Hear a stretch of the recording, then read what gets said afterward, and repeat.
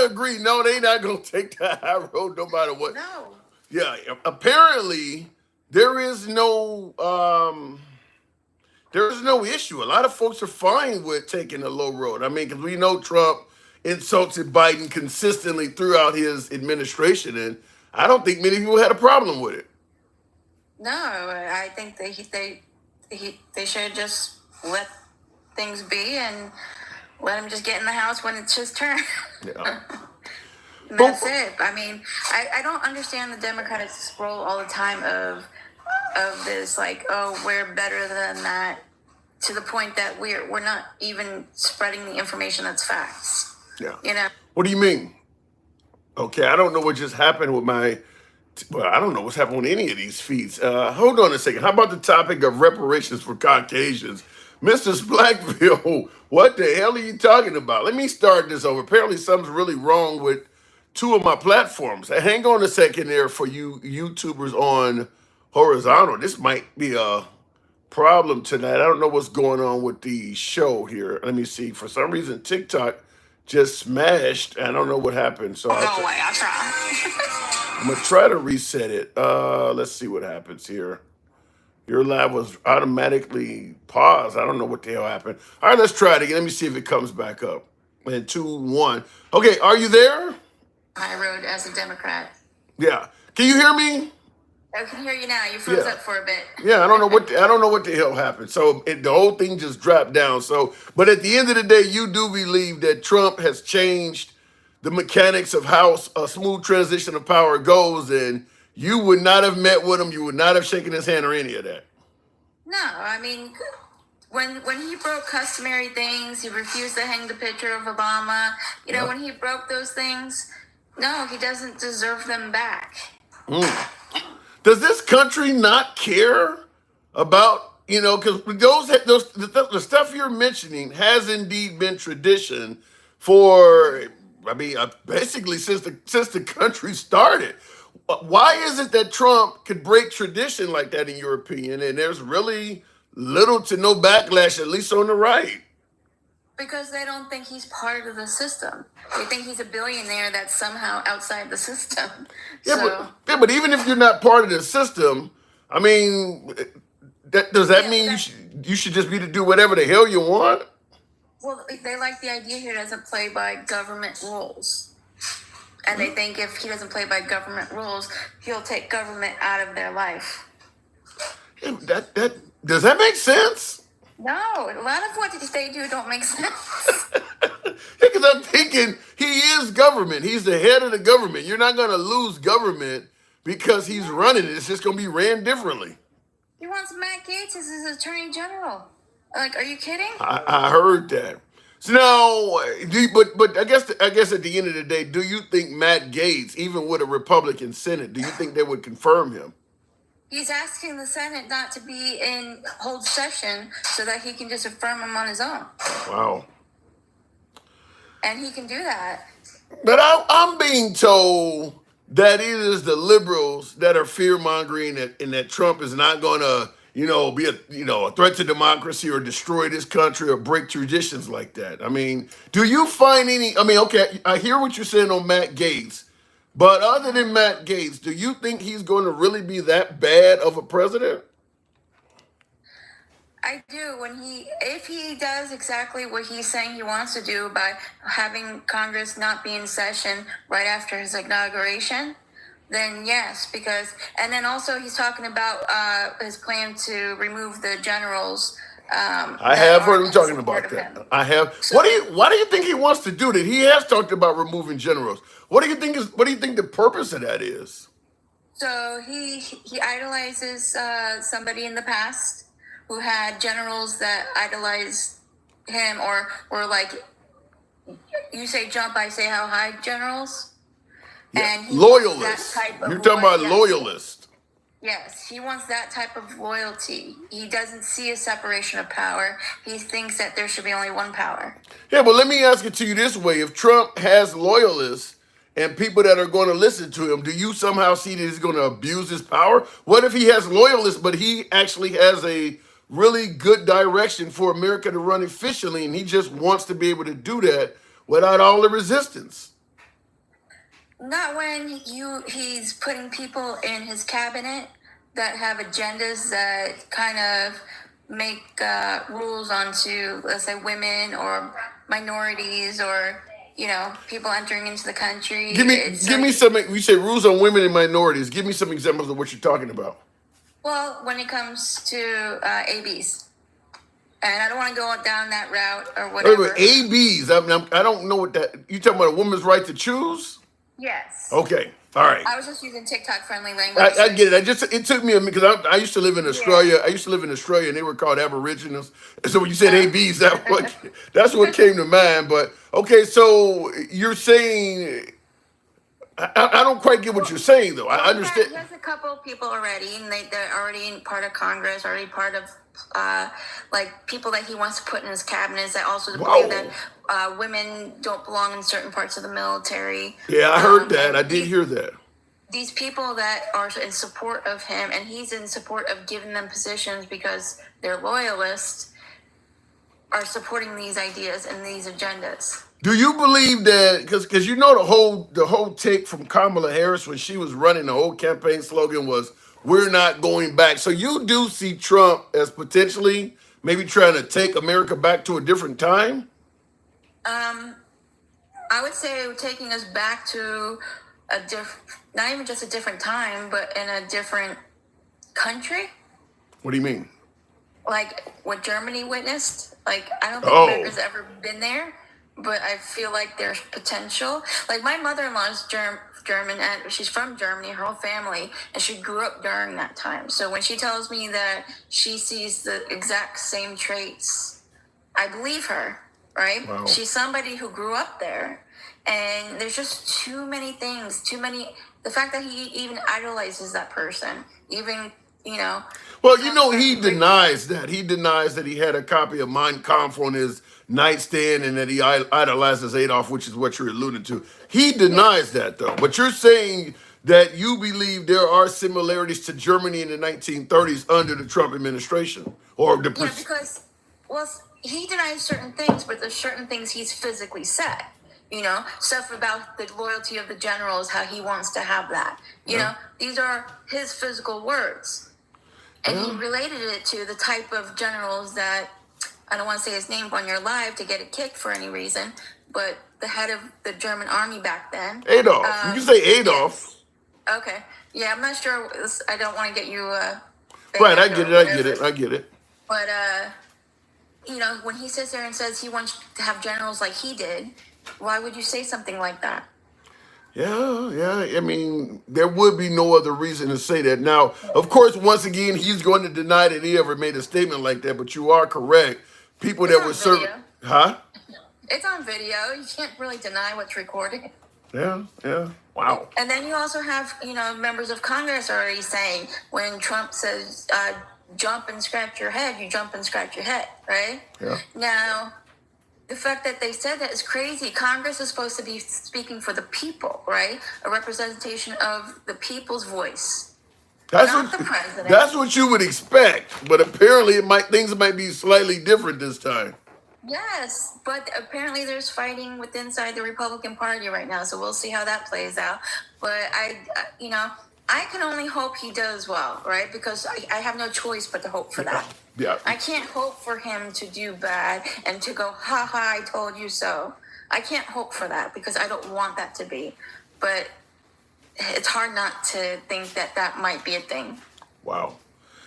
You're painting a bleak picture. I got to move it on, but before I let you go, I guess I'd ask you the question. Do you think we'll survive the next 4, or do you think America will be fundamentally changed in a whole different direction? Or do you think at the end of the day, listen, he may do some controversial things like last time, but we were able to carry on? Or do you see permanent, I don't want to say damage, but permanent change possible? I see possible permanent change. Although we have, outcome many things in American history, it really depends on how much other people who were put in place to protect us, like the judges, right, Congress, how much do they step up for us will determine what he does to our country. Wow. No chance he'll just give us a good economy, strengthen the border, and make America None of, great? none of his economic policies are making sense right now. The idea of tariffs, companies are already starting to, buy large supplies of stuff because they're expecting prices to go up, which I also believe that they're going to even charge more for those and blame them on the tariffs, even though they stockpiled their product. So to just, increase This their man, revenues. the stuff you're talking about, though, this man did not spring any surprises on anyone. Everything you're suggesting that might be bad for America or whatever the case may be, we knew he was who he was before we elected him. So if he is as bad as you're saying, how the hell did he win by so much? It's mostly like fear. So, and also you have that team mentality sport. Like, you want your team to to win no matter what, even if they totally suck. It's just. That's a hell of a way of putting it. Wow. All right. But it is. It's like they're too far into it and too far my guy, my guy, my guy, that, there was no turning back at that point. But you also had a lot of, his fears of the border stuff, his fear, something that Thank you, we're Jay. losing America. And too many issues that hit on people's religion and their personal beliefs. So more of a case of they're in too deep. As you said, you want your side to win. You just simply invested in it so much that even if you know some things are bad about Trump getting reelected, you're saying his supporters are just in too deep. Yeah, like you had this one guy talk about he wants to get rid of Obamacare, but as long as Trump keeps the Affordable Care Act. And then someone was like, that's the same thing. He's like, well, why is it called something different? It's like they don't understand, All right, Sunflower, you're scaring the hell out of me, but I do appreciate you coming on. Wish you all the best. I like your lives. Thank you. Appreciate that. Thank you. Come on back anytime. All right, moving on. Appreciate it. Moving on with the program. I had an issue getting my equipment up, so the start of this live has been problematic. In fact, and I don't know what's going on with the numbers on TikTok, but I would ask you folks to tap I can't even say it. I'm having biting moments. Tap the screen for TikTok. Smash that like button on YouTube. Get the likes up on the program. Certainly on TikTok. It helps out the algorithm. Brings in more MAGA. You know we are MAGA friendly. We don't block, ban, or censor anyone. Looking in the comments though, before I go to the next comment, some people don't even understand what a consumer is. Who would not understand what a consumer is at this point? I don't know the progressives and leftists kind of, I guess you mean I don't know why, but you said I don't know the progressives and leftists kind of scared half of, okay, so you're saying you don't know the progressives kind of scared, progressives and leftists kind of scared half of America, 3/4 of America apparently, and I don't get the rest of that, but in regards to the statement, the progressives and the left scared half of America. They did say things like Trump was a threat to democracy, going to take women back to the 50s. But notice you said they scared half of America. That leaves room for folks to suggest that Trump scared the other half. Just want to point that out. Let me go back to the bots. Continuing on with the program, Stick the Ruler. Good evening, Stick. Now, hey, how you doing? I'm doing good.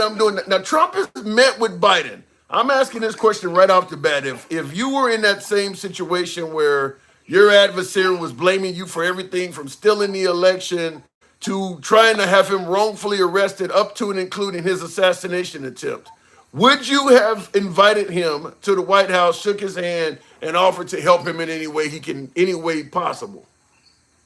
Now, Tim, he's doing the traditional. Right. I'm gonna look down. Right. I'm gonna. Hell no. So you would not have done it. Hell no. I'd have did him the same way he did me. But what happened to when they go low, we go high? Like I asked my last caller, what happened to that tradition? We did that already. We lost the first time we did that. Right. So we lost again. So now it's just time to go ahead and match energy, man. Nah, you straight. You don't need no votes, remember? You don't even need votes. Wow. Yeah. He told people, I don't even need your vote. I don't need your vote. He made another reference today stating that once again, I guess he's joking, but he said something to the effect of, if people decide they like me, I may stay longer. I think he said this is the last time I'm running, but if people decide they like me, we got to come up with a way to keep. He said I might run again. Something he said of that nature. Joking about being in office for longer than 4 years. He did that again today. Why does he do all of this so often? I mean, he does it because, he really means half of what he says. I said half. But on this tip, it's all about power. So, yeah, he means what he says. If he can stay in power, he's going to do it. Yeah, but the guy is almost 80 years old, Stick. I mean, do you really see him trying to do you really see him trying to do it again at 80? He'd be almost like 83, 84 years old. Listen, when you're trying to, number one, have the best of the best in the sense of healthcare, they got all the shots that you need, booster shots, you ain't got to pay for nothing. Then on top of that, you're well protected. I mean, he wants all the perks that comes with being the president. Yeah, but it's even if you're not president, you're going to, for the most part, have a tremendous amount of perks. I mean, I assume Obama still has a ton of perks. You don't really need to be president once you've done it already. Yeah, but when you are at the helm, do you not feel that the perks are way more glorious when you're at the helm? I don't disagree with that, but you really think that's what it's all about, is just perks? Not just the perks, it's the power. That's is a perk to be so powerful. And then to be the one with the golden goose, because right now you've heard about people's pockets, you've heard about eggs, you've heard about all of that. Yeah. But one thing you ain't hearing is that the economy is really bad right now from Trump. You're not hearing that.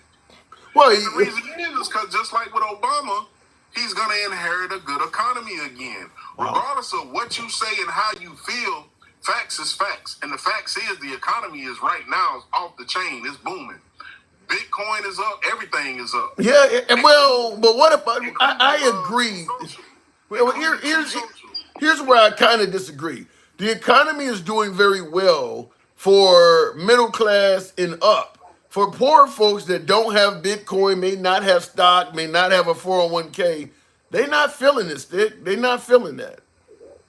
Well, I mean, my thing is this: you're not gonna feel it if you got constantly a person in your ear telling you shit is bad. You're not gonna feel it. And especially if you listening to that person.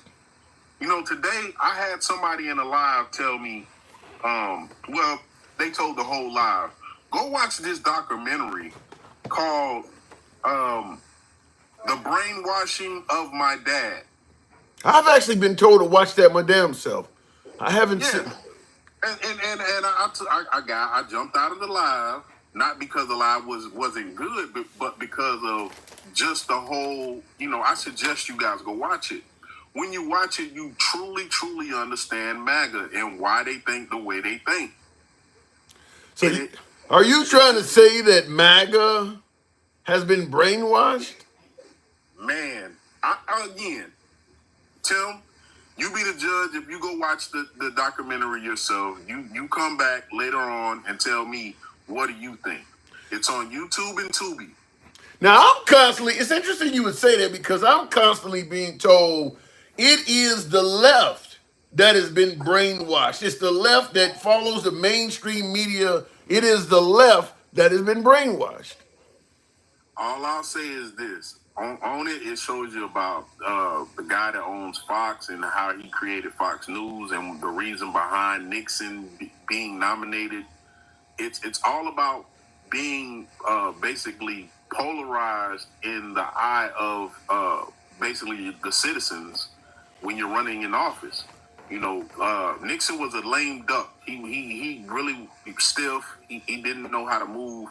They brought this guy in and he showed them, hey, make up quotes, come up with slogans, be more flamboyant. That's why Nixon started raising his hands and being more, I'm not a crook. That's one of his slogans. But we had Reagan and two Bushes after that. And I don't Yeah. know. I didn't see that. Yeah, well, the whole thing of it is Reagan was flamboyant just because we already seen him just like we seen Donald Trump on TV. Yeah. For those who are old enough, Reagan was an actor. Yeah. For those who are old enough, just like Melania Trump is being blasted all over Russian TV with nude stuff. If you Google Nancy Reagan right now, she was known. She was. Oh man, I can't believe I gotta say this. I need to know. She was known as the throat goat of Hollywood. Nancy Reagan, that little sweet old lady. Oh, she was sweet-eyed. I have not heard that one before. I have not heard. They got all the nectar they could. Oh my God. So then let me ask you this. Trump has made a host of appointments already. Any issues? Are you concerned with any of them so far? I mean, you got Marco Rubio. You know, he's a respected Republican. I mean, some are suggesting that his appointments don't sound like. Well, take out Matt Gaetz because Matt Gaetz is a problem. I was about to say you better tighten up. Take out Matt Gaetz. But what do you think? You think the Senate will approve Matt Gaetz though? I mean, he's an election denier. Listen, the Senate may be compromised because I think they have the Senate as well. So, and even if they don't, they still got like a close. It's close in the Senate, whether Right. they do or they don't. It's Right. close. But long story short, there will be somebody in the Senate on the left that's gonna approve. So it's just one of those situations. Now, you're not in the camp like my last caller, believing that Trump is trying to turn us into 1930s Germany. You don't see that, do you? Man, I really don't know Germany like that. I've been there before, but as a spouse, not a spouse. I'm sorry, as a dependent. My mom was in the military. My dad was in the military, so I've been there, but I really don't know anything other than what has been shown on TV. So I really can't say it's going to be exactly like, Nazi Germany or whatever. But at the end of the day, just Okay, listen let to me what let he me said. let me rephrase it. Do you? Because you hear the women complaining, but I mean, some folks are saying they haven't lost anything. It's just states' rights. But I want to. Do you foresee anybody in this country losing rights under a Trump administration? Well, I mean, they already lost rights when they gave it back to the states. Anytime you give somebody something, somebody's gonna lose, and the women lost. They lost their right to their reproductive freedoms. They lost their right to health care. They lost rights, just period. You can't take something from somebody and say, well, we didn't take it, we just gave it to somebody else. No, you took it then. Yeah. I mean, that's the dumbest shit I ever heard in my life, to tell somebody we didn't take nothing, we just gave it to somebody else. What? Do you foresee anybody else losing rights? Well, as we all know, the massive deportation, I see some citizens getting caught up in it, man. Some regular smuggler. I was born here, probably been here since before my parents even thought of me. But yeah, they're gonna take them too. I want to ask you something because this is coming in the comments on YouTube horizontal. Andy Joe says, "Can a man take the life of the unborn? Do we have rights?" How do you respond to men that might say it takes two to make a baby? Why is the woman getting all the right to make all the damn decisions? Why can't a man have input? How do you respond to that? Now, Tim, this is my thing with that. My thing with that is this, and we've had this conversation about instead of taking men's or women's rights, why don't you just give men more rights? And the right that I would give is you can't have a right to my pocket unless we have basically now this is what it's come to. There's no more me and you, let's have a baby. Let's get in this contract and let's hear you heard me say, hey, yeah, I agree to it. But if I didn't agree to it and you get pregnant and I say I don't want it and you want to keep it, then I should be able to divorce that child. Wow. I don't know if you now I know you're gonna piss off a bunch of women with that. So in other words, if you engage in What I'm consensual sex, unprotected, and the woman conceives, gets pregnant, if you don't want her to keep the child, you should be able to absolve yeah, yourself from responsibility. yeah, she ain't gotta have an abortion, and my pockets ain't gotta be affected by me forcing to have to be a dad or be responsible for a child.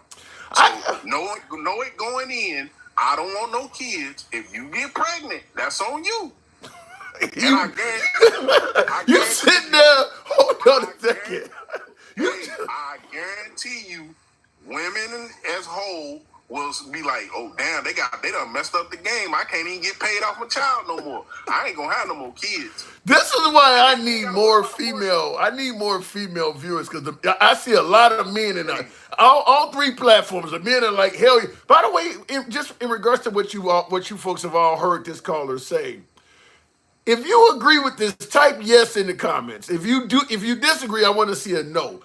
Because I see most folks are actually agreeing with you. Now I don't know.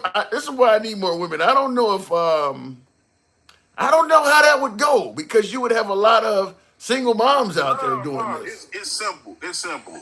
Just like all these that says, check this out. When you sign this paper, you are signing away your kids' rights to this man, to his pockets. Because Wow. all he wants to do is have fun. If you're not willing, if you're not understanding what's going on, that's on you. Now, But when is this contract produced and signed? Is it before you hit it or hey, after? it's like one of them Dave Chappelle's infomercials. You feel me? Like you can just have it in your wallet like a card, So and that wait a card minute, right hold on. there So you meet this? legal. Let's talk about how this shit really often happens. You meet a chick in a club or something like that. You know you running some game on it. You guys dance a little bit, and look, let's go somewhere private or whatever. You gonna hand this broad a contract? Check this out. For your pockets, it seems like they'll do anything on it. They'll reelect Donald Trump. Why you won't sign? Check this out. Wait a I minute, want I'm to trying give. to make. Let me get clarity though. You're gonna hand this chick a contract. I'm gonna hand her a contract right before I stick it in. Ain't You nobody, damn right. ain't nobody gonna sign that shit. Hey, but then guess what? Then guess what? Ain't no more kids being produced either. Ain't no more kids without fathers there either. If So it you, is what it is. She has every right to say no, hell no, I ain't signing it, and go on to the next dude. I mean, Now guess what? In this world that we're talking about, the next dude might have a contract too, because he might be trying to guard his pockets just like I am. Yeah, you want to have all the fun, but charge me for it for 18 years. wow, How cool is that? I So hear you. again, don't take the woman's rights. Give the men more rights. Give them the option to opt out. Check it. All You don't right, want to have an abortion? Cool. I told you in the beginning I don't want no kids. You signed this contract. That's on you. I'm out. all right. Appreciate it, Stick. Strong stuff, strong stuff. Let me move on with the program. Yes, sir. That's powerful. Now I gotta say, you just met somebody. You guys are, the passion is hot and heavy. She's ready. You want it, and then you bring out this contract. To me, it seemed like that would be a mood killer. It just seems like, I mean, because a lot of times intimacy is kind of, certainly that first time, it's often spontaneous. It seems like you spring up a contract, it would really be a mood killer. Maybe I'm wrong. And it would lead some women to say, this shows that this person is not going to be, accountable or responsible. Didn't cow. Appreciate the magical gesture there. Thank you. Wow, pull out a contract. I don't know. Let me look in the comments though. The conservatives are gaslighting. The abortion has never been about babies. It's a white family fight to ensure popularity growth to maintain economic and political power. That's it. Now you're talking about replacement theory. I don't totally disagree with it because so many folks are talking about replacement theory at the same time they're doing this. But make no mistake about it, most of the folks that have babies are the minority communities. So if you ban this, you're going to probably have a quicker growth in the minority communities because they have more babies than the white community. The white community, these folks, tend to, and at least this is my analysis. This is my analysis. Maybe I'm wrong. Maybe my opinion on this is wrong, but I think the white community is more likely to, try to do things the financially advantageous way. Get your education, become gainfully employed, make a decent income, and then you can go ahead and decide if you want to have a family or not, where you're financially able to do so. Problem with that is because a lot of folks say, yeah, that sounds better, that's what you should. Well, yeah, but by the end you're like 35 years old or some shit. It takes time to do that. You got to go to school, get your college education, whatever the case may be. Then you got to start out at the bottom and work your way up a couple positions where you're making a decent living, and now you feel like you're ready to have a child. Well, yeah, you're like 35. Meanwhile, the minority community may have started at 17, 18. She might have 3 or 4 kids by the time you start. So I do believe that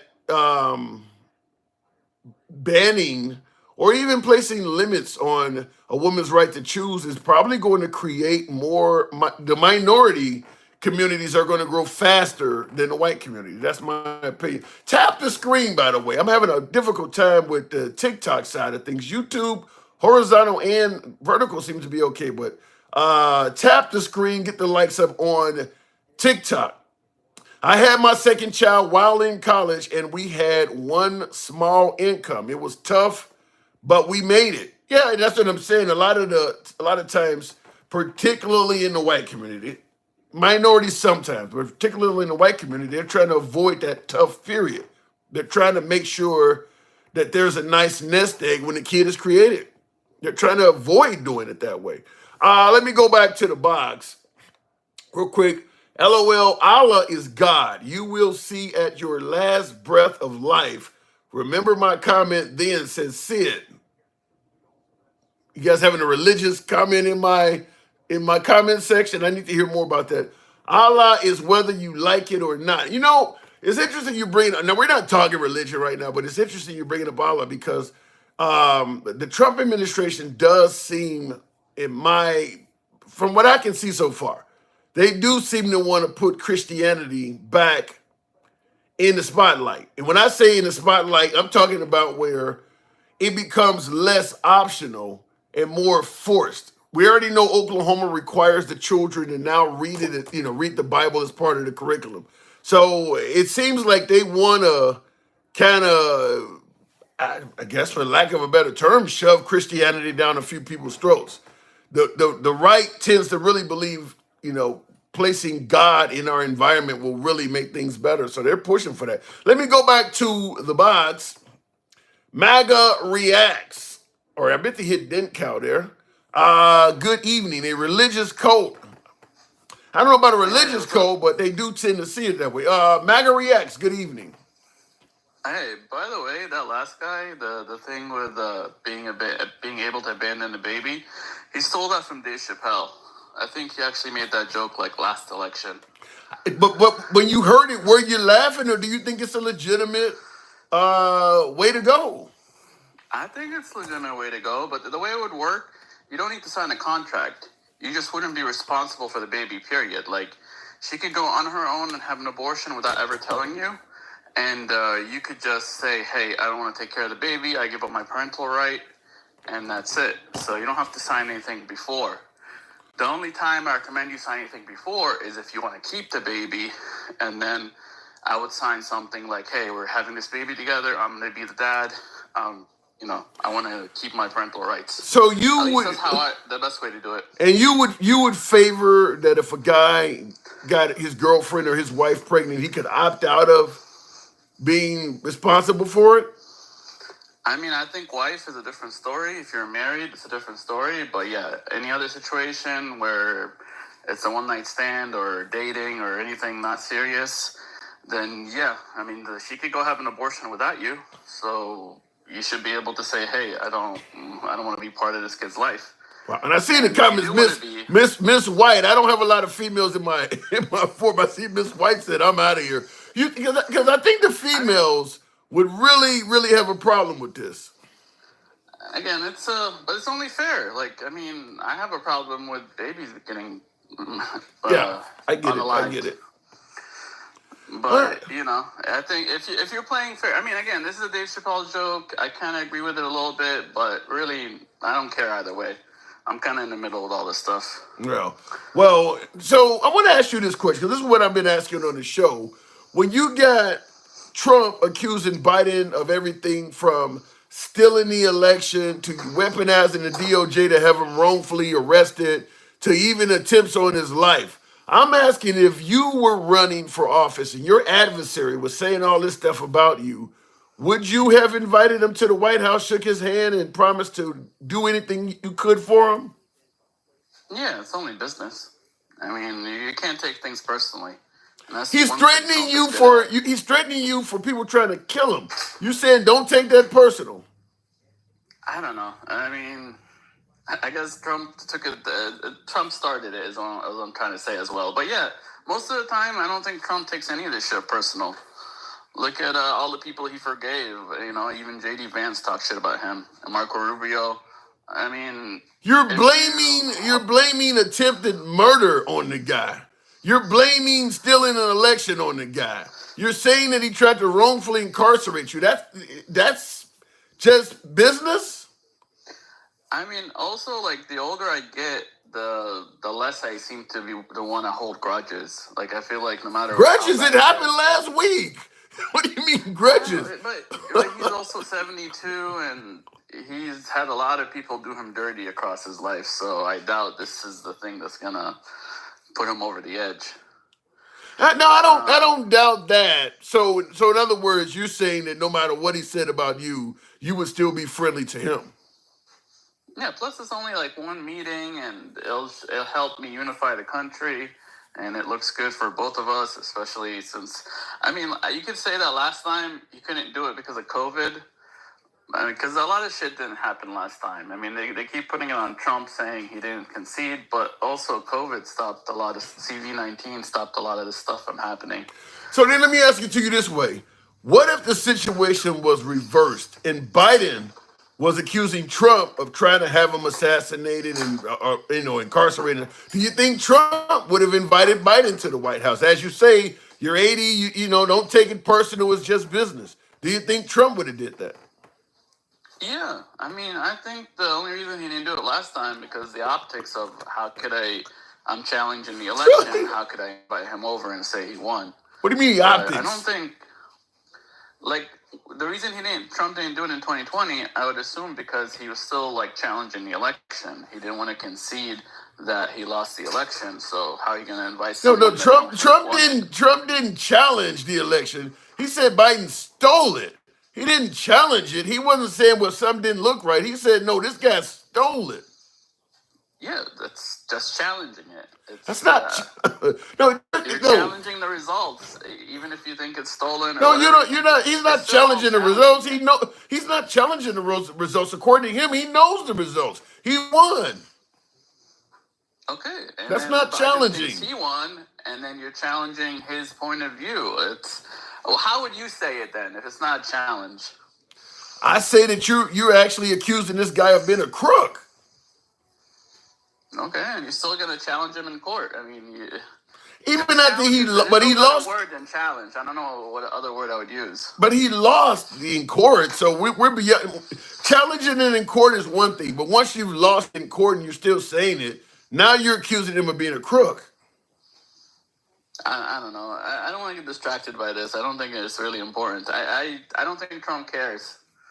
I don't know why I you don't would know. say that, considering the fact that he continued literally right up into the election of saying this stuff happened. He was still talking about all of this. January 6th, the election, all of that. He's trying to win an election. I mean, you don't think that shit helped him politically? Unfortunately, I think you're right. Unfortunately, I think it did help him politically. Well, that's what I'm trying. You guys this is the problem with, like, the left. You guys take everything so serious. The second elections are over. It's like the primaries when all the left was against the left and the right was against the right. and then a month later they're helping each other win. Even Nikki Haley was trying to help Trump, or at least trying to get on his good side. So what you're saying But is the left takes everything so seriously. And I see in the comments, facts only says MAGA never believes the facts. So when you say the left takes things so seriously, you're saying they shouldn't be so focused on being honest or not. If a person lies on you, don't take it that serious. no, it's not that. It's just He said the this is man how stole the elections are election from played. him. This is how the game is played. You know, it's just how it's always been. It's not like just we know No. from experience that the second elections are over. It's not always like 90% of it, but usually the second elections is over. Whatever you said during election is not really held against you that much. He's accusing Trump, it. I understand what you're saying, but when you start accusing people of trying to kill you, accusing them of I stealing mean, elections, that's not normal, is it? they were accusing him of being Mustache Man. I mean, I don't know. It's just I don't think they thought he was Hitler and or Adolf They or accused Obama of and being vice mustache. versa. They accused Obama of being mustache man. Now that is part of politics. I mean, they accused Kamala Harris as being a communist. That's different. But when you start talking about people who are committing felonies and trying to murder you, you don't It's see all the same. no. That's I all the think the same, left huh? took it further because I think Mustache Man is way worse than calling her a commie. And they've always called everyone Mustache Man, whether it's Mitt Yeah. Romney or John McCain. You look back, there's always that's part of one of their cards that they like to play. The race card and the fascist card. They always like to use that one on the right. And we've been down this road before. That's why we're trying to tell the new people that just started paying attention to politics yesterday that you can't take it so literal. I don't know. I saw what happened when Biden referred to Trump supporters as garbage. I didn't see them saying it's just a joke or it's just politics. They took that shit pretty literal. Yeah, well, then those are the people. We're talking about the citizens. We're not talking about the players of the game. We're not talking about the politics. This is politician versus politician. It's different when you're insulting the actual bystanders and the citizens. They're not in the game. So of course I don't they're know. gonna take I it gotta more say, seriously. I gotta say, if I'm running against you for office and you're accusing me of trying to kill you, that But he's I gotta don't work with dismiss these that like people. you do. He's got to work with these people, and he doesn't want them he did that last time, and he probably held more grudges last time, and it only worked to hurt him. He's got to work with these people. You got to see him.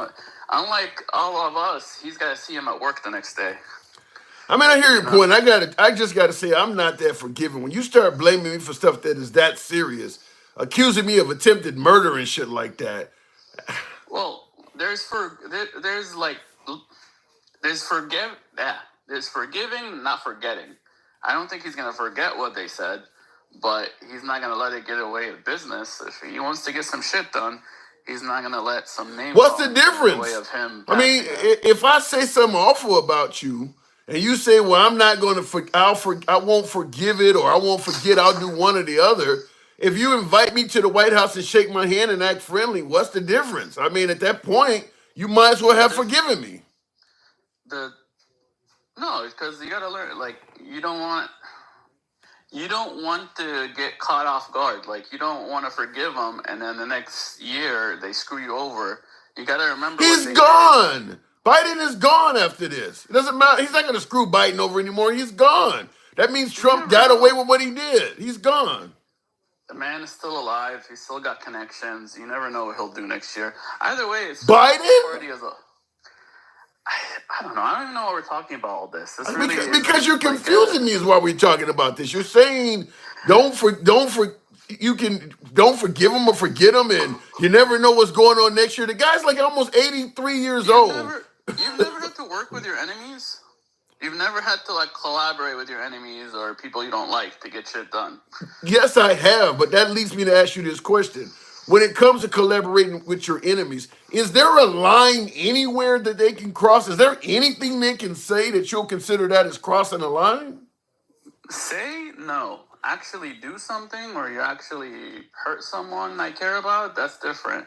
So so your rhetoric- adversary can say anything, call you a pedophile, anything they want. There is no line to cross. I mean, as long as it hasn't really affected me, like if he actually ended up in jail because of what they did, I think he would be a lot more pissed. But Okay, he that's won. You got to be a gracious winner. He won. What is he gonna like hold a grudge after he kicked their ass? no. I mean, yeah. I don't. I mean, Trump holds grudges. That's why Nikki Haley ain't on his cabinet. Trump holds, and you. That's where I disagree with you, suggesting that if the roles were reversed, Trump would have invited Because he Biden to the doesn't White need House and Nikki shook his Haley. hand. I don't believe that. I don't think he needs Nikki Haley. I think he wants to be nice with Biden because one, he's still president. Two, it looks good for the country. It helps unite us, and it's not going to cost him anything. What's it going to cost him to be nice to him for a couple of hours? And you don't think he's holding any grudges against Mike Pence either? Mike Pence is a. That ain't what I asked you. I forgot about Mike Pence. You forgot about Mike. That ain't Pence. what I asked you though. Do you think he's holding any grudges against Mike Pence? Unless Mike Pence comes up in front of him and he's got like a chance to screw him, that's not going to cost him anything. Mike Pence, he's probably already forgotten about Mike Pence.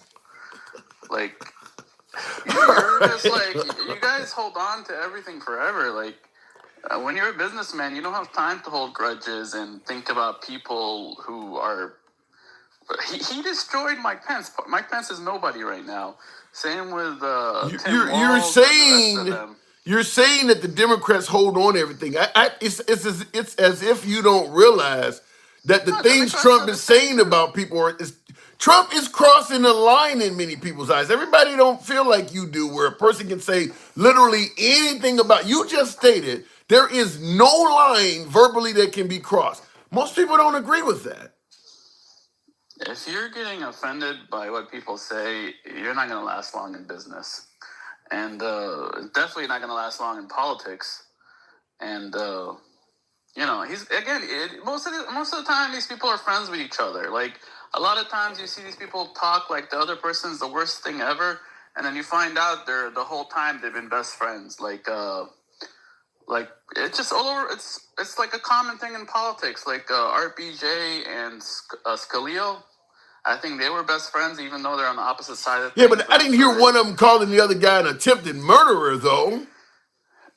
I know, but it's just the new level of rhetoric right now. Right. Well, The same old game. that's the problem. Is that he's the only one that's reached that level. You said neuter. If you could give me other examples of people, if you gave me other examples of two politicians where one was accusing the other one of trying to kill him and things like that, and they became friends, then I would agree with you. But what Trump is doing is far different than what other rivals normally do. I got to move it on, but you and I totally disagree on that. I'm saying he put shit aside to get things done.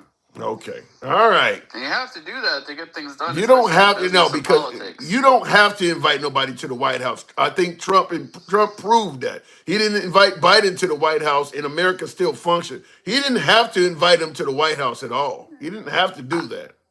I think he enjoyed it, showing, if I won, That's and I different. showed You I'm said a bigger man, you said he has talk to the do it. thing. Enjoying it is different. You said he has to do it. He doesn't have to do that. It's a little bit of everything. It's never black and white, okay? It's a little bit of everything. Every time I come on here, I want to talk about one thing, and you end up having me talk about What did you all want to this talk other about before stuff. I move it on? Give me real quick. I forgot at this point. We'll do it next time. We'll do it oh. next time. No, I forgot. Can I come back up in like a couple of minutes after I remember? Like in 20 minutes, an hour, or whatever. I may be to work you in. Okay, let me remember, and then we'll get back up. Okay. All right, moving on to the program. Real quick, Joseph Miller, thank you for the super chat, says white folks compare their race to all other minorities combined. That racism there is what makes them believe they are the minority. Interesting. You're saying that I guess it's kind of like the notion that if you got one drop of, what is it, one drop of black blood or whatever the case may be, you're talking about, I guess, purity versus impurity. So that he's indicating that white people compare themselves to, they put Hispanics, blacks, all these other cultures in one pile. I think that's the way I'm interpreting it. And then they compare themselves to the pile and they can say who's the majority or not. Well, white people are bigger than the pile in America. I think whites in America represent like 60%. So they're more in quantity than all the other cultures combined. I think I'm interpreting what you're saying that way. I think that's the way what you're saying. I don't know if that's the case. I mean, different white people have a different mindset. For instance, you hear about replacement theory and all this stuff from some white people. Other white people don't care nothing about it. So I don't want to say all whites are this way or not. Some people don't care nothing about that. Okay, looking in the comments, and thank you folks that are tapping the screen. Dencal, appreciate you holding on, Dencal. Good evening. Now let me ask you, Dencal, under the same circumstance, your adversary is accusing you of, stealing the election, weaponizing the DOJ to try to have him wrongfully arrested, even accused you of attempted murder. Would you have invited your adversary to the White House, shook his hand, and offered to help him out in any way you can? Yes. And I would have extended that to him because their personal beef and how I feel is not as big as the United States of America. well said. So you agree with my last caller then? That you gotta be thick-skinned and not take this stuff seriously. No, I don't believe that stuff he was talking about is crazy. That's that guy is way out there. I mean, he was saying some stuff that I tried to remember some of the stuff he was talking about. Now I'm curious to know what he was indicating that all politicians talk like that. And I was well, one of the things he said is, if you're running for office, there is no verbal line that can be crossed. Your adversary can say anything about you. Like when Trump talked about his wife versus Ted Cruz's wife. He said anything is, there is no line that can be crossed as long as it's verbal.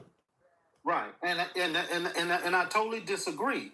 He is normalizing what Trump has brought to our political system. He's saying it's not normal. People don't go around talking about their candidates' wives and how their wives are ugly. They don't say that their parents contributed into the assassination of JFK. Yeah. They don't go around doing those things, and we are still which I'm glad we are on this side. I'm glad we're still operating in the environment where that's not acceptable. And so I am glad. Are you sure? Hold on. And are you sure about that? And by the way, yes. I do want to acknowledge Sia. Thank you. Sia says Tim Trump attacked the race of Obama and Kamala. Did he attack Obama's race? I don't know. Did he? You talking about Trump? Yeah. Yeah. When you say you're not American, you're attacking his race.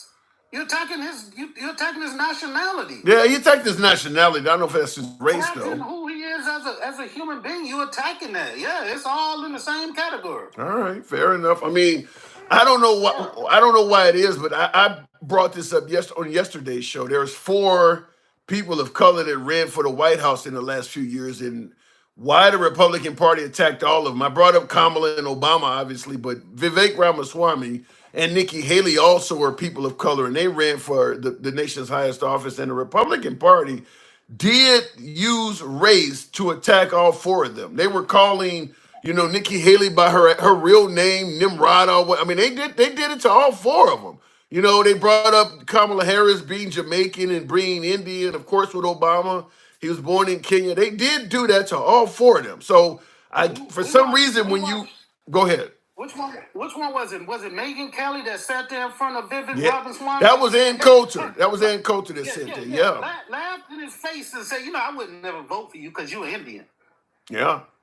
In his face, in front of the whole world, and not a gasp or nothing came out of us. Why do you think that is, that she could say, I'm not going to vote for you because you're Indian? And there was no outcry on the right for saying something like that. I don't want to sound, and I know I am going to sound like a certain group of people or type of people when I say this, but they are saying what a lot of white people feel in this country. They won't say it out loud. That's they racism. Feel that way. That's racism. Yeah. And when going back to that question, y'all was talking about where you didn't see how the math was working, because if they was, if they was doing abortions, and that mostly minorities and stuff were the ones having babies. Not if you put out 20 million Hispanics and brown people. That's the balancing factor. Well, no, I mean, wait, well, I mean, the Hispanics that are here have babies fast too, though. I mean, they're not going to put them all out. If you put out 10 to 20 million, military aged men, as they say, Yeah. out of this The country, baby makers. The baby the makers. baby makers, the bucks, what do you think that's going to do? And the law is going to extend their run. And I get it. You know what I'm saying? It makes sense if that's your perspective.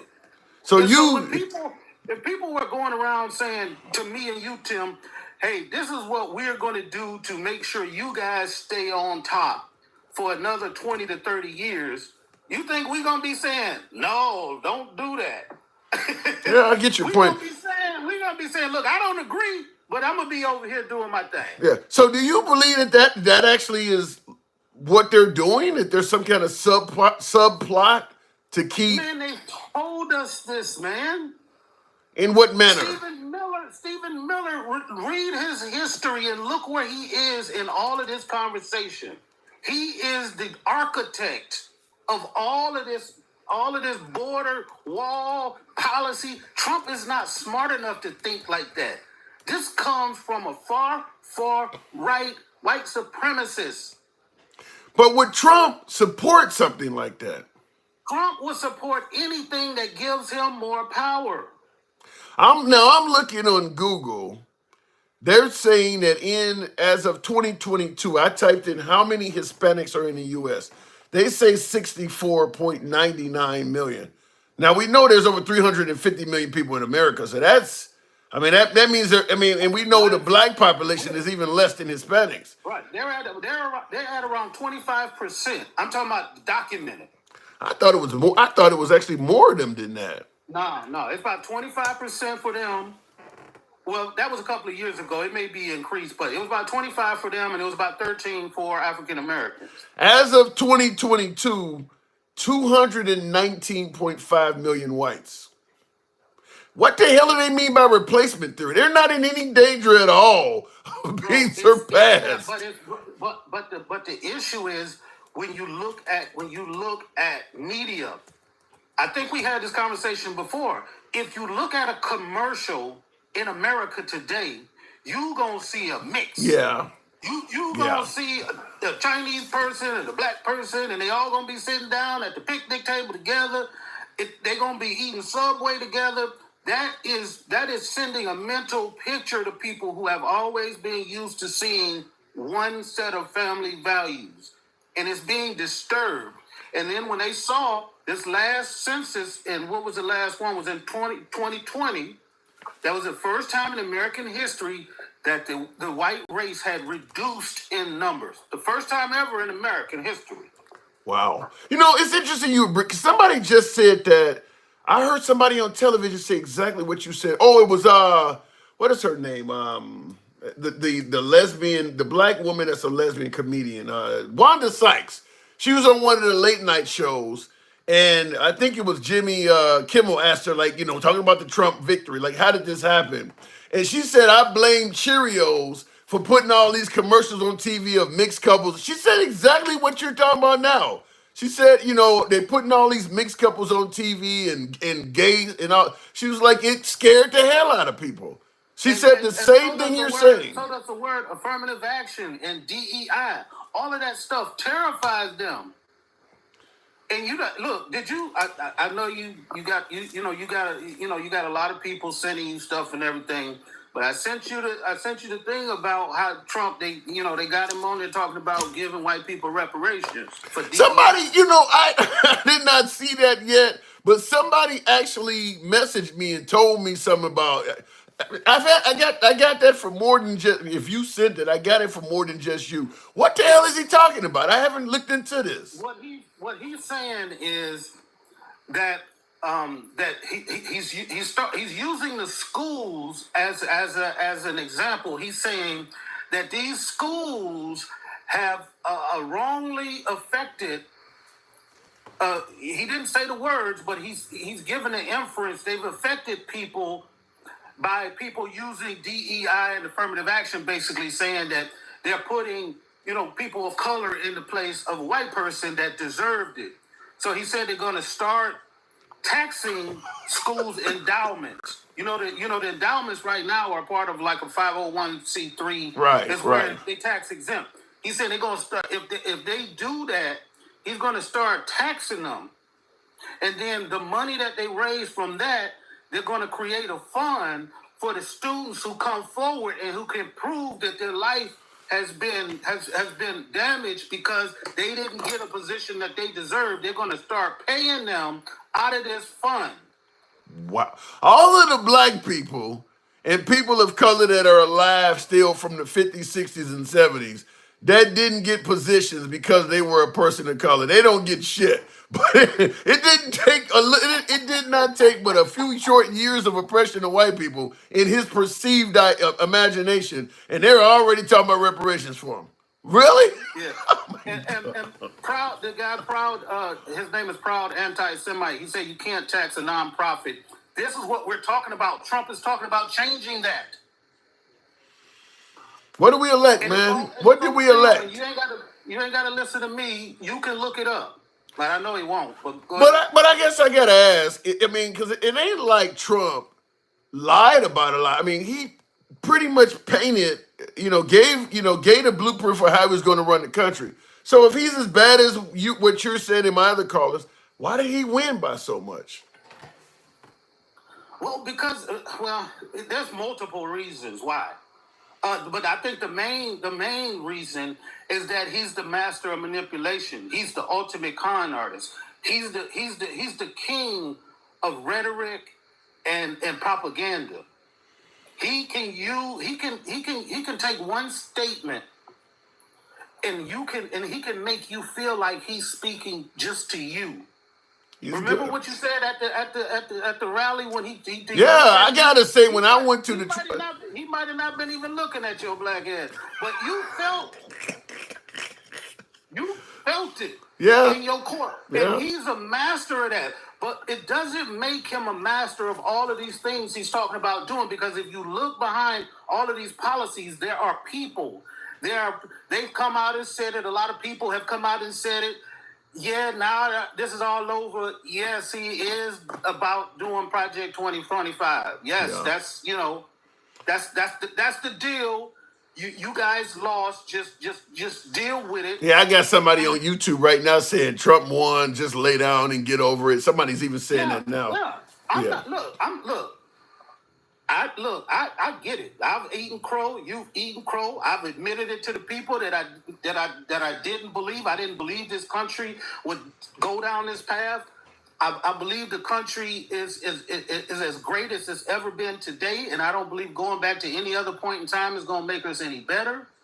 I just didn't believe that we would just internalize all of this stuff and just say, well, if I make a couple more dollars, I don't care about this country. If we just isolate ourselves from the rest of the world and just back away from everything, then we can concentrate on ourselves. We've never concentrated on ourselves.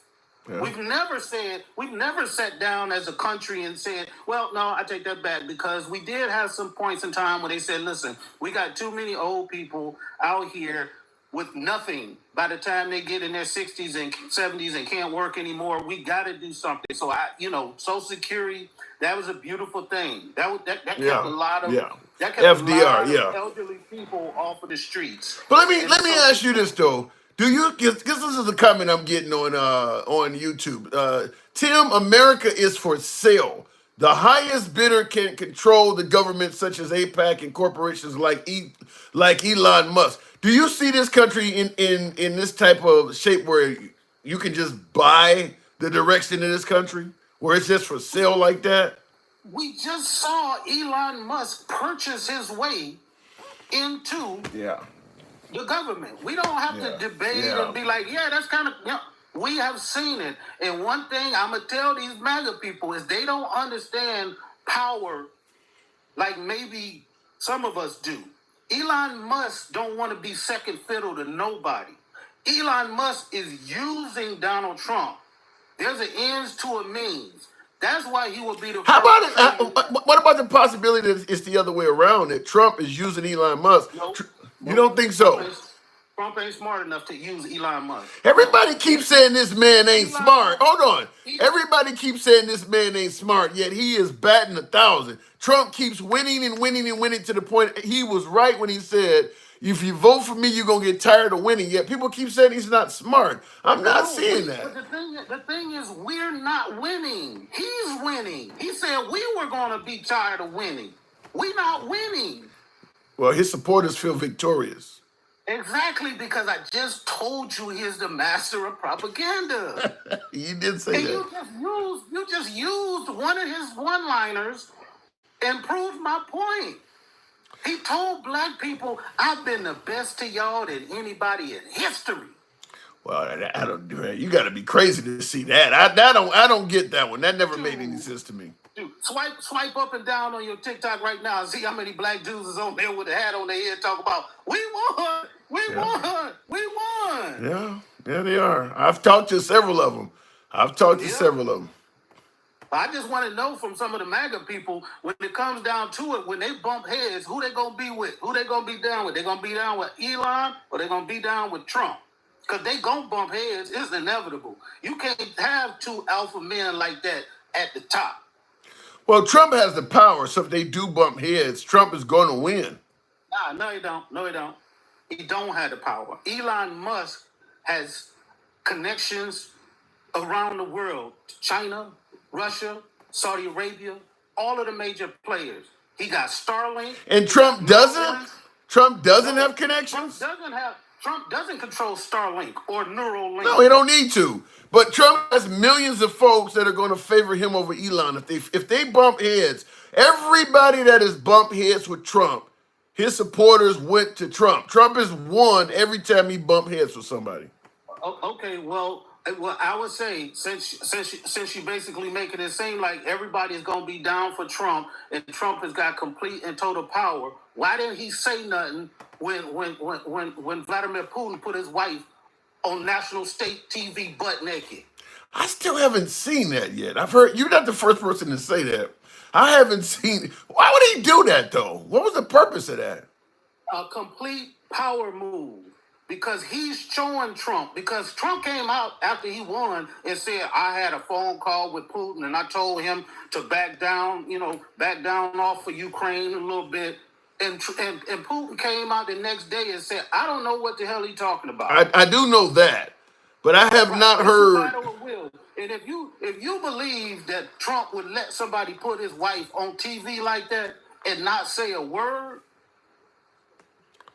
Well, as my last caller said, maybe it was. State TV in Russia. As my last caller said, maybe it was just business. I gotta move on though, man.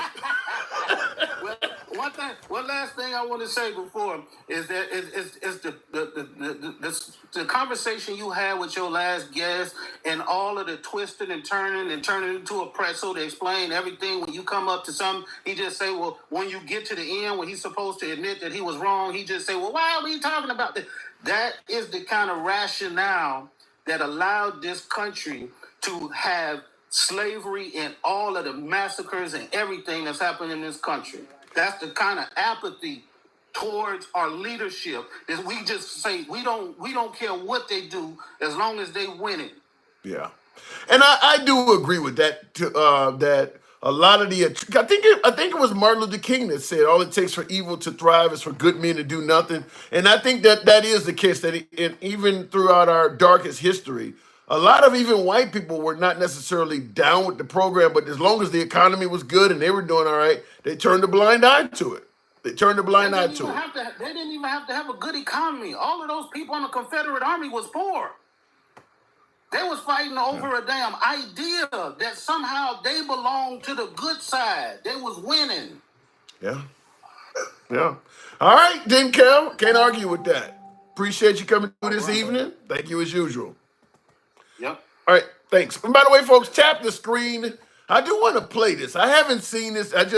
It's in regards to what me and my last caller was just talking about because I have not heard.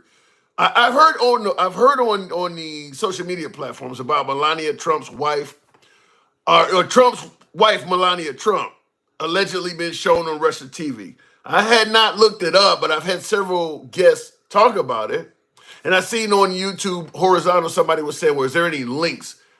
I looked it up while we were talking, and I do want. Муж, наконец, победил, готовится во втором. Nude photos of Melania Trump have been aired on Russia's most watched state TV channel during a program supposedly dedicated to celebrating Trump's election victory. Some of this has it has Russian wording at the This top. comes after Trump allegedly urged Putin not to escalate the Ukraine war in a phone call last week. But the Kremlin denies that this phone call ever took place. Despite Trump's repeated claims that he has a good relationship with Putin, things appear to have gotten off to a rocky start between the pair. As of right now, experts estimate that 50,000 Russian and North Korean troops are getting ready to carry out an assault on Ukrainian positions in the Kursk region. Okay, I don't need to know all that. Now, looking in the comments, proud anti. I'm gonna leave it at that. But you saying where's the pics? I can't put pics of Melania Trump up scantily dressed. I can't. I mean, that'll cause problems with YouTube and the censorship. But this isn't. By the way, when I was looking it up, I will tell you this is not the only media publication that claims this happened. I typed in, I think, Russia TV, Melania Trump, and it came up several media outlets are saying this happened. So I would invite you to look it up yourself. I mean, I'm not gonna put up because if I put up pictures of Melania Trump, not only would it trigger the bans and censors from TikTok and YouTube, you probably wouldn't believe it anyway. You would probably still come up with some reason, well, maybe that ain't her or maybe that's AI. We don't have to go down that road. I mean, I'll leave it up to you to look it up, but because there are pictures of her online that Americans have seen. I've seen them when she first became the first lady back in 2016. I think most of us who talk politics have already seen her naked. So we know the pictures are out there. It's just a matter if Russia decided to pick them up and televise them. It ain't like it's some kind of rumor that there's not pictures of her out there. We know they're out there.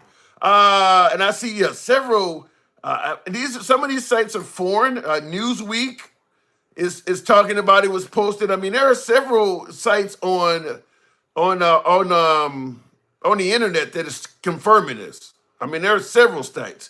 The New York Sun, I see the Houston, the Hindustan Times. I don't know what that is. So now here's a Snopes. How many of you guys follow Snopes? They fact check different things. Snopes actually fact checked it. And here's a publication on Snopes titled Russian State TV Aired Nude Photos of Melania. Okay, and then somebody put in quotes, this is Putin letting Trump know he is in charge, one ex-user wrote. Well, Snopes checked it as being true.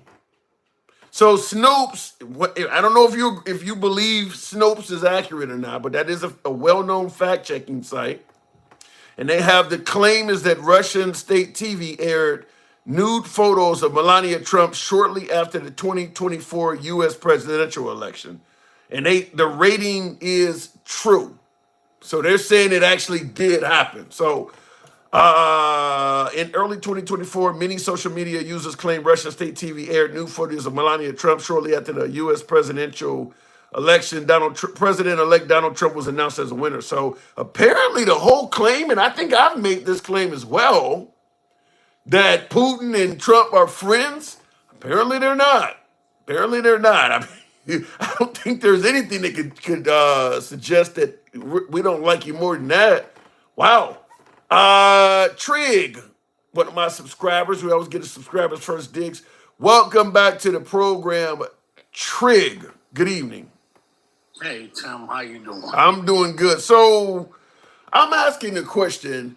Under the same circumstance, you're running for office and your political adversary is accusing you of everything from stealing the election to, weaponizing the Department of Justice to wrongfully arrest him, up to and including saying you're trying to take his life through assassination attempts. If you were running for office and your adversary was saying all this about you, would you have invited him to the White House, shook his hand, and promised to do everything you could for him? Probably not. So you would have held it against him. I mean, just think about it. If it was, the other way around, if DT was like, yo, come on, Biden, come on and hang out with me for a couple days and, let me shake your hand on, TV and let everybody see that everything is going smoothly. Now I had a caller that said that if this situation was reversed, he suggested that Trump has thick skin and Trump wouldn't have let any of that bother him. Do you remember 2016? You forget? I mean, we got short memories. What do you mean? Give me some examples. Because man, in 26, I mean, when Trump lost, and he was supposed to come to the White House, he never did. No, when Trump lost, he was already in the White House. He was still president. He was supposed to invite Biden to the White House, and no, he did not do that. Exactly. That's what I'm saying. Yeah. That's what I'm saying. So thick skin or not, he wouldn't have done it. But what about the notion, like in the comments, MAGA reacts to saying that's because we were in the middle of a pandemic and there was social distancing and things like that. That's why he didn't invite Biden to the White House. Okay, Tim, check this out. Do you remember Trump saying, man, I'm too big for this mask stuff, man. This ain't what I do. Yeah, I do remember This that. ain't what I do. Yeah. So, I mean, I don't think it would have mattered if it was the pandemic. I mean, at that particular point, millions of people had already passed. Yeah, I think I gotta agree with you. And I'd seen that comment in their MAGA reacts in the comments. Yeah, Trump proved that he didn't give a damn about the pandemic. He wasn't, I mean, he had parties. Yeah. You know what? As a matter of fact, if you be honest with you and listen to what he said, people die. Yeah. That's what he said. I mean, He said people leave here. Period. but do you blame COVID deaths on Trump? Do you believe Trump is responsible for anybody dying? Okay, so I'm gonna be like reasonable on both ends of the spectrum, right? Okay. Trump, he knew in December that stuff was coming. True. He knew that, man, he gonna have to do something to, calm the fears of the country. But he did do that. He said it would be gone by April. Okay, and what happened? It wasn't gone by April. See, you a smart guy. You a smart guy, right? I guess. I don't know. We went through this before with you on this live, right? On your live, when we both sat there, you pulled it up on the big screen, and I said, Tim, do you have people saying that he should drink bleach? He said disinfectant. Yes, he said disinfectant. He didn't say bleach. He didn't say bleach. He said disinfectant. You said, I don't believe he said that, but let's see what he said. And then we both said, okay, well, I'll walk the bleach part back. Right. But he still said use disinfectant. He said disinfectant. He did talk about that. And then he said maybe we can shoot a light up inside of us. and it'll all go away. Well, he was trying to calm down the people, as you just said he should do. Okay, but I mean, you know what? When people are leaving here expeditiously like that, I don't think that's the part where you start saying, hey, drink pine salt, it'll work for you. I'm hearing that Dr. Fauci gave him horrible advice, and that's what caused it. Oh my God, Dr. Fauci did everything he could to make sure that this guy is, sane and reasonable in the process of this big thing that's going on. I mean, I don't know why people are sitting here. You can't keep blaming the doctor like he gonna know that this thing is gonna get worse and worse and worse and worse and worse. You can't keep blaming that. It's just like this. If you sit here and you go to the doctor and the doctor tell you, yo, you know what, you got cancer. Mm-hmm. And then they tell you, yo, you know what, you're going to have to do this, and this in order for, the cancer to go away. Okay. And then all of a sudden, you get sicker and it don't go away. You blaming the doctor now. I mean, stuff, your body or whatever the heck didn't happen, it could have gotten worse at that time. Well, when Trump appointed Matt Gaetz as his attorney general today, I read the comments on many of the commentaries, the media commentary that was posted all over YouTube. One of the main requests from MAGA was that once Matt Gaetz gets in there, he goes after Dr. Fauci. They want Dr. Fauci prosecuted. You know what? Let's be fair, right? I'm trying. Okay. If Matt Gaetz got the balls enough to go after Dr. Fauci, I'm going to need you to go after yourself and start talking about all of these on the house floor, these little girls you were sitting here spreading around pictures of. Well, he's in power now, so that investigation is likely to kind of go away. So that's not going to happen.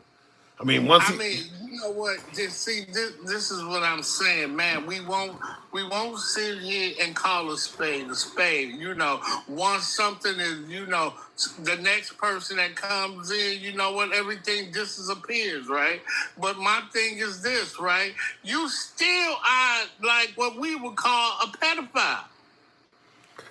You still that. He wasn't. Wait, hold on. He was not convicted, though. You can't call him that. He wasn't convicted of it.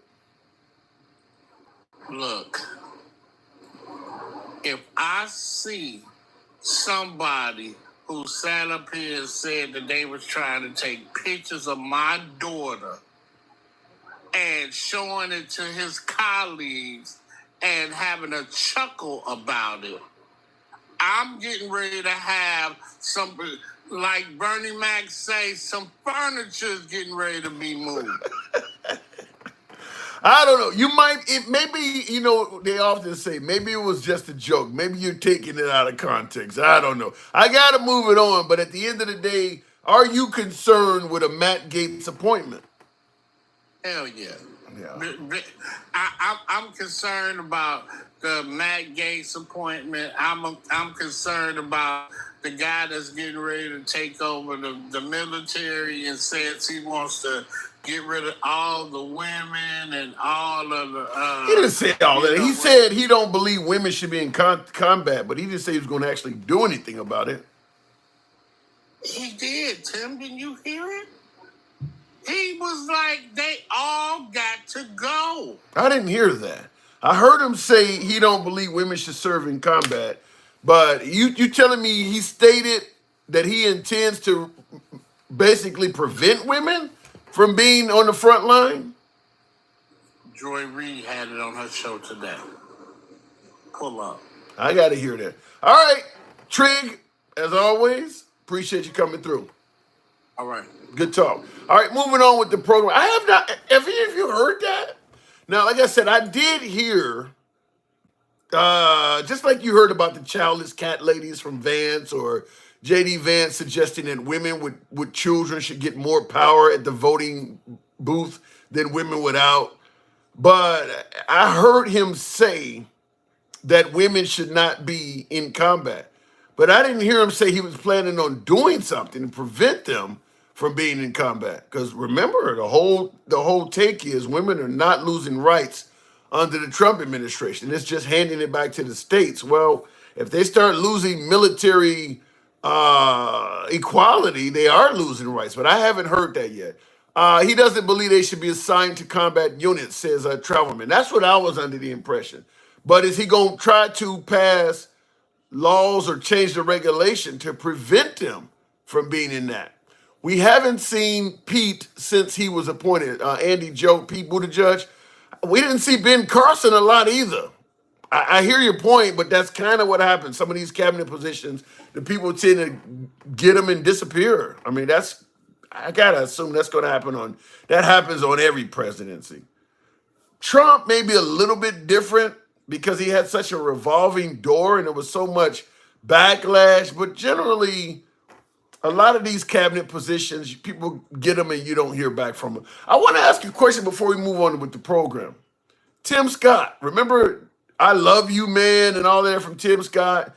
He obviously defended Trump, certainly loves Trump as he said. Why didn't he get a cabinet position? As far as I can tell right now, minus Vivek, his cabinet looks like it's all white. And I think Kristi Noem and his main lady, I think they're the only two women right now. It's like all white men, is it not? Maybe I need to look at that again, but I believe his cabinet so far, everybody he's appointed so far is a white dude. With the exception, like I said, of what is it, the chief of staff or whatever, that's a woman. And then Kristi Noem is going to be over South Dakota Governor Kristi Noem is going to be over like Homeland. What is she over? Homeland Security or something like that? But other than that, it's just all white dudes. Tulsi, oh yeah, you're right. You are correct. Tulsi Gabbard is now in there. I stand corrected. He did appoint Tulsi Gabbard to, is it intelligence? He did get Tulsi Gabbard intel. Yeah, he did give Tulsi Gabbard a position. Looking in the comments, Tim just hit in. What do you mean by that, Billy? Billy Buckeye. I don't know. Is that who I think? What do you mean by that? Just hit in. All right, let me go back to the box. I don't know what I'm just looking here. My screen is just acting up real quick here. So there we go. All right. So much diversity. Yeah, there's not a lot of diversity. And I was preaching that yesterday on yesterday's show that Trump got a large portion of the Hispanic vote. He didn't really do that much better with blacks, but he got a lot of Hispanics. So I was suggesting that, there is more diversity under Trump than any other president. But looking at his cabinet, maybe I was wrong on that. Tim Scott didn't get a cabinet position. He should have got one. Travelman, because Tim Scott's been rolling with Trump since day one. Give him any damn thing. Like with Ben Carlson, just give him some bullshit. Nothing? Travelman, good evening. Evening, Tim. How you doing, man? Man, I'm doing good. So what do you think? Trump is making appointments. Some folks are concerned about Matt Gaetz. What say you? Yeah, okay. He needs to be in jail. Damn. I think that's a decoy. How so? I think that's a decoy because there's no way I think he'll get him through the Senate, first of all. I've heard that too. Yeah, I've certainly heard that. But you think Trump's Senate is going to go against him? Yeah, because people, Matt Gaetz is probably the only person that the Congress hate more than Ted Cruz. Yeah, because he kept Congress at a stalemate. Yeah, so I think he may have put him up there so that the next person that he put up won't seem as extreme. But I'm thinking, even though, and I don't disagree with you that Congress really does not like Matt Gaetz, but this is the Senate, by the way. This is not Congress now. But Congress is the Senate and the House. Yeah, but what I'm thinking though is, you think, because a lot of folks believe that the Trump administration is like loaded with loyalists. You think you really see them going against Trump and refusing to confirm him? I mean, Trump's going to badmouth a few people in that. Yeah, but you in the Senate, you'll probably find a couple of them that may be from like purple states. Yeah, that would probably go against him. that will probably go against. All the Democrats will. Yeah, I definitely. But what is it? 54? How many? How They many? got 50, I think 52. 52. Okay. 52, 50. So you got some that's in the blue states that will probably go, and then you got some in there that even though they're from a red state, they don't really have to worry about re-election because they've been there a while. Right. You know, and it's still early, and they may not come up for election again for 6 years, so they ain't got to worry about it. I don't know. I don't know because when Trump bashes you, it really hurts. Yeah, but Trump's gonna be gone in 4 years. Yeah. Well, he'll be. American people memories are not that long. Yeah. I suppose you're right, but well, I mean, Matt Gaetz won't get. I would be highly surprised if he could. No, let me rephrase that. He could get it. It wouldn't surprise me because they tend to just roll over for Trump. So it wouldn't surprise me. if Matt Gaetz becomes the Attorney General, what are your biggest concerns? What do you think? Why is it such a ill-advised move in your opinion? He's going to, well, whoever he put in there going to do his bidding. But Gates would probably be even more so. And I think that what they're going to do is they're going to overreach. What do you mean? And that's where they're going to mess up at. They're going to overreach and piss a lot of people off. And a lot of people are going to be thinking, especially the ones that kind of held their nose and voted for him because I'm not voting for Kamala or whatever. Those are the ones that get alienated a whole lot quicker. And when they start going in and going after people without a reason, especially when they're not going to be able to come up with anything. You said people that held their nose and voted for him because they didn't want to vote for Kamala. Do you foresee a large amount of voters' remorse in this? Eventually. What do you think? What do you think will lead to that? Well, because you got these people that for some reason they're not believing what he said. He told them what he was going to do, right? Okay. His first time, he said, I'm going to put judges on the court that will overturn Roe. That is a fact. But they didn't believe him. That is a fact. And he did it. And then when he did it, everybody, I didn't think he was going to do it. He told you what he was going to do. Yeah. The Republicans tell you what they're going to do because they're so arrogant and believe that they just put it in your face. And they're going to do it whether you like it or not. Trump told them, I am going to deport 1 million people, a million people a year or whatever, something along those lines. Mm-hmm. He's going to have the biggest mass deportation. Right. Well, I saw some of the interviews. He's not really, everybody I know, they're doing good. They're not doing anything illegal. They're working this, that, and the other. No, he's going to snatch your ass up with the rest of them. Yeah. I wish I could understand. I wish I spoke Spanish because I would like to be able to tune into the Spanish channels and hear what they're saying because I do agree with you that a lot of them probably did not take what he was promising seriously, or as you stated, look, I haven't committed any crimes and all of that. It's not going to affect me. I think that to some degree, based on some of the things they're saying, like, as opposed to separating families, you all can get deported together. Meaning that even if your child was born in America, we'll send him out too. I think that they're now starting to realize this could be far more encompassing than they originally thought.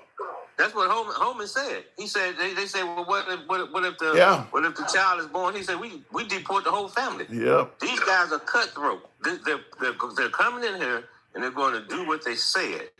American people are very gullible, and all these people are always trying to. Well, you can't take what Trump said literally. They always trying to explain for him. The man is the freaking president or president-elect or former president of the United States. What he says matters. Whether he's lying, which most of the time he is, but you got to take what he says for it. Yeah, you better be serious. How do you see it now? The Hispanic... They're getting ready to jack up the military, okay? They're getting ready to jack up the military. Jack it up how?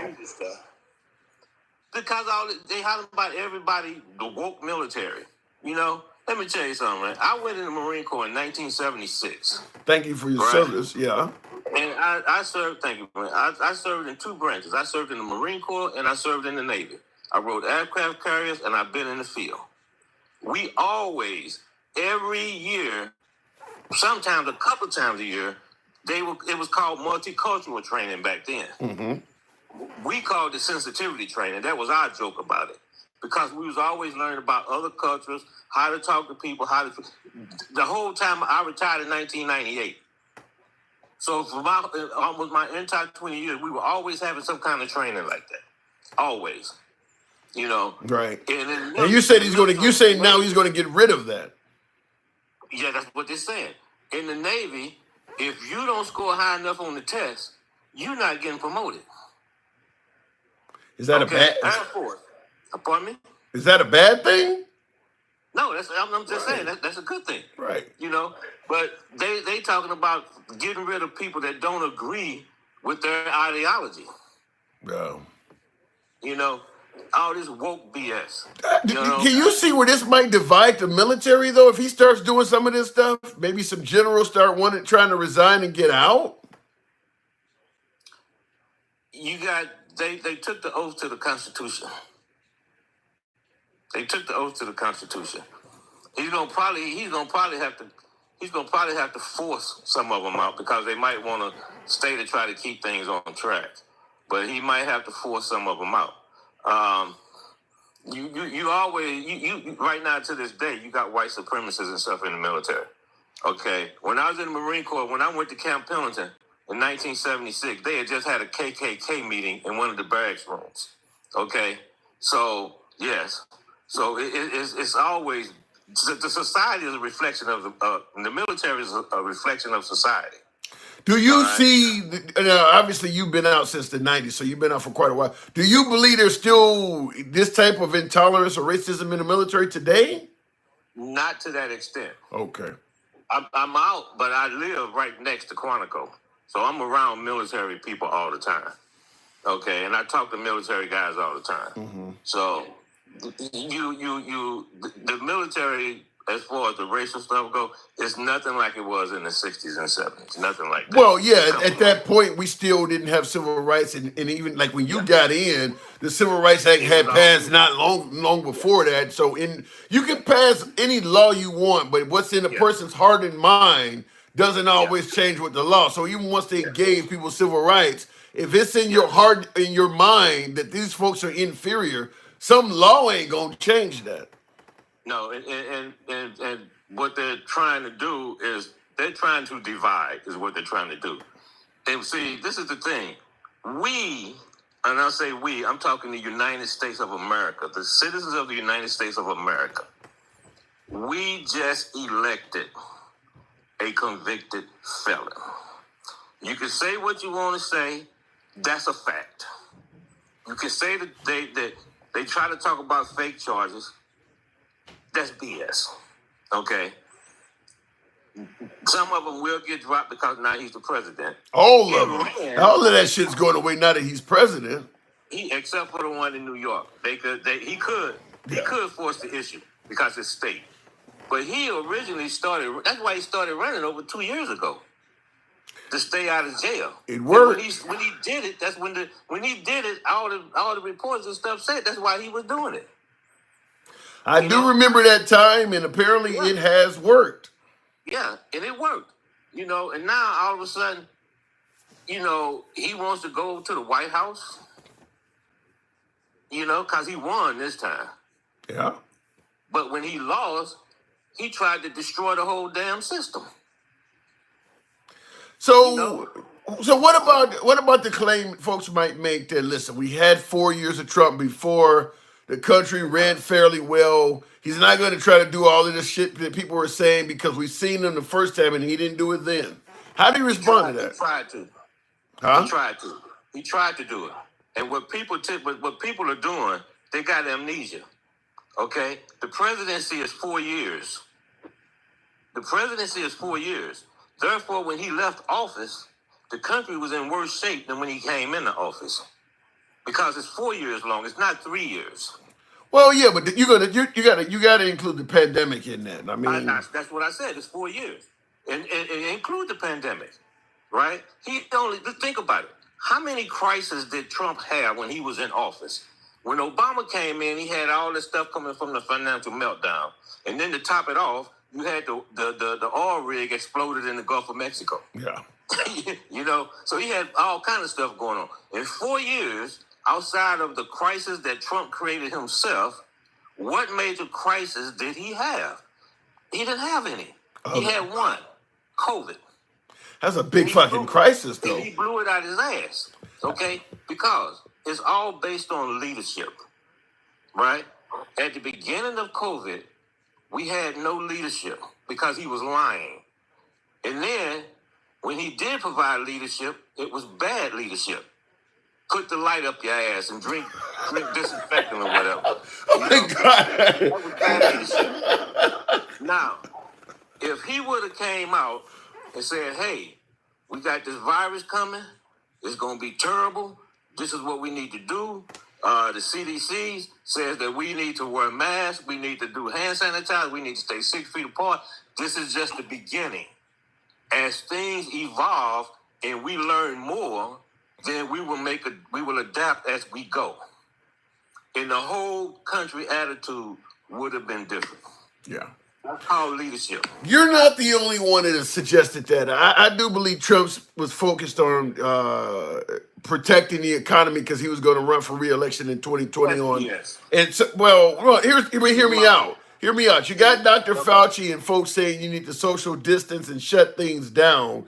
And it's only a year before he's running for re-election. And he wants to be able to run on a good economy, which goes against shutting things down. So this is what I believe led to him giving mixed messages, because he wanted to address COVID, but at the same time, he wanted to keep his economy strong. And based on the information he was being given from the CDC, the FDA, Dr. Fauci, you couldn't do both of those things simultaneously.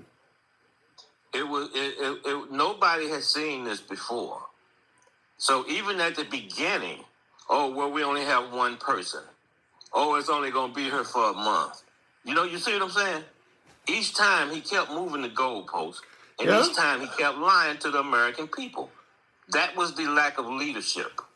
Yeah, now, if he would have came out from the beginning and tell the American people the truth and say, this is what we need to do, put your big boy pants on, buckle up, we got a pandemic coming, and we have to fight it. And he didn't do that. You know why he didn't do it? Because he's not a leader. Well, people have decided to bring him back. I got to move it on, Travelman, but apparently bring it back because a lot of people are stuck on. You know what? I know where you're going with it. This is going to be something that Let me tell you this one thing, right? Let me say this one thing. Everybody talk about that commercial, right? The trans commercial. What right? do you mean? They were running where a kid, trans playing with their girls or whatever. Yeah. I know what you're. Okay, it's 500,000. It's about 500,000 or something like that. People participating in college sports, right? Less than 50 identify as trans. Less than 50 identify as trans. And they're going to say that's you have more kids. You have more kids been raped by Catholic priests than you have worrying about trans kids.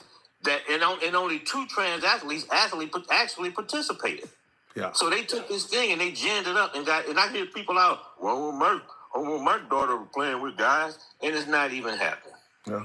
So and it worked, and it was incredibly effective for Trump. Part of why he's in office again. All right. You know what I got to do. Appreciate it, man. Thank you. Hey, talk to you later, man. Anytime. Right.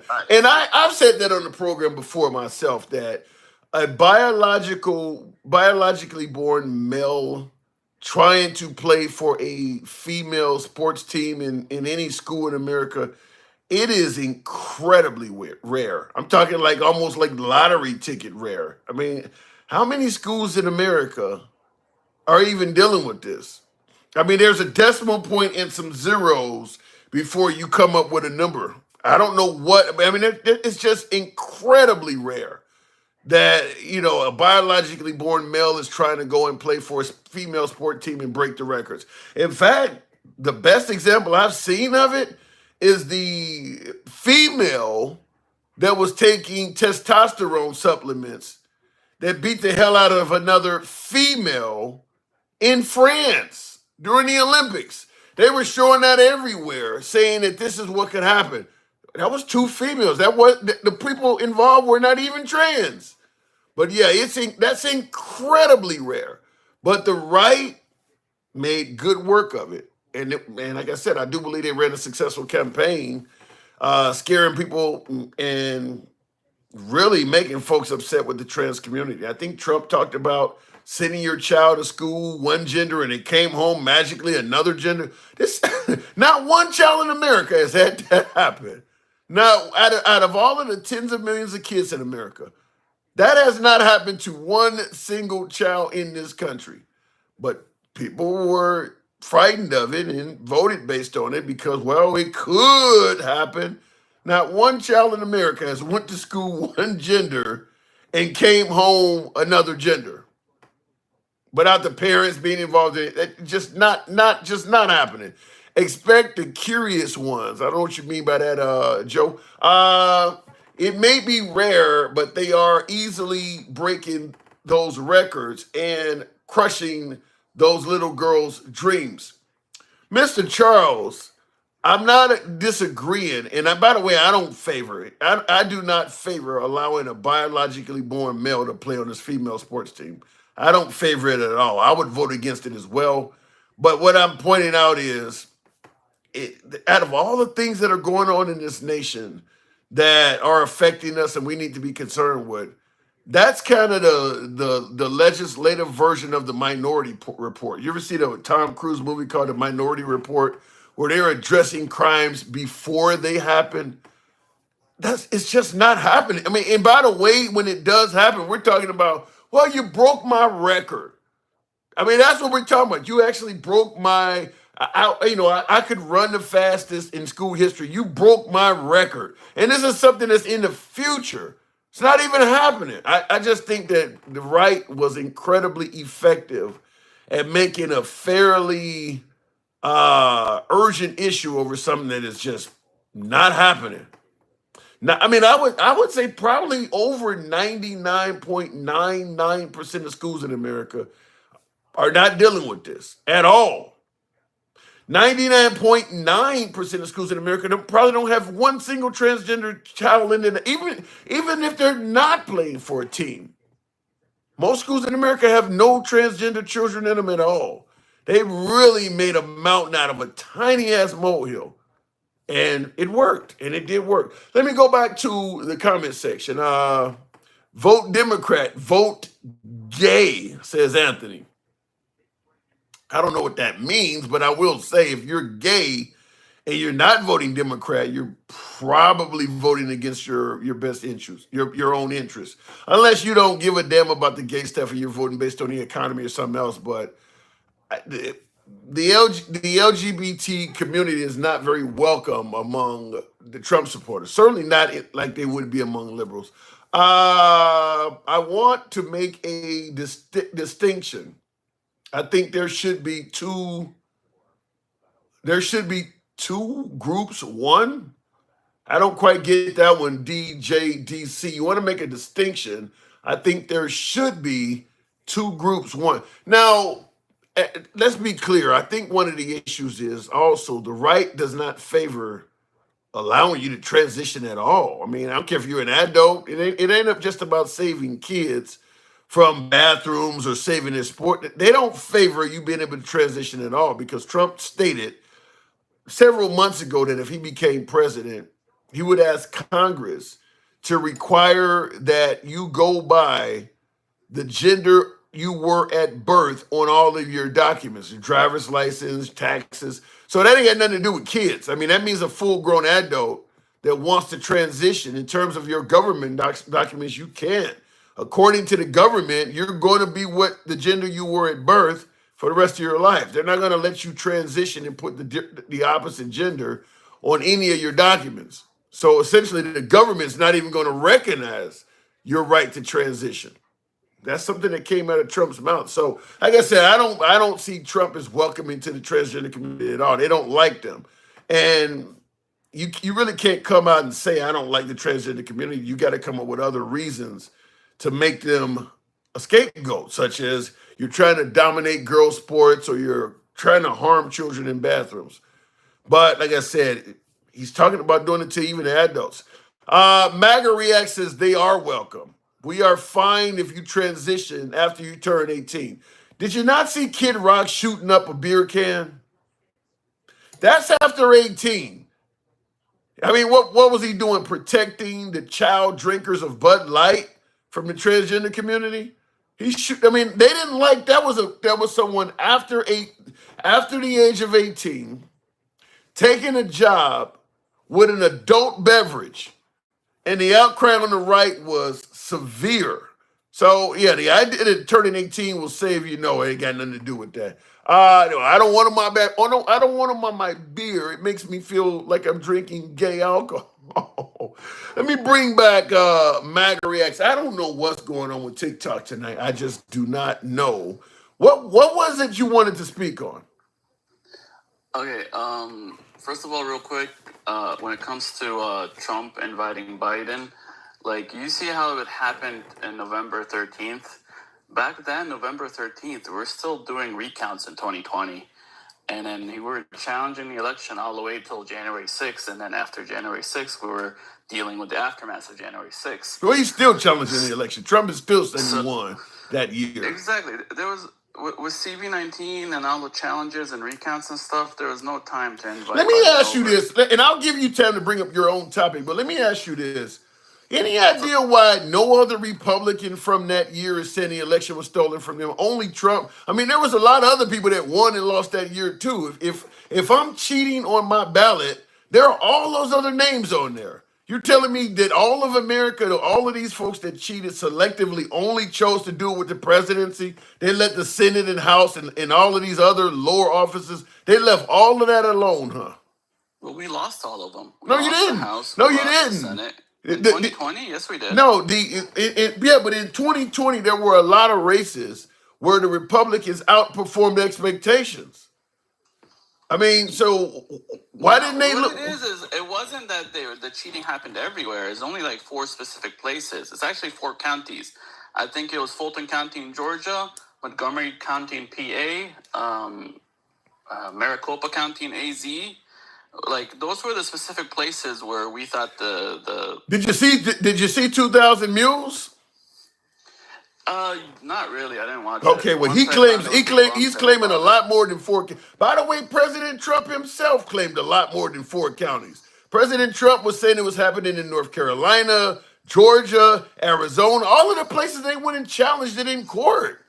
I got you. Yeah, he said like. Listen, I'm just trying to stick. This is what you always do with me. You always pull me. Well, you the one that said that though. I'm not going to answer things I don't have 100%. That I haven't thought about. Okay, all right. That's what I'm going to do from now on. All right. What did you want to discuss? What did you want to discuss? You remember how I'm always telling you, like, Trump's power is not that we listen to everything he says. It's how he listens to us, and how, like, he's always talking to people. He's on social media. Yeah. He's always doing rallies. He's doing meet and greets. He's always, like, talking and asking questions. He's kind of like Joe Rogan in that way. He's always asking questions, and that's how he knows what he knows, and he knows what the people want, and that's how he won. Anyway, there's a documentary on Twitter. I don't totally believe that, by the way, and I'll tell you why. When Trump got in office and he met Kim Jong-un and had him over to the White House, and he was speaking favorably of Vladimir Putin at the time, and the right was, most of the Trump supporters were like, yeah, we need to start talking to these folks instead of just hating them all the time. These same people under the Bush administration and Reagan administration were totally hating Vladimir Putin, totally did not like Kim Jong-un. All of a sudden, Trump comes in and says, we need to start working with these people, and they changed their tune. You gotta realize Trump's MAGA is not the old Republican. I mean, we're a coalition, so we include those people that you're talking about, but we're not all, like, a lot of us are freaking old Democrats. But that's not, like, my point. I'm talking about he listens to the actual people. Like, he changes his mind about a lot. Like, I wouldn't be surprised if he changes his mind about some of these nominees based on what the people are saying about them. Here's where you mentioned he talks to the people like Joe Rogan and listens to them. and it's not a case of the people just following him blindly. And I'm disagreeing with you on that. I'm saying Well, that's that. what I'm. Let me finish. There's a documentary on Twitter, on X. It's called The Art of the Surge. It's like 6 episodes. They still haven't released all of them. They're about 30 minutes each. And you could see him like behind the scenes at the rallies. You could see him sitting around like in his kind of his war room, writing a response to Harris's speech.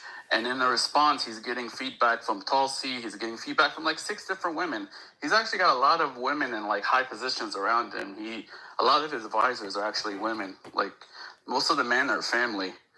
So you could see, like, in the back end, I think episode 3 really shows how he does things. I mean, all the episodes will show you how he goes around asking everyone their feedback and how he gets advice and gets information from everyone. He's not, like, just looking at polls and talking to only experts. He talks to everyone, and that's how he comes up with a lot of what he says. I don't think anybody told him to say the election was stolen. I mean, he said the Haitian migrant thing. You think somebody told him to say that? I think he got it because the people were talking about it on Twitter. Somebody saw the video was probably spreading. The video of that lady eating the cat was spreading all over Twitter, and he made an assumption. You realize that how it incredibly was Ohio. You realize how incredibly irresponsible that is. Is that you see one person doing something and you blame it on a whole migrant community? Just one video of one person. I mean, you could probably find a video of a white person eating. In fact, I showed one. There's a video of a white person eating a cat out there. I mean, just one video, and you blamed it on 20,000 migrants or something in that town, just based on one video. It's his gift and his curse. He gets it wrong a lot, but he also gets it right a lot. And that's the other thing. Like, you guys, he's on TV a lot. So Right. remember how earlier you're talking about the guy from Fox News that's going to be Secretary of Defense and Yeah. how he said that one comment about not wanting women on the front line. Yeah. That guy is also on TV a lot. So he might have said that one time on some random episode, and now it's coming back to haunt him. Yeah. And same thing with Trump. Like you gotta stop it. You gotta ignore the stuff that he only says like one time. Or I don't buy that. very I don't buy little, that. and No, concentrate on no. the stuff he constantly repeats. Yeah, I don't That's ever the buy that. worst. I'll tell you this right off the bat. That would be like trying to convince MAGA or trying to convince, because MAGA wasn't around at that time, trying to convince the Tea Party that you got to kind of ignore when Obama said spread the wealth around to Joe the plumber. No way in hell they would have ever ignored that. Obama's not on TV every day like Trump is. Obama, Biden, all these guys are never on TV. I'm not going to every give day you like Trump leeway. is. I'm not going to give you leeway because you're on TV more. It ain't like you want to be on TV. It's not like Trump is running from the paparazzi and they're putting the microphone. He wants to be on TV. I know, but it's one of the side effects, though, is what I'm trying to say. But I'm not going to forgive you for saying dumb stuff because you're on TV all the time. I'll say this. One of the things I've said all the time, I've been saying on the show the whole time is, I don't see anything wrong with holding a politician accountable for what comes out of their mouth. I don't want to hear it was a joke or you're taking me. If you say it, you should be held accountable for saying it. It's as simple. I don't care how long ago. If you said it, you said it. What I'm trying to say is if you're on TV as much as him or any of these guys, they're going to catch you saying some stupid stuff. Yeah. You know, it goes for everybody, you know. Yeah. All these guys are on TV. They have, like, videos of them, you know, doing crazy stuff when like hidden mics and stuff. Like, when you're on TV that much, you're going to eventually slip up, and Trump has no filter, so he's going to slip up more than anybody. And you should be held accountable. Remember when Obama was caught on a hot mic saying that once I don't have to run again, talking to the Russians, once I don't have to run again, I can. They held him accountable for it. You don't get a pass because you're on TV a lot. If you say something wow, you say something wow. You're gonna be held accountable for it. But if you do the math, like, it's more statistics. Never mind. Let me not go down. I agree with you. I agree with you 100%. Trump is on TV more than anybody else. I agree with you 100%. But I'm not going to not hold you accountable for saying stuff because you're on TV more. I mean, like I said before, Trump kind of wants to be on TV more. I mean, it ain't like the paparazzi is chasing him around and catching him saying. I mean, he wants to be on TV. So This is what you No, want. I'm not saying. Listen, I'm not saying forgive him. I'm just saying if you're on TV that You much, said you're bound ignore to make him. You mistakes. said ignore And it. some of this stuff is just a lot of this stuff is mistakes. How do you know what's a mistake and what's not? You don't. That's why I'm saying you don't have to forgive him, because it could be just him saying the quiet part out loud, or it could be just a mistake because he's, like I said, he's ranting 24/7, trying to entertain. He's trying to entertain thousands of people by telling the same story 10 times over, because he's not going to have enough material to say something new every time. Exactly. You don't need to be on TV that damn much. Like when Trump was president, he never stopped holding rallies. No other president generally does that. They don't continue But holding rallies Howard, throughout their presidency. So, that's how he finds out what the people want, though. well, but that's how you end up on TV a lot more too. I think the good outweighs the bad. Like Okay. the fact that he understands the people that much, where he knows Well, what they want. He just goes a little crazy with the methodology. Like he knows we want safe borders, but he didn't have to go say that he's gonna deport everybody when what he means is he's gonna secure the border and deport all the criminals. but what I'm trying to avoid doing is giving him credit for the good and ignoring the bad. If he's on TV more, as you say, he's talking to the people. He's in tune with his audience more than the average politician that doesn't do that. So he gets credit for doing the good. But because he's doing that, he's on TV more and he's slipping up. I'm not going to ignore. You chose to make sure you go out there and talk to your people more than the average politician. So you want credit for doing that. But then when you fuck up, you don't want credit for that. No, you get No, I'm you get fine. both. Listen, I'm okay with that part. The part that I'm more upset about is when people say that MAGA is listening to everything he says, when it's the other way around. He's repeating everything we're saying. No, I don't. I truly believe it. I mean, it's not always going to be like that. It's probably like a 80-20%. Like 20% of the time, he's telling MAGA shit and they're following him. But I want to say 80% of the time, it's the people saying it and he's repeating it. And it's not that hard. I mean, we're all over Twitter saying that we're unhappy with the economy. Here's where I that disagree we're with unhappy you. with the border. It's not that hard to repeat what we say. Here's one thing where I disagree with you.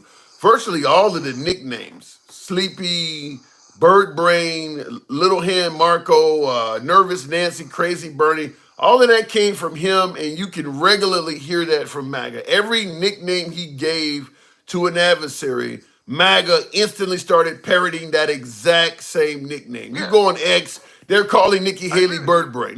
So he is telling them the nickname, and they're following in lockstep. Yeah.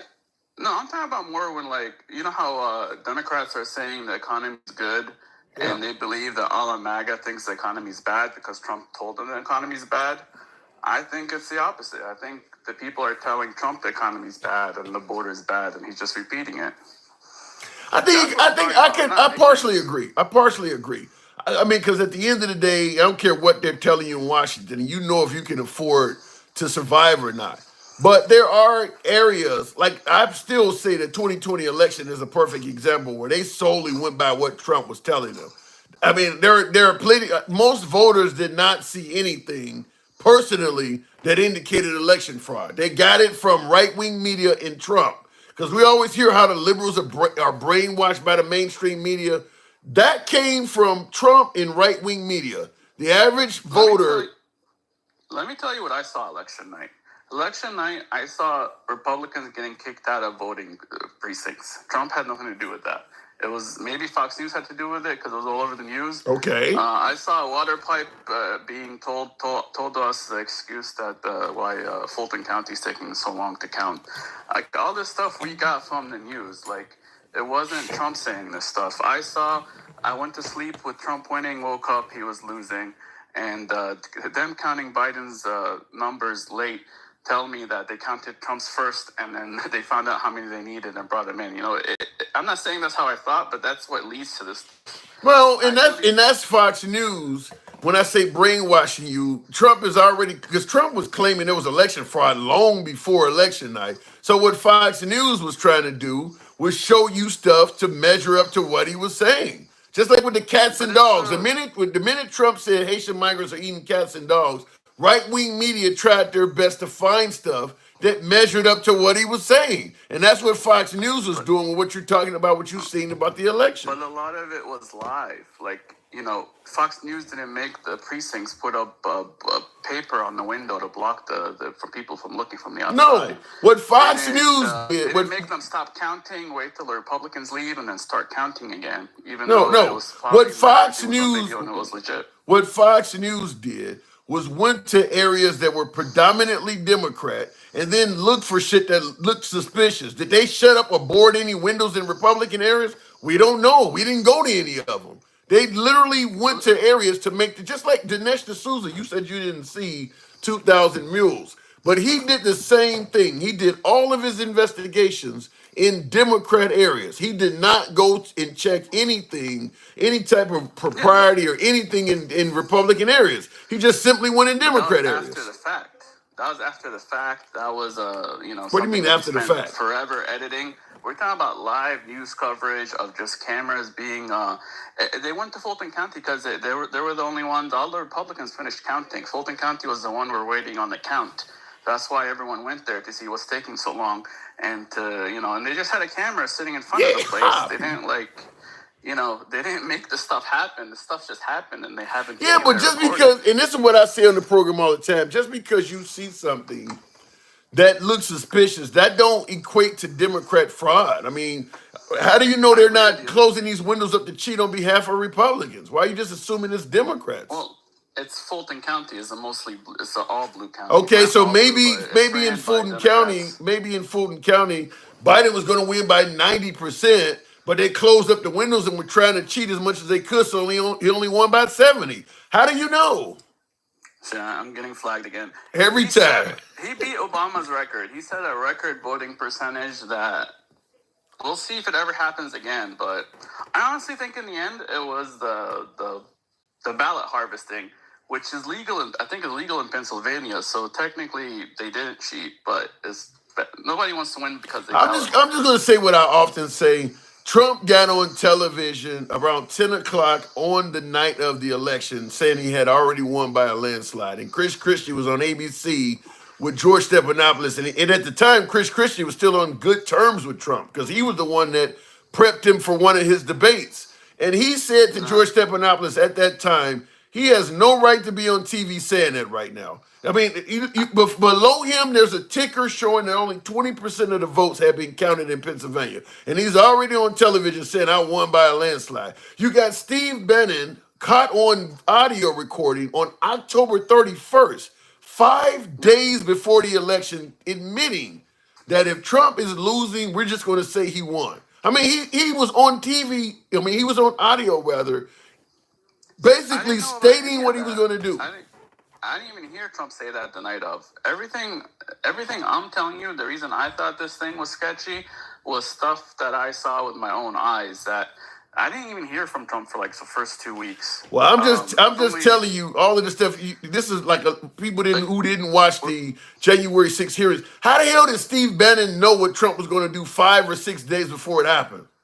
It was the same thing Bush did in 2000. He was just telling you this. He was repeating what Bush did. No. He said if 100%. Trump is down, he's just going to go on television and say I won anyway and talk about Hunter Biden. I mean, that didn't happen before under Bush like that. I hate to say it, but if you know the context, it's exactly what happened in 2000. No. Okay. I don't know all the context, but pretty much that when I looked it up and researched it, that's what it had to do with. He was copying the Bush plan. And he thought it worked for Bush, that it would work for Trump, but Bush had way better. Bush was establishment, and he had a way better lawyer than Trump. So you saying the Bush plan was just to go on TV? Well, they took him off. I don't know why.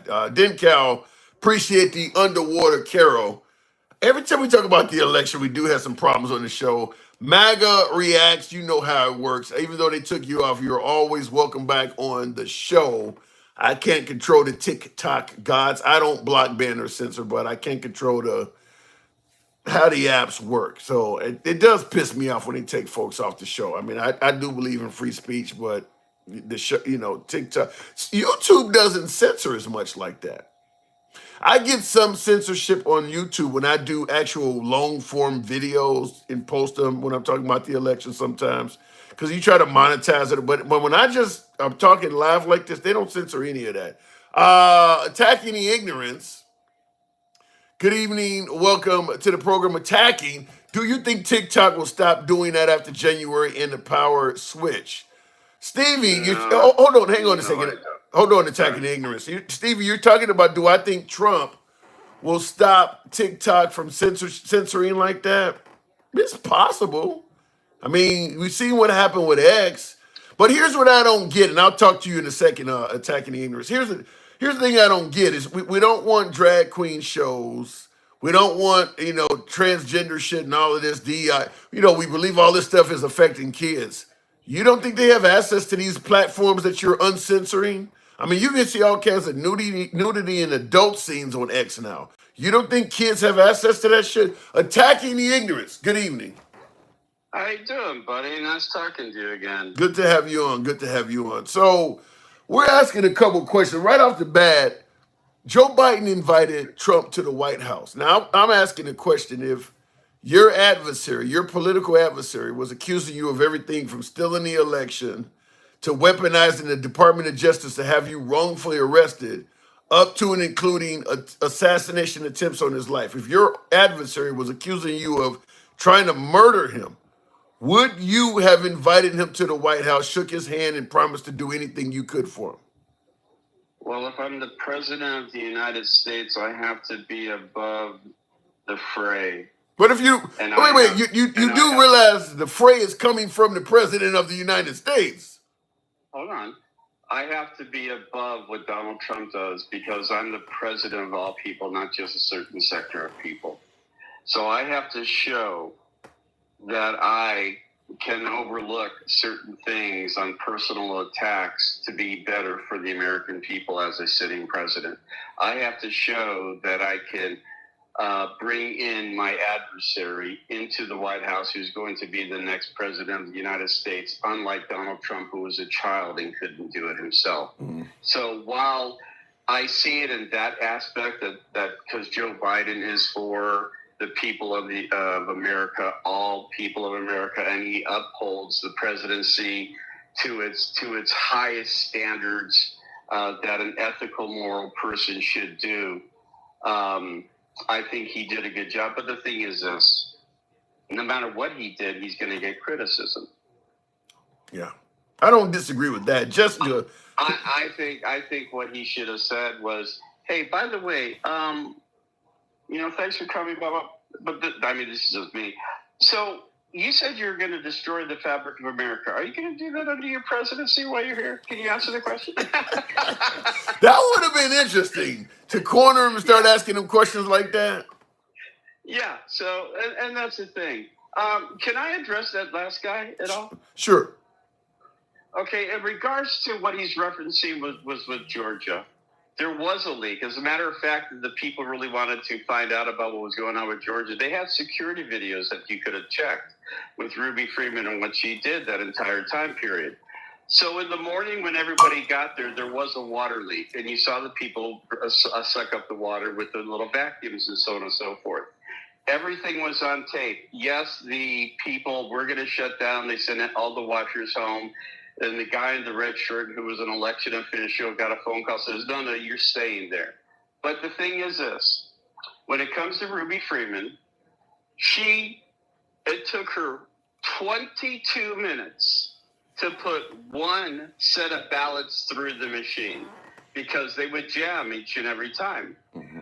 Then her daughter came, opened up the machine, pulled out a piece of paper that was jamming. It was in the gears. And you've worked on a copy machine or a scanner. You know how this works. Right. And it took her 22 minutes to do one set of ballots completely.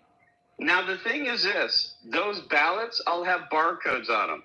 So once they go through and they get counted, that nullifies the barcode. You can't put them through multiple times and add it up one after another after another. One set of ballots, one time completely, the fourth time that she tried.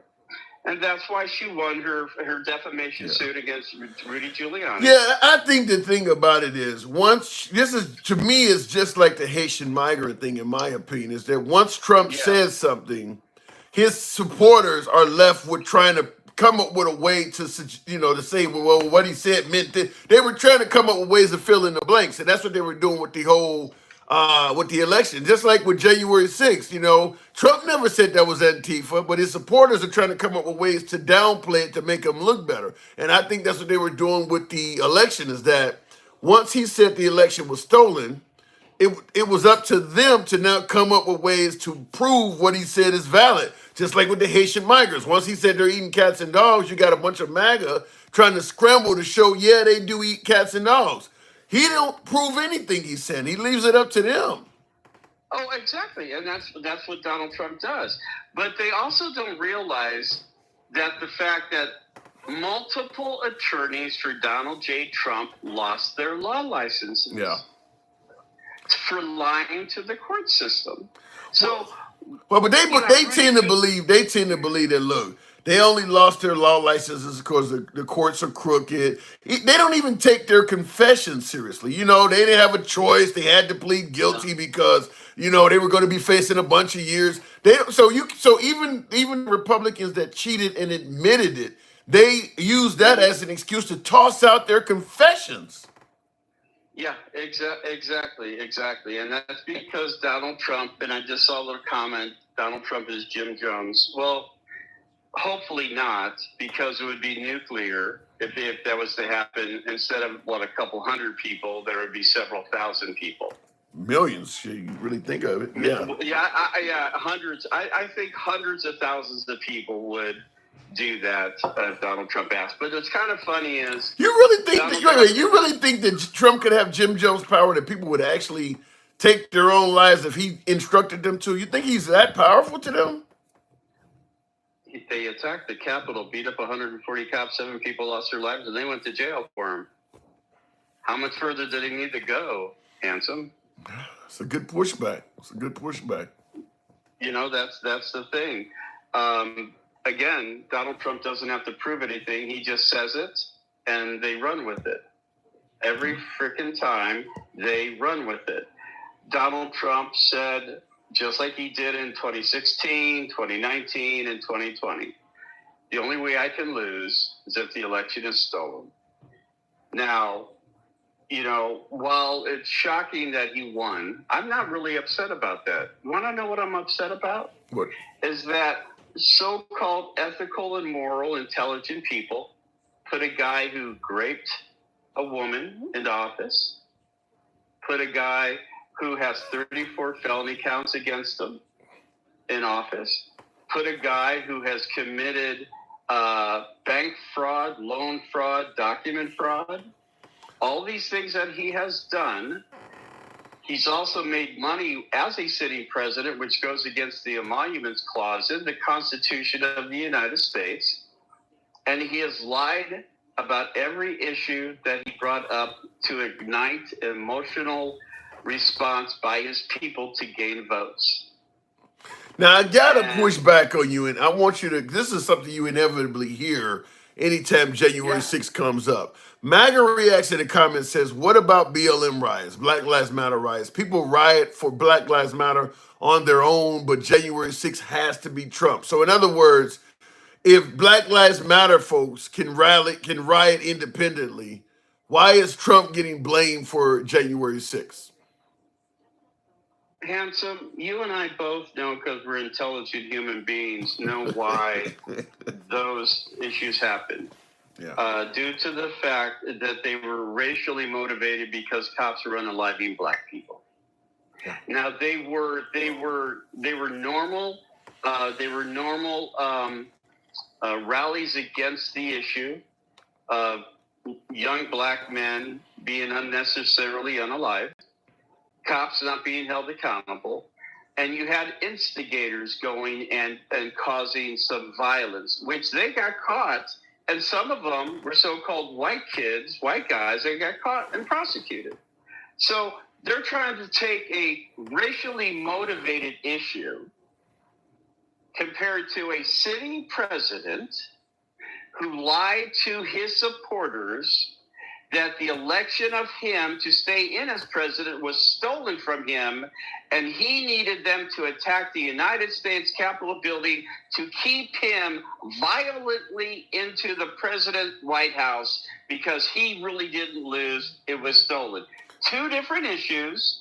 One was a real issue because young black men were being unalived unnecessarily by rogue cops who should be held accountable. And you have a sitting president pooping in his diaper, crying like a baby that he lost the election, and instead of taking it like a man and saying, better luck next time, we did a good job, we fought a good fight, let's do it in 2024.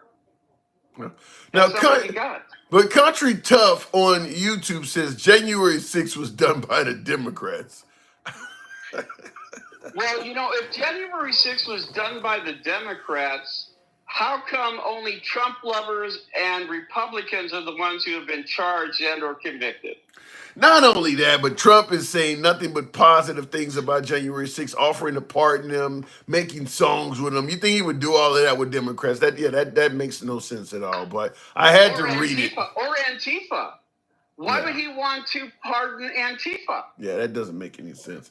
I got to move it on, but that's what I was talking about, where Trump does something and then his side is trying to come up with ways to justify it. And when you listen to Trump has never said Antifa had anything to do with that. So the fact in his behavior makes it clear that it wasn't Antifa because he speaks so favorably of them. Do you see that comment right here by a proud anti-Semite? It says, nobody's been convicted. They're in jail. Nobody. And yeah, you got that Enrico Antorio, whatever, got 18 years. Yeah, the leader of the Proud Boys and the leader of the Oath Keeper. One got 18, one got 22. They're in prison right now. They're serving time right now as we speak. What are you talking about? Nobody. I got to move it on, though, attacking. You certainly are doing some attacking tonight. Appreciate you coming on. Be good, buddy. Hey, talk to you later. Thank you. And moving on with the program. And, we often hear the comparison between BLM riots and January 6th. I mean, I don't know what the similarities are other than crowds getting out of control. BLM, now they're fighting for what they believe is civil rights or injustices committed by the police. The January 6th folks were fighting for what they thought was a stolen election and I guess a threat to democracy or trying to overturn democracy. When you look at what they were trying to do, BLM is known for, what they say, setting cities on fire, burning structures, flipping cars, things like that. That's generally what happens. I mean, that even happened during the Rodney King riots, and it also happened during the Martin Luther King era. That's what they were, that's what the rioters are doing there, setting places on fire, flipping cars, property crimes. I'm not downplaying it at all, but it is property crimes.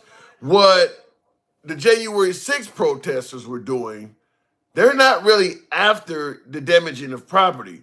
They're going after humans. They're trying to hurt humans.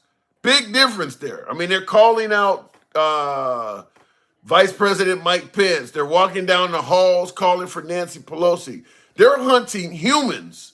So I don't know why these two things come up. There's so many differences between BLM and what happened on January 6th. I mean, it's big differences. By the way, BLM is more of an organically formed riot or organically formed protest, whatever you want to call it. People see what they see on TV, and before you know it, more and more people show up, and all of a sudden you got chaos. What happened on January 6th was more organized. I mean, you got Steve Bannon saying, show up, it's going to be wild. There's actual buses bringing everybody there. It was more organized. Even the Capitol building excursion, let's just call it whatever you want to call it, whether you want to call it a coup, an insurrection, or you want to call it a peaceful protest, whatever the case may be. Even that did not happen organically. That happened because Trump said we're going to go to the Capitol building. That crowd had no intention of going to the Capitol building. They sat there and listened to Trump, Bannon, and Giuliani and all of them peacefully for like 3 hours or more. They didn't go to the Capitol building until Trump said go there. So it wasn't, they're not the same in my opinion. You hear BLM and January 6th getting compared all the time. I mean, what happened during the BLM protests, not only did those riots form organically, they also were happening all over the country. When George Floyd lost his life, you had shit starting to happen in England and stuff like that. I mean, it was starting to happen worldwide. That's organic, where people were just seeing what's happening, joining the movement. They're pissed off too. What happened on January 6th was far more organized. If Trump didn't say come to Washington, that whole thing would have never happened. They would not have just formed in Washington on their own and went to the Capitol building. Certainly in that amount of numbers, it just would not have happened like that. So I don't know why we compare those all the time, but I don't think I've ever brought up January 6th to a MAGA crowd and BLM didn't come up as well. I can talk about BLM all the time to minorities. January 6th don't come up. They don't use January 6th as some kind of excuse or rebuttal. You know, look, the police was doing this, and this is the consequence. They don't go flipping to January 6th. But when you talk about January 6th, BLM comes up all the time. I don't know why that is. Looking in the comments, you said yourself they would have called it for Trump. I don't get what you're saying there, proud anti. What do you mean they would have called what for Trump? I don't get what you're saying. Anyway, let me go back to the comment section. Trump ignited that riot because he lost the election and tried to get Mike Pence killed because he wouldn't break the law for him. I don't know if what Trump was doing I don't know if Trump was trying to get Mike Pence hurt. I won't say that. But he was trying to get Mike Pence hated. I will say that. He made it clear to that crowd he was not happy with the actions of Mike Pence. I think he may have even called him a coward that day. Called him a coward or said he was unpatriotic. I mean, he was trying to get him hated. I won't say he was trying to get him hurt, which I guess to some degree is a possibility if you cause so many people to hate one guy. He was trying to get him hated, but I won't go as far as saying he was trying to get him hurt. But they didn't call it again because it was too big to rig. I don't, look, too big to rig my ass. Trump was claiming 2 weeks ago, right now it is Wednesday evening? 2 weeks ago from today, Trump was claiming there was widespread fraud. Once he won, he don't give a damn about the fraud. For all we know, the fraud may have worked in his favor. Trump is not seeking free and fair elections. He's seeking to win. Every single election Trump was involved in, he stated there was fraud. When he wins, he don't care about the fraud anymore. It's only when he loses that he cares about it. He's not seeking a free and fair election. He's seeking to win. I mean, I always bring up the fact that right before the 2020 election, Joe Biden was beating him in North Carolina. For a time, Joe Biden was leading in the polls. Now, Trump won North Carolina in the 2020 and the 2024 election.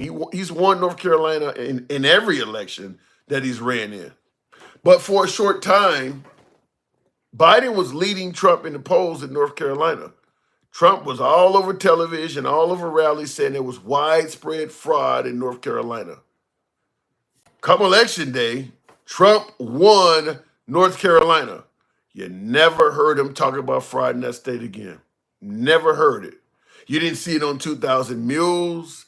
Out of those 60 court cases, not one of them pertained to North Carolina. He was totally fine with any fraud that took place there once he had a victory. That's not seeking a free and fair election. As long as you win, you don't give a damn how it happened. And that's where I believe it hurts his credibility. Because you complain about all this fraud. Well, if you won North Carolina, how do we know you won it legitimately? According to you, there was a ton of fraud there. But now that they've given you their electoral college votes, you don't seem to be concerned about it much. Like I stated 2 weeks ago, from tonight. He was still saying it was widespread fraud. Now that he's won the 2024 election, he don't seem to care about that anymore. That's not too big to rig. That's just as long as I win, I don't give a damn what happened. You haven't heard him announce any. Look, we got Matt Gaetz as the Attorney General. Attorney General Barr did a shitty job. We're going to have Matt Gaetz go into these states and look up and show you. You haven't heard him say none of that. You haven't heard him saying that he's going to show up and prove to you the fraud that happened. That shit's going to be swept under the rug as if it never happened. I'm in office now. Who gives a damn about that? It wasn't true in my. I'm going to tell you right at the bat. I have a hard time ever believing it. Simply put, the idea that you could hold a national election with 300 plus million people, and the only person that's victimized by cheating is him. All of the senators in Congress and lower down ballot governors, nobody else is complaining about that. Only the one dude in a race that large, DenCal. What's happening? Not much. What's going on? Yeah, I'm usually like a leadoff hitter for your show. I usually come early, but Yes. I watch it to the end. But Appreciate sometimes that. I be wanting to come back so bad because Welcome. Well, tonight's a slow night, so welcome back. What you got? Yeah. I was just gonna say, like look, I don't mean to spread disinformation or anything, but they had Q last time, so we could say we got DenCal this time.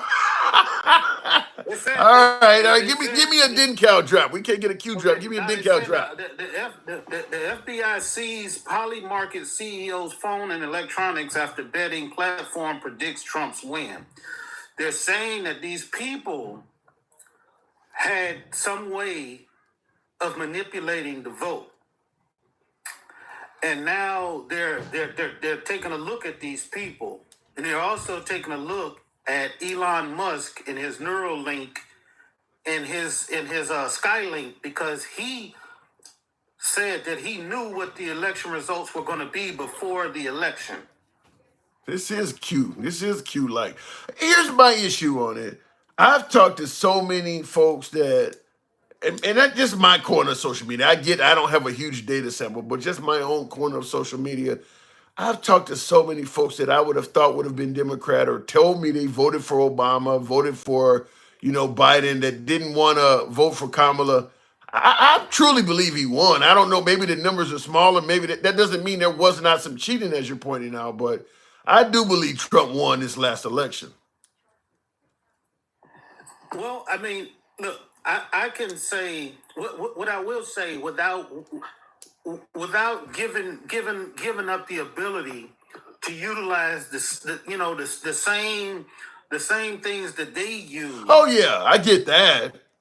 You know what I'm saying? Yeah, I get that. They said, they told us all this time. They said, look, Trump's gonna reveal. They said this for 4 years, man. Yeah. I had so many Q friends. Coming out next week. It's coming out next week. The people that figured out what's going on, it's all gonna come out. Trump's got all of this evidence. He's gonna reveal it. He's just waiting till the right time. I received so many Q drafts. I used to tell some of my Q friends, like, how many of these have to fail before you start saying maybe this person doesn't know what they're talking about? Like, because it was looking like cables, like somebody was working behind the scenes in the military, and they knew what was going on, and they were trying to warn people that, on this day, Nancy Pelosi is going to be arrested. The military is going to take him in, or Trump's going to be the 17th president or something like that. They were saying, and I would ask him, like, how many of these have to fail before you start questioning whether they're accurate or not? Like, it's one thing if one of these, but on February, Trump was still in control with the military at his behest. Then it went from February to another one. Like, you just keep, no matter how many of these go wrong, you just keep jumping to the next one saying it's going to happen. Like, at what point does this start to not make sense to you? Right, and now Trump, yesterday news, you can look it up. Look, I don't lie about the information I get. He's going to put forth an executive order so he can start getting rid of all of the woke generals and admirals and stuff in the military. What is the definition of a woke general, though? What is that? Exactly. Exactly. That is going to cause a division in the military like people don't understand. And I know because I was middle management. I'm not saying I was up there with the admirals and stuff, but I used to talk to them. Mm-hmm. I used to have conversations with them. They don't take too kindly to this guy saying he's going to get rid of everybody just because of their political leanings to make the military all one-sided. That's not the brotherhood we joined up for. Yeah. And I wonder about that. Is it possible that some of Trump's actions could fracture the military? It can, but the thing about it is, look, the military, all of the stuff we talk about, all the stuff we talk about, which we think we know, and Q and all of that stuff, the highest brass of the military, they know this stuff. The highest levels of the CIA and the FBI, they know all of the stuff we do. When I get on here and I say, look, I think Putin pulled a power play on Trump when he, revealed his wife. The highest levels of the American government are the best to ever do it.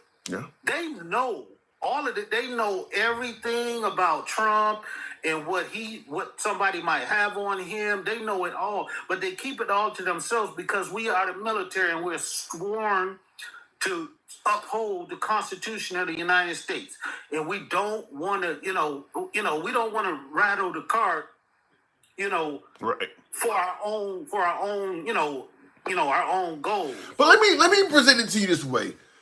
If things go the way they have traditionally, Trump is only going to be in office for 4 more years. Can he really do that much damage in 4 years? Yes. He can do damage in 2 weeks. Damn. When you talk about getting into allies, and you start talking about the affairs of America, and you start turning off all of our allies, and you start capitulating to all of our enemies. Like, look, Europe is already making preparations. They're already talking about what they're going to do in lieu of support. Yeah, but is it not possible that Europe and a lot of our allies realize that Trump is not the American way? Look, at the end of Trump, just like they've seen with Biden, America's probably going to go back to what it was. There's a large portion of America that does not agree with what's happening. That, during these 4 years, we got to, maybe look out for ourselves. But Trump is not what typical American leadership is like. He's going to go in a far right direction. The guy wants to be a dictator or whatever they want to say. But we seen what happened with Biden. The minute Trump was gone, it went right back to normal. Right, but I mean, just like you said before on your post, this is not the same Donald Trump. True. This Donald Trump has Supreme Court, House, Senate, executive branch. I mean, this is as close to it being a king as we've ever experienced in America. And our system wasn't set up like that. It was set up to have checks and balances. And we're about as close to not having that as we ever have. And if you think that this person, and we all know who he is as a man, if we think that he's going to covet that type of power and do the right thing by Americans, then you don't know Donald Trump. Well, I will say I do agree with you that the normal amount of checks and balances we have in this country, in government, are probably at an all-time low because, you got a 6-3 majority on the Supreme Court. I don't remember the last time. I don't ever remember in my life the Supreme Court that unbalanced. But certainly when you look at the fact that one guy picked 3 of them, the guy who's in the White House picked 3 of those people, and now he's about to pick 2 more. So you'll have one dude that picked 5 of the Supreme Court justices. Like you said, Congress and the Senate is under his control as well. So, this is probably the lowest grade of checks and balances we've ever had, at least in all of our lifetimes. In all of our lifetimes. Yeah. Like I've seen somebody in the comments, they said the Dems will do well in the midterm. I really believe they will, because every president gets pushed back on during the midterm, especially when they go too far. When they go too far, saying I got a mandate, and they do a bunch of stuff, they always get pushed back on. That's a good point because we talk about you started out by talking about woke generals, and many say that the left went too far to the left with LGBT rights and late term abortions, all of this stuff. We're already seeing. If you want to suggest that the voting public do not like radical left wing politics, when you go too far in one direction, we're already starting to see that Trump, his administration intends to go very far to the right. Certainly, forcing Christianity on kids in schools is a perfect example of it. I don't know where the abortion rights is going to go. Now, folks are saying it's left up to the states. My humble opinion is it's going to expand beyond it, but right now it's at the state level. We'll leave it at that. But Trump's administration is showing clear-cut signs, like what you mentioned with the generals and shit, that they're going pretty far to the right. So I agree with you. If they continue on this path, they're going to lose by a lot in the midterms. Yeah, it's gonna be a bloodbath. Yeah. It's gonna be like he says. But look, I look at these things analytically, and look. Yes, I lean left just like you do, but I understand like the other side. I kind of understand, like, when you winning, you know what I'm saying, you have a tendency to exclude all of the people that's gonna be hurt while you're winning. Like, I get it. Like, if the Democrats was winning, our problem is we have attracted and we have adopted every minority cause in the universe. Like, everything, like when you are, when you're a, an underserved community, the Democrats say, come on, we a big tent, come on with us. And a lot of people say, look, that group over there, we don't like them. They're talking about the people the guys that's playing women's sports. There's probably 50 of them in the whole country. I don't even think it's 50. I don't even think 50 biologically born males are playing female sports in America. I don't even think it's 50. I mean, the fact that they went ape shit about this boxer in France that was a woman. Yeah. That was legitimately a woman, and they still use it to this day. Yeah. The fact that they have to use that example shows I don't think it's anywhere near 50. I doubt if it's 10. Otherwise, they would be telling you about them. Right, but they have that. Look, they have put that squarely in the Democratic. You know what I'm saying? Yeah. And we don't say nothing. It's not like we promote it, but we that's not really a big concern of ours. But they have squarely put that in our category and said, this is what you're promoting. And I'm like, I'm not promoting that. Like, I don't even care about that kind of stuff. But they've said that that's in our corner. And we got to take it because we the Big Ten. We the Big Ten. I think it's just like defund the police. Come the next election, the next national election for Democrats, you ain't gonna be hearing nothing about transgender. They're gonna tell, look, we'll fight for you, but it's gonna be silent. You're not gonna be on stage. I don't want you waving around that pink and blue flag. I mean, you ain't gonna hear nothing about the transgender in the next election for the Democrats. They realize that has hurt their cause. You will not hear about it. And I will give you a big disclaimer right here, and I've never said this out loud to anybody. Listen, what's going on with the LGBTQ, IA community, whatever, like all of that stuff. I have children that are in that community. Although I've been raised in what I can identify as a homophobic. Me too. Yeah. Like we was born in a misogynist era. Right. Where it was okay. Back when I was little, you could look at the back of comic books and you could see where you could cut out the little thing and you could purchase Spanish fly where they would tell you to put it in a girl's drink, and then you would. I didn't see that.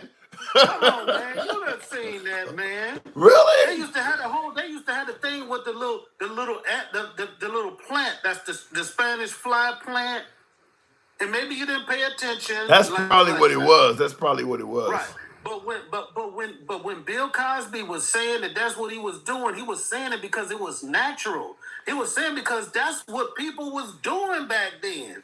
But now we're saying a whole different thing. Right. But I'm just saying that to say like times have changed, and although look, we're accepted to that thing, there's a large part of our community of our country that are not. True. That is true. And so we have been looked at as we've gone too far by being too accepting of people as they are. And we want to go back to when you couldn't be who you are. You gotta be what we say you should be. And then if you're not that way, Yeah. And I've said that numerous times on the program is that it is a lot easier to be a Republican politician than a Democrat politician for exactly what you're talking about. If you are a Democrat politician, you got to give a seat at the table to Muslims, and you got to hear from the feminists. You're talking about the LGBTQIA community. You got to listen to all these folks. You heard what happened with Kamala trying to give rallies, and you got the folks yelling out about stuff going on in Israel. Well, she got to now give them a seat at the table because they don't want to vote for. If you're a Republican politician, all you give a damn about is, for the most part, straight white Christian males. The rest of the party is going behind that. You don't have to worry about all these other folks. They don't get no seat at the table. So it is easier. Yeah, all of them people over there in Dearborn, Michigan, all of them Muslims saying, we don't support genocide, and she's over there trying to appeal to them, saying, look, I'm asking for a ceasefire and everything, and she's going over here to the LGBTQ community, and she's talking to the Latino community, talking about, I got a plan for Latinos, black men, I got a plan for black men, I got a plan for everybody. And guess what? Donald Trump said, I got a plan for white people. This is what we about to do, y'all. We about to get rid of a whole bunch of them. Well, he did say, though. Remember, he said he was telling African Americans, vote for me. What the hell you got to lose? There's a lot of black people that think they did very well under Trump, though. That was the first. You talking about his first? Right. His first term. Right. Well, yeah, of course, his first term. Right, but he took over the same economy that Obama gave him. But them same people said Obama ain't do shit for us. But wait, let me go back to an earlier conversation, because in the comments, Ed G, and thank you for the super chat, Ed G says about 900 trans women have won women's medals. 900. Medals at what? Yeah, what do you get a medal from? Right, 900. If you say 900, that sounds like a lot. But this is a country of 360 million people. But I'd have to see some serious evidence of that. People that live in my neighborhood. What is you talking about? There's not a lot of transgender people in the whole damn country, and the ones that are in the country ain't necessarily trying to play sports. I mean, these are gay dudes that dress like a woman. The last thing they're trying to do is go out there and play sports. I'd have to see that. I'd have to see 900. That sounds incredibly high. That's what, look, 900 is nothing. Like my high school had 1,300 people in it. Like don't get this mixed up and be like, that's a whole lot of track. It's not. It's not. Maybe you're ready to say it's not, but I doubt if it's 90. I don't think it's 90. I'd have to see that. I'd have to see some solid evidence of that. 900. I agree, but look, some things when you're having a conversation about reality, you have to blow past them because they're not based in anything. They're not based in anything to make me like try to think like, oh my goodness, 900. We should be against that. And I'm not saying, look, I don't believe personally that men should participate in women. I don't believe it either. I don't believe that, But what I can't do is I can't, like when we're having this conversation and you're talking about people who have altered themselves and they have changed and they take a medication to change their testosterone and all of that stuff, like it becomes a scientific question that I'm not equipped to answer, basically. Yeah. But I get it. I don't want my daughter. You know what I'm saying? I don't want my daughter to be swimming against a dude that's like Mike Phelps. I think because obviously women girls would not want, like you said, as a father, you wouldn't want it either. Women would not want their records being broken by biologically born males. Notice how few women you hear bitching about this. I mean, because this is, if you don't want to put the transgender on TV or you can't find them to come in for interviews, it should be pretty easy for the right to find all of these women that had their records broken by somebody that should not have been allowed to participate. And you don't see them at all. We would know the major record. We would see a guy breaking like the Yeah. 100-meter dash record Yeah. by women in the world.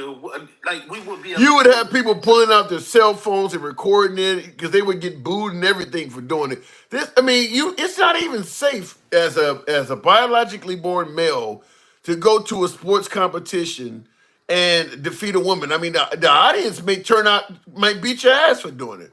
So it ain't like a whole bunch of transgender men are trying to, line up to do this. You're not going to get applauded for doing that. People going to be booing you and threatening to hurt you for doing it. I don't think there's a bunch of transgender men that want to do this. Right, but they all fall under the umbrella of a Democrat, and it's not like wealthy people, their children don't decide to be trans, and their parents are conservative. Every trans person we assume are under the Democrat umbrella. Well, you got Caitlyn Jenner. That's a Republican. Right, exactly. And that's why I asked the question. I've asked you a couple of times to do a social experiment and ask people if you were standing in front of a bathroom and you had two children, one boy and one girl that were both 6, and they both walked in. You went to the bathroom. They said they had to use the bathroom. You walked to the bathroom, and both of your children walked into a bathroom, the boys and the girls, and you seen Caitlyn Jenner walk up dressed as a woman. Which bathroom should Caitlyn Jenner walk into? Yeah. Well, I think that's because they have this misnomer that any transgender woman is going to look like my ugly ass with a wig on. There's a lot of transgender women out there that in fact, I got a couple of them on my TikTok page. Like, damn, I would be trying to hit this if I didn't know what was going on. Right, exactly. That's why I'm asking you. I'm asking you the question now, Tim. Which bathroom should Caitlyn Jenner go into?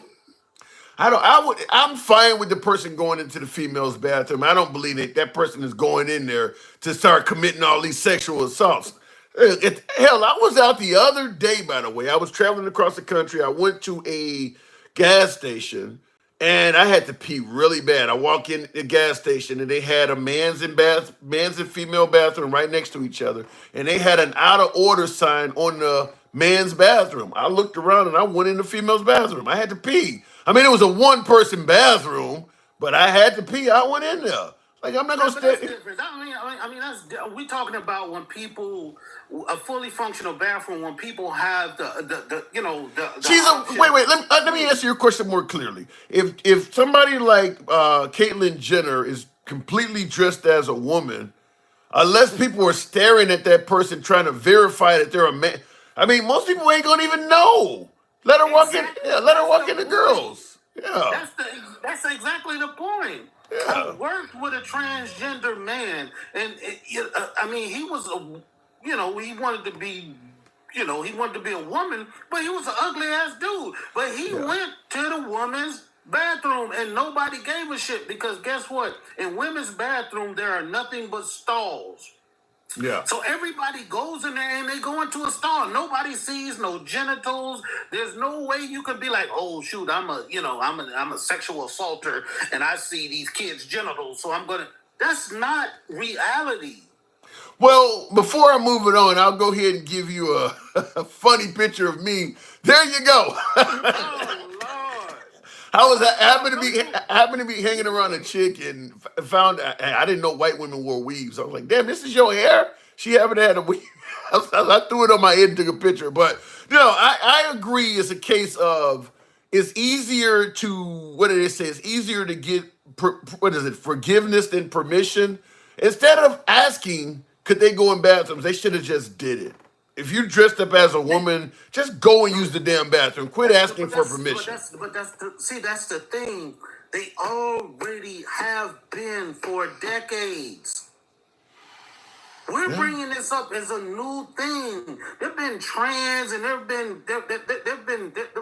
gay people in our society that have been going to sleepovers with our children. We've been inviting them over and saying, "Yeah, you can get your girlfriends to come over, and y'all gonna have a sleepover." They've been doing it the whole damn time. Well, apparently some of them decided to start asking for permission and making a big deal over it. Just do it, as Nike was saying. And if you look like a chick, people just going in and out of the bathroom trying to go about their own way. Ain't nobody paying attention to you. Like I said, unless you're like me, where you're 6'6" and you're obviously designed like a male species. Yeah, I would have a hard time getting away with it. But the average dude, just go in there, do what you got to do, walk out, and that's the end of the story. Yeah. And before I go, I just want to say to all of these alpha males and all of these people on here talking about what they would do and how powerful they are and stuff.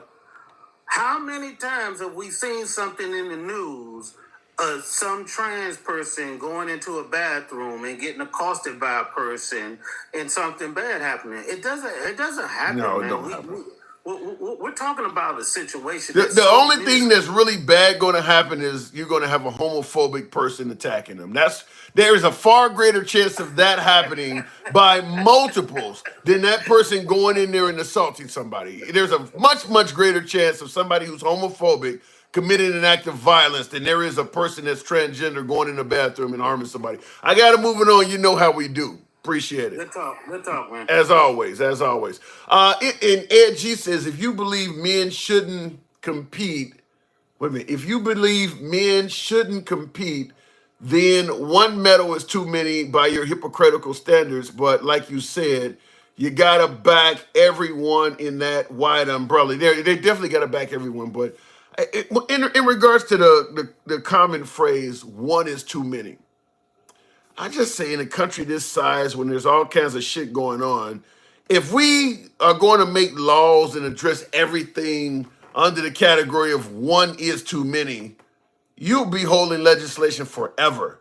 There's a lot of, hell, look at us when we complain about police mistreating African Americans. Well, it's just one bad apple. Well, hell, one is too many. What happened to that? All of a sudden now it don't matter. It's just a bad apple. 99% of cops are good. Well, 1% is too damn many. It don't seem to have the same weight when African Americans are talking about it. But all of a sudden, a dude dresses up as a girl and goes in the bathroom, but now one is too many. Like I said, I don't, at the end of the day, I'm not in favor of a biological male playing for a female sports team, but it's just so fucking rare that it should not be getting this kind of attention. There's far more examples of bad cops mistreating African Americans than there are of transgender people bringing harm upon a child. And yet we're still saying 99% of cops are good. Okay, well, 99% of transgender are good. How about that? You're not going to say that, are you? That's where the hate, that's why people believe it's hate. Because of that. Imagine if you had, because I'm mentioning the police and the whole deal with there's videos of mistreating African Americans. Imagine if you had as many videos of transgender abusing children as you do of police abusing citizens. Now we're talking about something. Now we're talking about some real genuine numbers. We're not talking about speculation. We don't have to talk about cops in France. Now we're talking about something. I doubt if anybody would be talking about 99% of transgender are good if you had that many videos floating around like you do of cops. This is why people were talking about hate, because people were picking and choosing when something is really bad and it needs to be addressed, or when it's something that's not that bad and we need to downplay it. Look at it in the comments real quick. And by the way, tap the screen. Very small audience. TikTok did not like the material. I don't know what the hell's happened, because YouTube vertical just fine. I don't know why TikTok did it, but I'll keep moving. So what about women coming forward 30 years later? You don't know. William, I don't quite get what you mean. Women coming forward 30 years later. What are you referring to? Ed G says, so a 30-year-old, does that say midget? So a 30-year-old, I can't, maybe I need to put on my spectacles because I can't read what you're saying there. So a 30-year-old midget, yeah, should date a kid. Wait, what time is it? We talking about midgets now? Hold on a second. Let me Ed G. Let me see what Ed G don't put up here. Hold on a second. What time is it? What am I looking at here? Wow. Okay, so 30-year-old midget should date a kid if that midget looks like a kid themselves. I don't know where you're getting that from. You're telling me something I said makes it sound like a 30-year-old midget should be able to date a child because the midget looks like a child. I don't know where you got that. Omaha, Nebraska. Shout out to you in Omaha.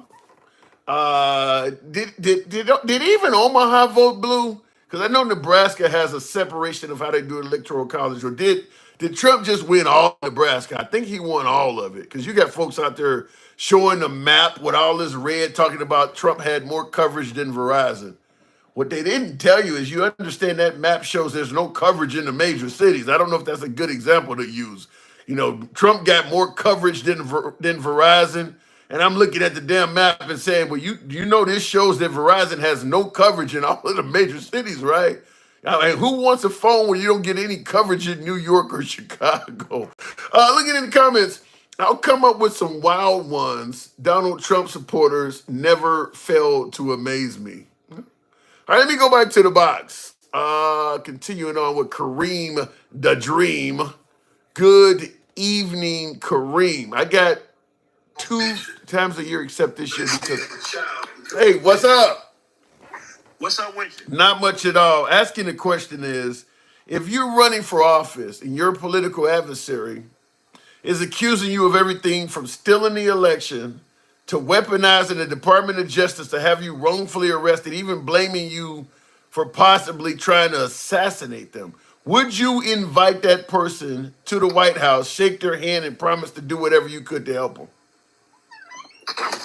The typical politician would, but me, I tell him go fuck himself like he told them to go fuck theyself last year. Yeah, he wasn't a fan of him. That is true. He certainly did not invite Biden to the White House. So you would not have invited him. Shit, I told him go fuck himself. Shit, you start this shit by yourself, cause it ain't like he need his help anyway. Hell, Yeah. The way it looks, hell, it looked like Biden was on his side the whole time. It looked like to me. Wow. How so? Shit. You mean to tell me you tell the whole American, the whole world that I'm Sleepy Joe? Yeah. That shit. I can't control the United States. Well, let me tell you. Let me give it to you from this aspect. What if you're Kamala Harris? Because Kamala Harris also called Trump and congratulated him on his victory. You know, and remember he said Kamala Harris was not only did he call her dumb a host of times, he said she was born mentally ill. Would you have? If you were Kamala Harris, would you have reached out to him and congratulated him? I wouldn't have called him for shit. I'd have told him go fuck himself. Shit, what you mean? Well, what happened?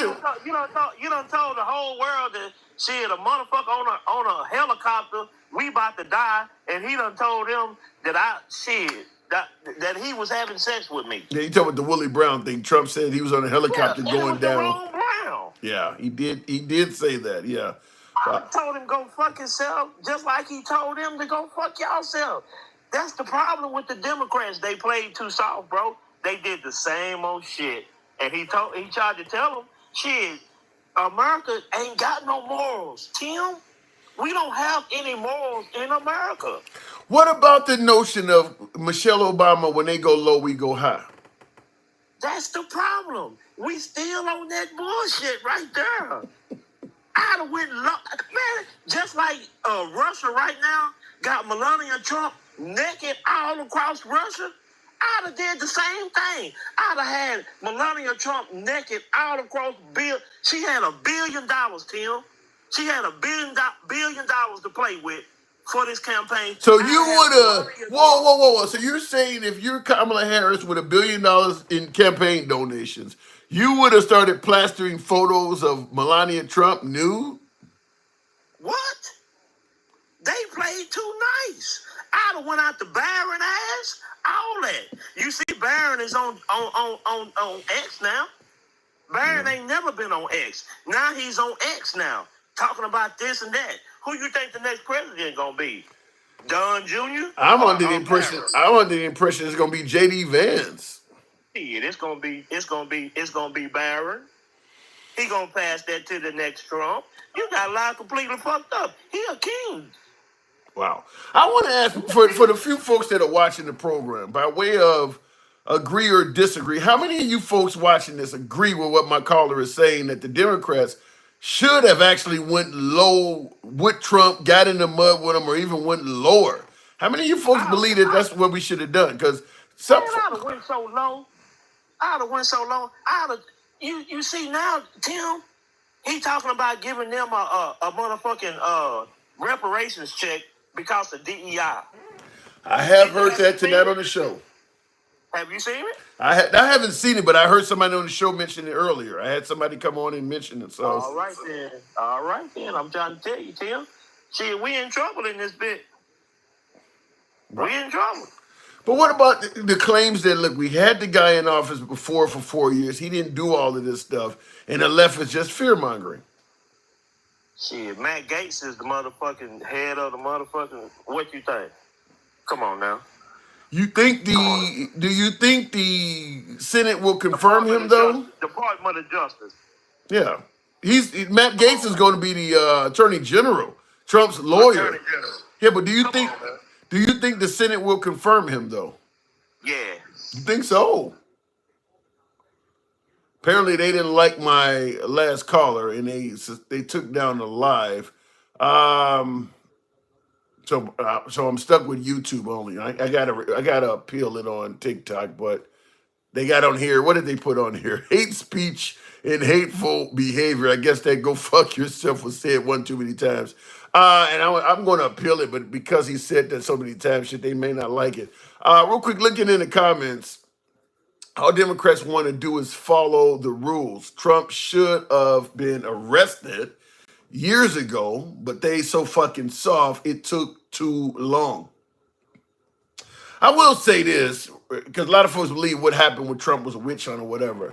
Okay, fair enough, but I do believe that Merrick Garland, I agree with you, Grant, is that what Merrick Garland did, they did take too long. I mean, if Trump is innocent, okay, fight it out in court, prove your innocence. But the fact that they were not even able to get it to court, it does speak volumes. That speaks volumes on how slow that shit was. I think here's the issue. It's like getting into a boxing ring with somebody.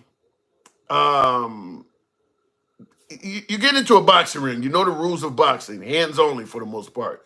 And you're getting in there and the person is, trying to put you in arm bars, they're kicking you and shit like that.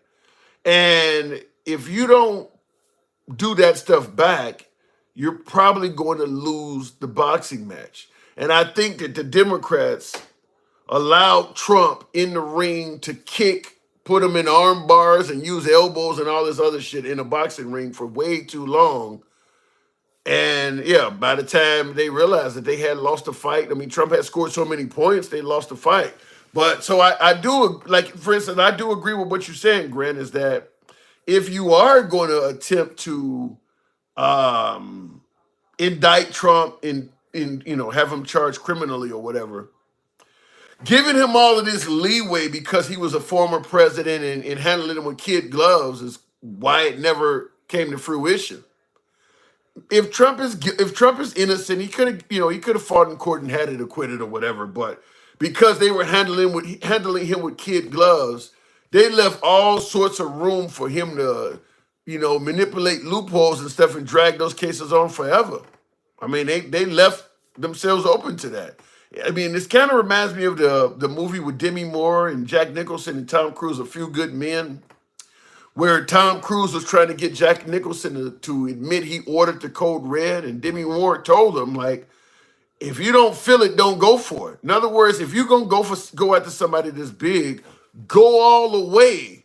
Don't do it in a kitty glove manner. If you're gonna do it, do it. So yeah, Merrick Garland was not very aggressive on that, and Trump was aggressive in his defense. Trump was very aggressive in his defense. Merrick Garland and Jack Smith were not very aggressive in their prosecution, and Trump got the best of them. Liberal tears quench my thirst, says Ed G. All right, well, you may get a lot of those. Lot of crying liberals out there. Donald Trump followers don't know what tariffs are. Whereas Kevin Hart would say, you're going to learn today. If he does it, you go soon know what they are. If for some reason Trump decides to, if he actually follows through with what he's saying, you're going to know, because with Trump having control of the House, Senate, My boy. and Biden and the Democrats are completely kind of neutralized at this point. If he imposes those tariffs and shit skyrockets in price, you can't blame it on the liberals. The liberals are not involved in it at that point. You got control of the House, the Senate, all of the mechanisms of government. So you can't blame, if the economy gets jacked up because of those tariffs, you can't blame it on the liberals. So we'll see. I don't think he's going to do it. I don't think he's going to. Not at the levels he's talking about, though. Making products with the country is cheaper than taxing imports. But it takes time to do that. To have the manufacturing and all of that shit brought back to America from China, Philippines, Vietnam, and all that costs a ton of money. That ain't something that's gonna happen overnight. That costs time. Factories need to be built. All types of shit need to happen. Now it would be great once it's completed, but it won't happen under Trump's administration.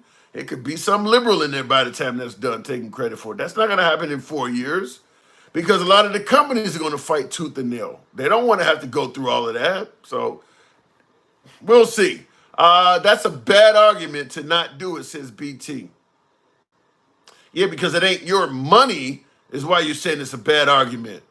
If you are a corporation that lobbies and regularly donates money to Trump's campaign, and you got a manufacturing outfit in China or somewhere like that, and he wants to impose tariffs that are now going to force you to bring your manufacturing back to the United States at your own expense, because he's not going to give these companies he's not talking about giving these companies any money. I bet you wouldn't like it. So the companies are going to push back against this. I don't see how he's going to complete that. And Trump is making a lot of big promises for a guy who only supposedly has 4 years. 8, maybe a different outcome. But he only has 4 years to be in office. I don't see how you can do it in 4 years. J.D. Vance will be the next president, as Trump's policies may last 8 to 12 years. I don't feel confident J.D. Vance would continue Trump's policies. I don't feel confident that J.D. Vance would have the same support as Trump. No one on the right has the same support as Trump.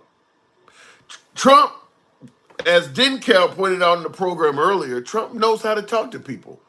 Kind of like a reverend when you're sitting in the audience, and I can tell you this because I went to a Trump rally and it happened to me. When you're sitting in the audience, the reverend can say shit and it feels like he's talking directly at you. The passages feel like they're directly meant for you. Trump has the gift of gab that J.D. Vance don't have that. J.D. Vance doesn't have that stuff. So, yeah, maybe J.D. Vance will follow Trump, but I don't see the support being the same. Very similar to maybe like Ronald Reagan was incredibly popular among Republicans. His vice president, George H.W., was not. So just like Trump was incredibly popular, and his first vice president, Mike Pence, was not popular at all. So I don't know if J.D. Vance can do it like that. I see in the comments, BT says, yes, he does have that support. Have you actually listened to him? Yeah, I've listened to him. I've listened to him, but I don't see the same. Here's the point. Trump can say some awful shit And a large portion of America will say he didn't mean it, was taken out of context, and rushed to his defense. The childless cat lady and some of the shit that JD Vance caught, they didn't rush to his defense like that. It's a big difference. There's a lot of folks around Trump that have gotten caught saying things and doing things. The Republicans do not rush to defend those folks in the same manner. Ain't nobody rushing to donate money to Rudolph Giuliani or Mike Lindell, the My Pillow guy. Trump would be different. If Trump got locked up or needed money for his legal fees, money would be coming in by the millions. They were willing to watch Rudolph Giuliani go straight to jail. Big difference. I don't know if J.D. Vance has that kind of support. Yeah, he's well-spoken. I get it. He says what Republicans want to hear, but there's a lot of people that do that. You got to assume Liz Cheney was saying what Republicans wanted to hear until Trump said get rid of her. That ain't enough. There is love and adoration for Trump from the Republican Party that is unrivaled. No other politician on the right has that. So I don't think JD Vance could get at that level unless Trump really continues to praise him. I don't see it. Vivek Ramaswamy 2028 or whatever his name is. That is his name. Wow, you typed that bad in. You know, like ramen noodles, R-A-M-E-N. He typed Vivek. Now this is hilarious though. He typed Vivek ramen swap meat. I like it, Ed. I like it. That actually is funny. That's some shit the liberals should come up with. Vivek ramen swap meat. Oh my God, that's funny. I may have to use that in the future. Ramen swap meat. Okay. He represents the American man. Less color, especially since he didn't have a dad and mom was on drugs, and because a father, husband, and financially supports his family. I think Trump's being, a billionaire is something that people, pattern themselves just like Elon Musk. People like people who are rich and successful. I don't see JD Vance having that pull. He grew up in a family that was similar to Roseanne Barr on the Roseanne show. You live poor like that. Your father hooked on drugs. I don't see it. I don't think JD Vance. I mean, in my opinion, for the right, I thought Ron DeSantis was a way better candidate than JD Vance. Way better. The only difference is Ron DeSantis went up against Trump, and going up against Trump when Trump doesn't like it can hurt you. But for a right-wing candidate, I think Ron DeSantis is way better for being commander-in-chief in leading the Republican Party. Now, I'm not a Republican, so maybe I don't know what the hell I'm talking about. I get it, but my observation, I think Ron DeSantis would be. I think you're going to get 80 to 90% of the same policies out of Ron DeSantis as you would get out of Trump, and that you would get out of JD Vance. And I think he is much better at speaking to a larger group of people than JD Vance. I believe JD Vance is too far to the right. He is further to the right than Trump is. Ron DeSantis, I think, is kind of aligned more with Trump. But I think JD Vance, what just happened last Tuesday? Shit. The liberals went too far to the left and they lost by a lot. JD Vance wants to go far to the right. I mean, you're talking about women with kids having more voting power than women without? I mean, JD Vance is far right. Trump is not. Trump is a populist. He's listening to the people, as MAGA React said on my program earlier. Trump listens to the people. I really think that, I really believe that Ron DeSantis would have been a better politician. But as James, Barbary, whatever in the comments said, who asked you? Shit, I get it, James. You're right. Nobody asked me. Damn right. But that's just my opinion. That's how the program works. It's free speech, which is why you also are allowed to speak. I've seen too many videos from across the whole planet talking about Trump for peace. A lot of India Trump videos, ironic. Let's see how that goes. Now that we know, I'm surprised to know that Putin is not necessarily pro-Trump. Once again, I'm eating crows. I thought Putin was really favorable to Trump. I don't know what happened in that regards. Ron doesn't have the personality. He did before he ran against Trump. Before Ron DeSantis went up against Trump, he was widely respected in the Republican Party. There were even Trump DeSantis flags floating around. People wanted him to be the VP. People were saying that Trump was going to do 2 years and Ron DeSantis was going to follow him. It's amazing at what happens once you get on the wrong side of Trump. It's amazing at what the right does to you once you get on the wrong side. I don't care how much respect you have. Once you get on the wrong side of Trump, it's as if nothing happened. Because I often bring up Liz Cheney. Liz Cheney was a highly respected Republican politician up to January 5th. She didn't like what happened on January 6th and she became trash. I don't know how that works, but yeah, Trump has, I don't think, and by the way, I don't believe J.D. Vance has that kind of power to just trash Republican candidates' careers and shit like that. I don't think he has the power to do that stuff. I think Trump could trash J.D. Vance overnight if he wanted to. If he started speaking bad of J.D. Vance would be gone. If J.D. Vance starts speaking bad of Trump, Trump will still be here and J.D. Vance will be gone. I don't see J.D. Vance having that kind of power. Now, he might be a great politician if you favor his policies, but he doesn't have the draw of Trump. I don't see, like, for instance, the Hispanic vote, like what Trump just did with the Hispanic vote. I don't see J.D. Vance being able to pull all that. Liz Cheney, and like, for instance, Trump continues to go on rallies throughout his presidency. I don't see J.D. Vance doing that kind of shit. Trump is a showman. That stuff has helped him out tremendously. I don't see J.D. Vance doing that. J.D. Vance is closer to a typical politician than Trump is. Trump's taking all of my good politicians from Florida, be up to like 5 now, laughing on. Florida must be doing something right. Well, Florida is right. It ain't doing something right. It is very far to the right. That's what it's doing. So it makes for a great place to supply politicians to the right. Florida's doing something right. Okay, most of them going to get deported from Florida. Let's see you praise Trump then.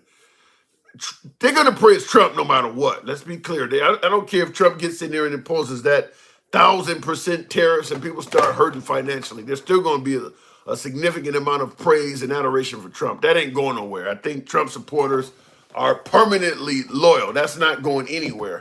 Real quick, I do want to respond to another super chat I think I've seen there. That Vivek Raman swap meet is funny, though. I think that's what I was looking for. I think I got it. Let me make sure I didn't miss anybody with a super chat. Apparently not. I don't want to. Vivek Raman swap meet. Jeez. Okay. Oh, he who tries to do too much often accomplishes nothing, says Richard. I think Trump does a lot naturally, though. I mean, what do they say? If you get a job you love, you'll never work a day in your life. Trump enjoys going out and talking to the people, shaking hands and kissing babies and impressing the flesh. Most politicians don't want to do that shit until it's election time. And then they rather sit in their offices, pass a few bills, talk a little shit, and that's about it. Collect a nice check. Trump likes to do that stuff.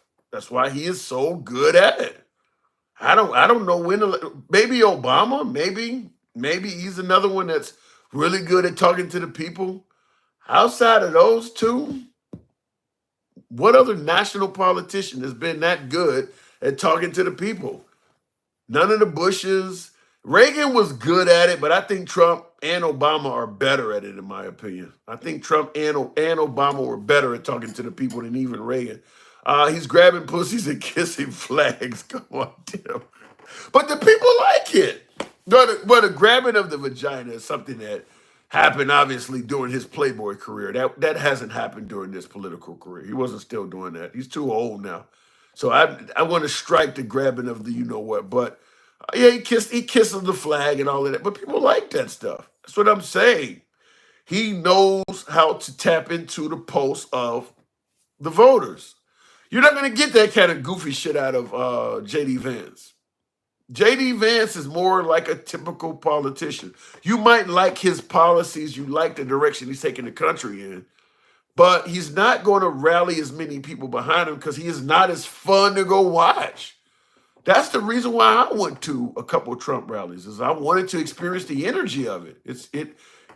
People are having fun at it. I wanted to see what it was like.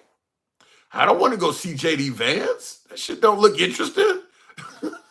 Just like I didn't go to any Biden rallies. That doesn't look like that's fun. Trump shit looked fun. I was in line for like 5 hours or something at a Trump rally. I mean, it was lively, people dancing around in flags and Trump gear. I mean, it is what it is. By the way, this is something I'm going to end up having a show on tomorrow. It should have came up today because it is a story. Apparently, that I'm talking about dancing in line and having fun at rallies. Apparently, Kamala Harris, her campaign paid those celebrities, at least some of them. Oprah Winfrey's Harpo Studios received $1 million. Apparently, Eminem, who got up there and announced that President Obama was coming to stage, they're suggesting that he was paid. Rapper Eminem got paid for being there.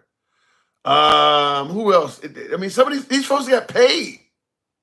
Now, I see somebody said Beyonce got $10 million. Says, why? I mean, now I haven't heard the confirmation of Beyonce, but it does appear as if the Kamala Harris campaign was paying celebrities. That's terrible. That's terrible. I mean, when you donate money to the Kamala Harris campaign, I mean, I guess they wouldn't mind. I mean, if my money going in one of these folks of this nature gives me a free concert, so be it. But the Kamala Harris campaign is trying to keep this one under wraps, but apparently they were paid. I see in the comments, Possum Friend says she's $20 million in debt. I did hear that. They raised $1 billion and they're in debt. They're in debt. They were paying these entertainers. That looks bad. Why would she pay people to promote her? Why not help Americans more? Because you're not allowed to do that as a VP. You can't hand out money. That's buying votes. You can't help people out as a VP candidate. She can promise to do it once she gets in office, but you can't help out struggling Americans in any way like that while you're running for president. Otherwise, just come out and admit I'm buying votes. But if she was getting, somebody said she gave it Lebanon, bro. What do you mean by that? Lil Pump supported Trump for free. So did the Puerto Rican artist that later withdrew his vote. The male Puerto Rican artist that Trump called a female, but there was a Puerto Rican artist that withdrew his vote after that whole Puerto Rico is an island of garbage comment. I'm assuming that Hulk Hogan, I'm assuming that Dana White of the UFC, all of them, Kid Rock, they all supported Trump for free. Now, there's money to be made on the back end. I mean, but yeah, I believe they all supported Trump for free. I don't know why. I don't think Taylor Swift got paid any money to endorse Kamala Harris, but it sounds like Eminem. Oh, Al Sharpton is another one. Al Sharpton's business also received $500,000 from the Kamala Harris campaign. I'm like, man, I can't believe it. Wow. So she really had to suck. If you got to pay black people to endorse a black campaign, I mean, she's running against Trump. If you got to pay black people to support you, so like I said, like I was telling Denkow earlier, when he was talking about, there might be some conspiracies about the Trump campaign cheating in this election or whatever. I believe Trump won fair and square. If you got to do shit like that, even with black people, there's obviously not a lot of support for Kamala Harris. Trump definitely won this one. I don't think it's even up for debate. But I do believe he lied in 2020. And I believe he planned on lying in 2024 as well. He just didn't have to. I feel confident that if Kamala Harris had won the election last week, Trump was going to say she stole it. I'm fairly confident of that. I mean, that's just, and I say that just because that's his method of operation. Every single election he's been involved in, he's claimed fraud. Even the midterms where he was supporting candidates, when his candidates started losing, he was saying the other side was cheating. In the 2016 primary, when he was running against all of those other Republicans, Ted Cruz was winning in Iowa, and he said Ted Cruz was cheating. Every election Trump's been in, he has stated that people were cheating. And people keep believing it. But I'm just simply saying that if Kamala Harris had won, Trump was going to say she cheated. I'm pretty certain of that. Pretty certain of that. But she lost by a lot. By a lot. The numbers for 2020 don't make sense. P money sign. I heard that the missing 20 million votes numbers don't make sense.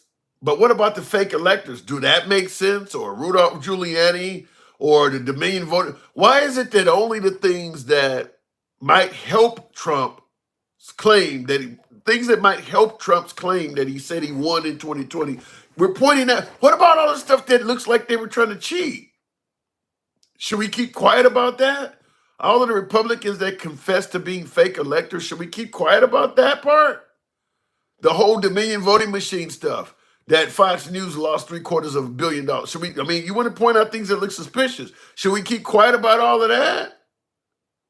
I mean, there's a ton of stuff that make the Republicans say, here, let me just put it this way.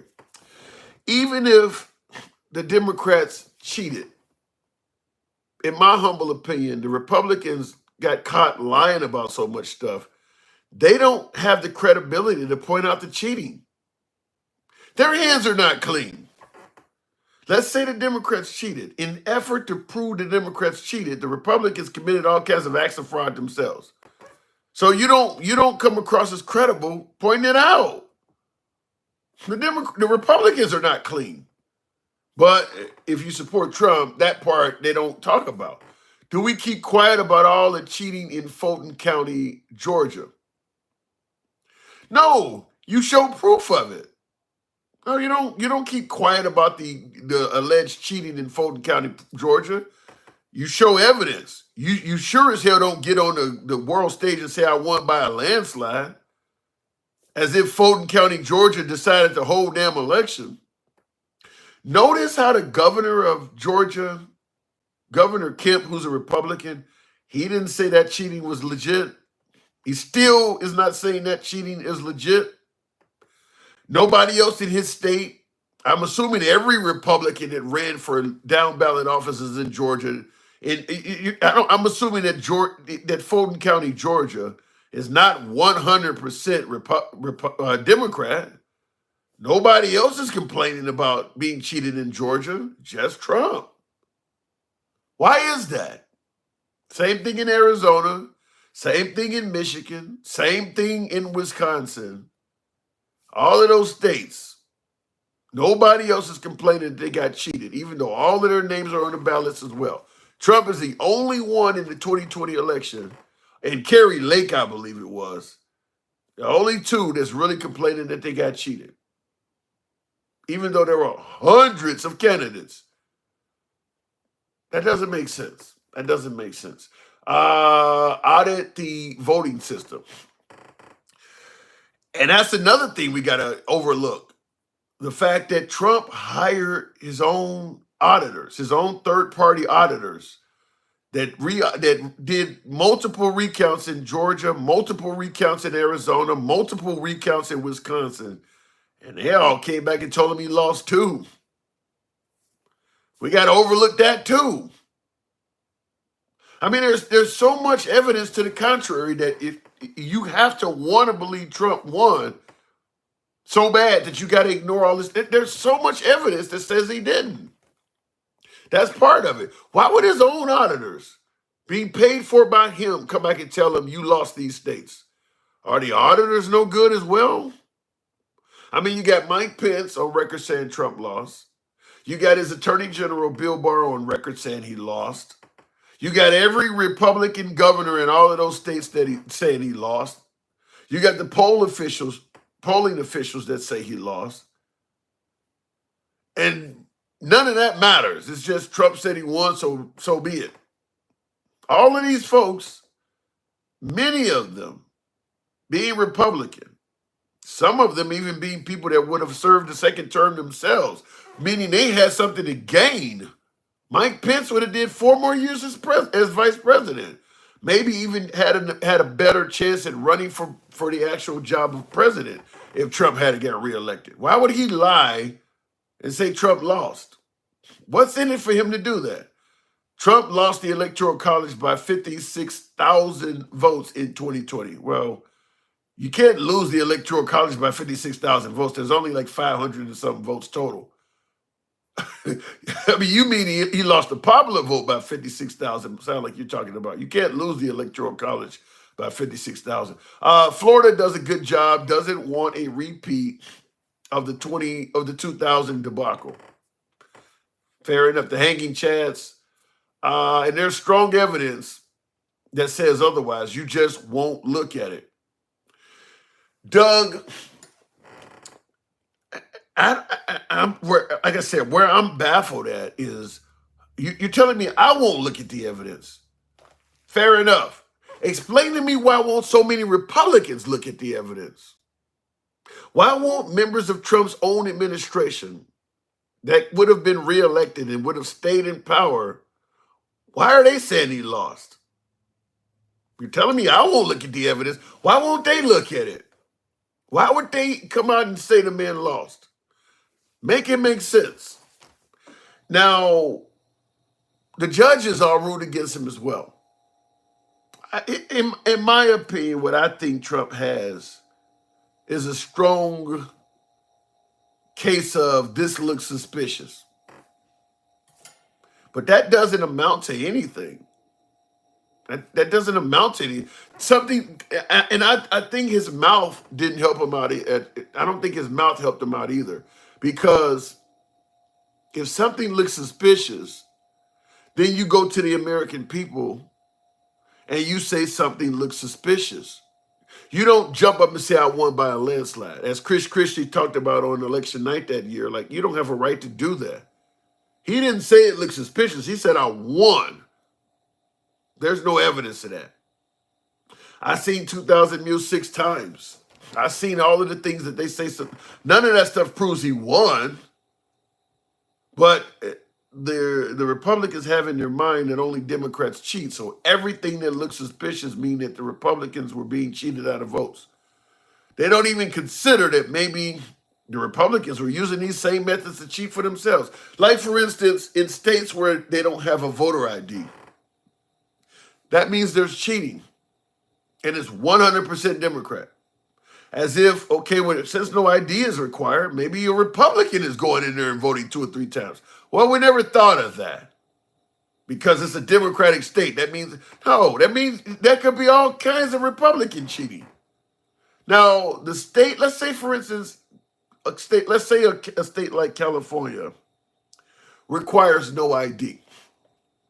So, assuming, and I don't believe this is possible at all, but let's just assume people, since no ID is required, illegal immigrants or actual citizens could go in and vote 3 or 4 times.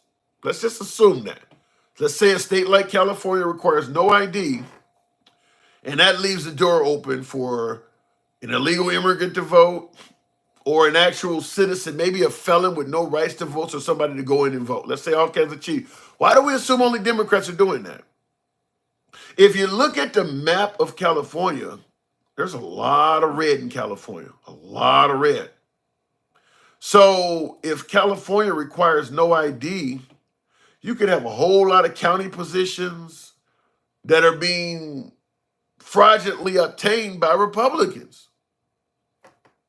Republicans don't think of that, though. It's a blue state, no ID. That means everybody cheating is Democrat.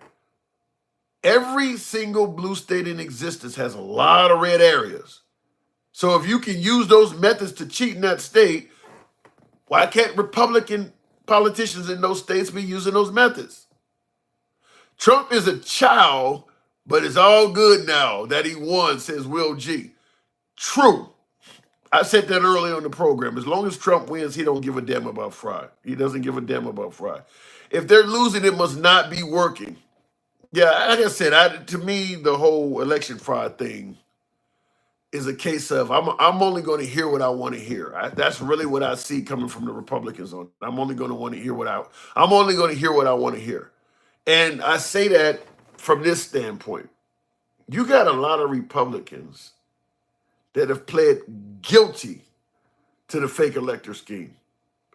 And when I say that you're only going to hear what you want to hear, you got folks that are dismissing their confessions. Well, look, the system was going to railroad them, or they were facing so many years, so they just took a plea so they wouldn't get What? So they can't even confess to it. We can see Democrat cheating all day. But but if a Republican even comes out and confesses to it, we won't even accept the confession of a Republican cheating. That's how much we believe that only Democrats cheat. There was a lot of folks in the 2020 election that pled guilty to that whole fake elector scheme. I think there's about a half dozen of them down in Georgia. There's even more in Wisconsin that have all pled guilty. I think about 12 of them in Wisconsin.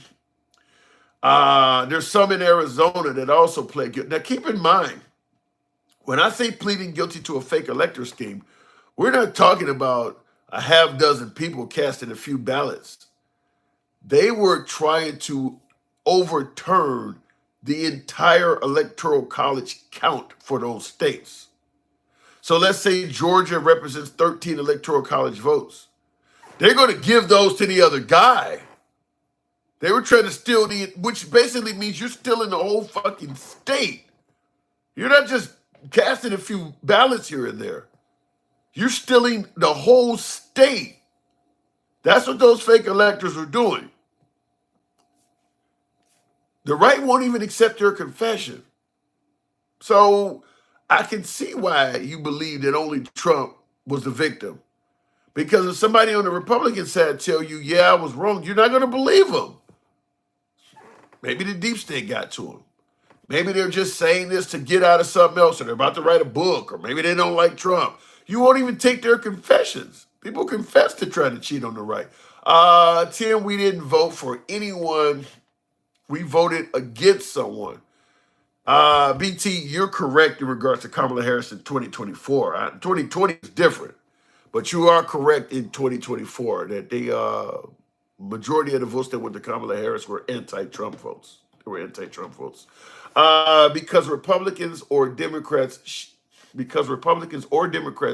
should be cheating. I don't quite get that, Doug Mark. You can be honest, because Kamala is not paying YouTubers anymore to lie and promote her. I never received. What are you talking? I never came on here really promoting Kamala to begin with, Ray. But yeah, you say you can be honest because Kamala is not paying YouTubers anymore to lie and promote her. Beyonce came out because she received 10 mil, not because she believed in Kamala. So did Oprah, 1 million. Yeah, now Sharpton got 500,000. Yeah, that looks bad. That looks really bad on that. Will G says, notice that MAGA is suspicious that the Biden administration is being too nice with a smooth transition when Trump was showing his whole behind in 2020. That is a fact. I'm going to be honest. I like to consider myself a people person. But I got to be honest. If I was treated like Trump treated Biden or Kamala Harris, man, I want to do what's best for the country. I had a lot of liberals come on and tell me earlier. I don't know if I could have voted. I don't know. I'm not voted. I don't know if I could have invited him to the White House. I don't know if I would have done it. I mean, I kind of wonder what was going on inside of Trump's head. Like, this guy's just fucking ridiculous. Because I know Trump would not have done it. I don't think I would have invited him. I would have just, sent a really nice, encouraging letter or something and left it at that. Jago de Rogue, let's say the last time I was talked to about racist and a white guy in here got offended. Does the handsome liberal ban racists from here? I'm not a big fan of banning anybody. I don't want to dictate who's a racist and who's because I mean I get African Americans and folks coming here of all backgrounds and say things that are not favorable to other races. So I'm not gonna unless you. I mean I don't want somebody using the N word and things like that because it will trigger the censors. But keep in mind, folks, you get in here and say some wild shit. You seen what happened to Nick Fuentes where he got doxxed, where they got pictures of his house on social media. If you want to get on the internet and say wild shit, understand there are consequences to it. That's what you want to do. But like I said, I mean, as long as you ain't in here saying the N word, I don't tend to block you. I don't want you saying that. In hell, I wouldn't even probably care about the N word. I just don't want you triggering the censors and fucking up my whole damn page. But I do believe in free speech. When I say I believe, I mean, you can be critical of me or anybody in the comments. I say that every day. I believe in free speech. But the internet does not necessarily agree with that. So take that with a grain of salt. So looking in the comments here real quick. Well, remember 2016 Democrats win against their state and cast ballots for Hillary Clinton during the electoral college count. I don't know what you're saying there, Doug. I don't quite get that. Funny how people can't see the right-wing political propaganda machine that has been propped up online, just how it was on cable TV. Both sides do the same, but right-wing online media is a lock right now. I agree with that. And I do agree that the right can see how the left, you know, the mainstream media, they don't see Fox News or some of the right doing the same stuff. They can see it clearly coming from the left, but they don't see it coming. I mean, to me, I often use this example every time. The fact that on January 6th, Judge Jeanine Pirro on Fox News got on television and said that was Antifa. You're in a studio in New York. You're not anywhere near DC. How the hell you know that's Antifa? I mean, you just preemptively making up an excuse to help Trump. I was watching that. Like, how the hell you know who these people are? I mean, they all got on Trump gear. Nobody's wearing anything that says Antifa. Where are you coming up with that from? And it's been 4 years later, and they still have no definitive proof that Antifa had anything to do with January 6th. I've had people say, well, yeah, people showed up wearing different clothes. Okay, what if you had folks that wanted to pretend like they were Antifa? But yeah, for her to be on Fox News in the studios in New York claiming that Antifa was causing that melee on January 6th, that's right-wing propaganda. You talk about the left does this and that. That's a good example of it coming from the right. She had no reason to say that. And that's the same thing with the Dominion voting machines. Once Trump said the 2020 election was stolen, a lot of folks on the right just filled in the blanks with whatever they wanted to make what Trump said accurate. Same thing about, I always bring up the Haitian migrants. Once Trump said they're eating cats and dogs, you had people on the right just fill in the blanks with whatever they could to make his statement accurate. I got sent tons of video footage from people in Cambodia and places like that eating animals. Like, that ain't got nothing to do with what the man said. Why are you sending me this? Well, it shows it's their culture. Show me one in Springfield. To this day, I've still never seen a single video of somebody eating a cat, dog, or a bird in Springfield, Ohio. Still haven't seen it. And I received dozens of people trying to make Trump's statement accurate. I don't think educated is equivalent to intelligent. Educated in intelligence. True. I've met some, I mean, you could be educated and not be intelligent enough to even explain what you know to a layman. So I'll give you credit for that. Dayton, Ohio has witness of dog being grilled. Here's a point I'm making about that. Trump said the migrants are eating the cats and dogs and the pets of the people that live there. That means it's something that's ongoing. That means it's happening. It's plural. Finding one isolated case of some cuckoo or some idiot or somebody with mental illness doesn't validate what Trump said. I kept saying it over and over again when Trump said that stuff. 20,000 migrants in this town. It's their culture to do this. And you're having this much trouble producing any videos of it. There's 20,000 people in this small ass town. And you're having this much difficulty that you got to bring up videos from foreign countries and shit to make this make sense. That should tell you everything you need to know. 20,000 people in this tiny town and you can't find videos of this. As if they're all in sync deciding to hide it. Not believable. Not believable at all. Exactly. It's a racist lie created to fuel prejudice against immigrants. I'm not 100% certain it's racism. It could be, but it certainly was. It definitely created it fueled a lot of prejudice against them.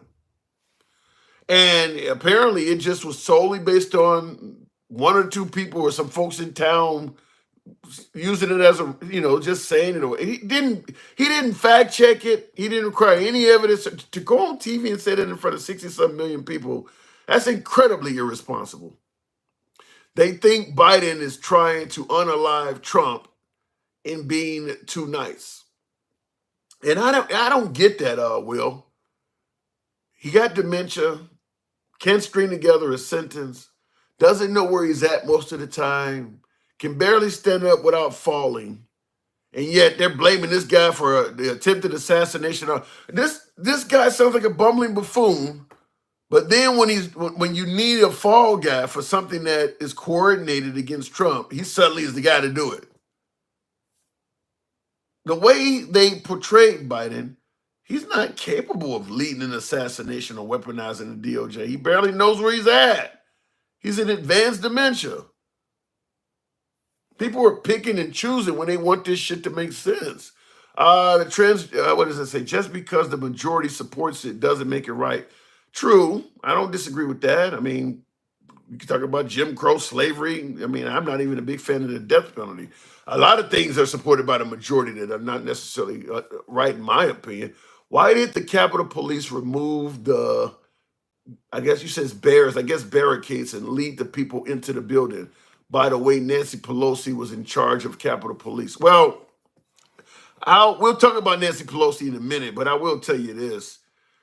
You probably didn't watch the January 6th hearings committee because they came out during that those hearings that it was not her job to provide the security. But let's say it was her job. We'll address that in a second. But in regards to why did the police move the barricades, I think that's a fair question. I'm going to give you my spiel on it. I believe that the left was so gung-ho to prosecute Trump that they probably let a bunch of Capitol Police off for potentially committing some pretty serious crimes. In my opinion, every police officer that was filmed on video letting folks in, or as you're talking about removing barricades, they should have had to testify before Congress as to why they did that. You're clearly not securing the building during a time when the building is overrun. Why did you stand down for these folks? They should have had to testify why they did that. Now, the answer is obvious. They're overran and they knew it was a losing battle. I mean, period. I mean, what are you going to do? You're gonna try to push these folks back, and they're in the thousands. You've seen the one Capitol policeman trapped between the glass doors, and he's screaming, and there's blood coming out of his mouth. But they should have had to testify to what I just stated. Look, at the end of the day, there's 1,000 of them. There's one of me. I got maybe 30 rounds on me at best, or 50 rounds on me at best. I didn't want to die. But they should have had to testify to that. Just like the African-American guy that's running up the steps with the baton in his hand or whatever. What is he going to do, turn around and fight all of those dudes with that? We've seen what happened to the guy who took out Ashley Babbitt. Folks wanted him arrested. Imagine if the crowd had got their hands on that guy. He would have died that day. So I do believe that they did it because they realized they were outnumbered. That's some of it.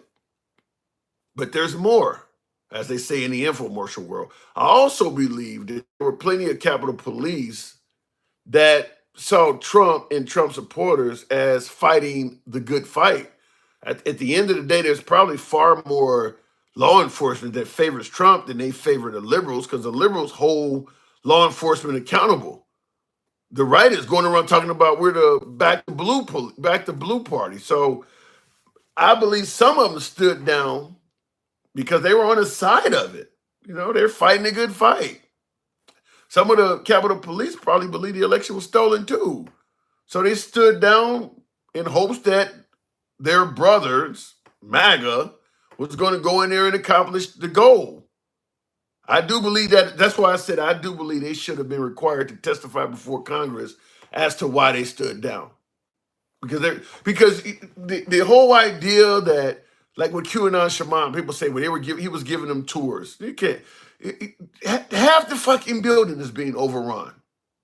You got a walkie-talkie on you that undoubtedly features other cops screaming, "We need backup." They're inside. So why the hell would you be giving a tour under that circumstance? We know they weren't giving tours. Now, in addition to the building being overrun and people were asking for backup, it was also the day we were having a transition of power. Capitol building was closed. It wasn't even open for tours. So it makes no sense to believe that the police were giving people tours that day. The building was closed. That's why the fucking barricades were up. That building was not open for tours. And by the way, I will ask you this before we get to Nancy Pelosi in providing security. How many times have you been to a national monument? Maybe you've been to DC or Philadelphia or some of our other national buildings on the East Coast, historic buildings, and had a tour. When was the last time you were given a tour by someone dressed in a police outfit with a gun? It's no fucking tour. You don't get tours by the Capitol Police that are armed. They don't give tours. So the whole idea that they were just giving it, that's bullshit. That's not who they hire to give tours. So that makes no sense, by the way, that, he was just giving them a tour. That's not their job to give tours. But responding to the whole Nancy Pelosi was supposed to provide the National Guard. I already brought up that the January 6th Hearings Committee suggested it was not her job to do it. But let's say that it was her job to do it. Trump comes out, he's going to hold a rally on January 6th. There might be some drama, so I'm going to put in and request the National Guard be present. It's Nancy Pelosi's job to provide it. Okay, first of all, Nancy Pelosi's your arch enemy, so make sure she does the job. I mean, look, at the end of the day, me and her don't get along. This bitch might leave me out to dry. Make sure she provides the National Guard. Make sure she don't make the right calls and make sure there are people there. That should be the first thing come to mind. You're asking your arch enemy to provide security while you get up there and say all kinds of awful shit about her. That's what you're about to do with this particular rally. And she's the one that is required to provide security for that rally, assuming it's Nancy Pelosi theory. So before we even get into anything, make sure she has security there. I mean, look, me and her are not friends. Make sure she does. So that's the first thing. Second thing is, okay, you get out there and Steve Bannon gives a speech, Flynn, a host of them, Rudolph Giuliani, Don Jr. spoke. Just a large amount of Republicans spoke that day on January 6th. And then Trump, of course, capped it off at the end. We're going to go to the Capitol building and go peacefully and patriotically. Here's the issue. You felt drama might ensue, so you wanted to make sure there was security there. I mean, there is somebody in the audience, after all, with a gallows, and they're all chanting "Hang Mike Pence." So it's a legitimate request to make sure there's security here, just in case somebody might get angry. I mean, at the end of the day, they do think that they're still in the election in that building down the street. So it makes sense that he required the Capitol Police to be there. But here's my question. You're the president of the United States. Your job is to protect all of us. If Nancy Pelosi failed to provide security, as president, what is your job? I mean, just like you and I, we all got jobs. If you don't do your job where you work, does the factory just leave it that way? Or whatever you do for a living, does your company just leave? Is there no one out there, if you don't do your job at your particular place of employment, there is no one that has a responsibility to notice that or do anything for it. It just falls on you. If Nancy Pelosi, if it was her job to provide the National Guard, and he realizes that the National Guard is not present as president of this nation, he doesn't have any responsibility at all? Okay, well, there's no security. Just send him to the Capitol building anyway, and we'll blame it on Nancy. You know that this is an unsecured crowd. You know that she hasn't done her job. You're essentially the most powerful man in the country. You don't get on the phone and make some calls and maybe make sure the security, nothing. I'm just going to blame it on her. You're the president. So my opinion is this: even if Nancy Pelosi failed to do her job, that's still a fuck up on his. That's still a fuck up on his side, because you knew she didn't do her job, and you still went ahead and did it anyway.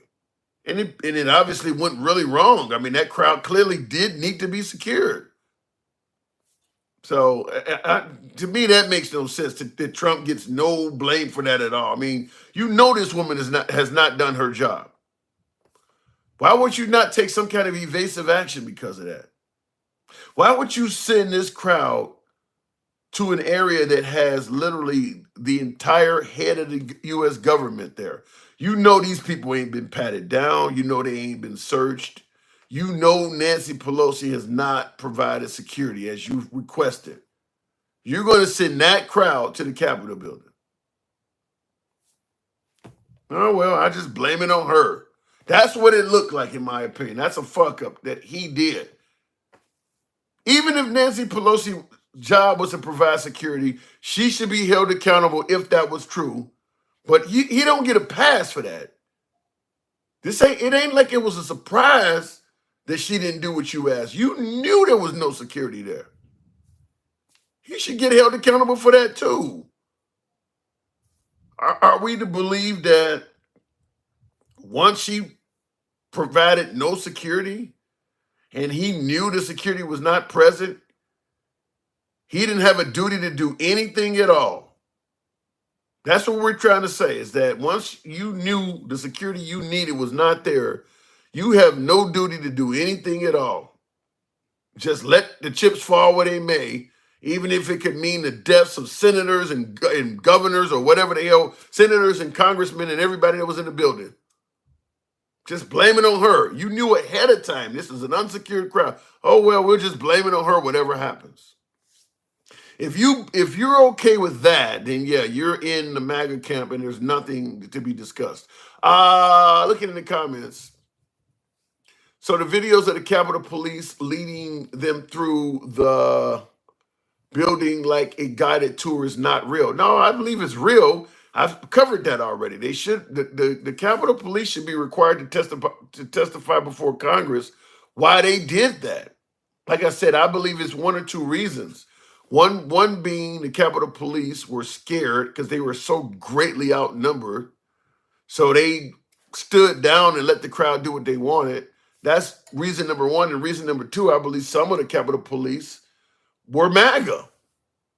I mean, the police lean right more than they lean left. And they just tend to believe, look, they're here fighting a good fight. They're fighting on behalf of Trump. I believe there's Capitol Police that probably believe the election was stolen too. And they stood down because at the end of the day, they felt these people are here doing what needs to be done. It's either that or it's they did it out of fear. But as opposed to speculating, I think they should have been required to testify before Congress. Every one of them that was seen on television not doing their job, standing down for those protesters, should have had to publicly answer for why they did that.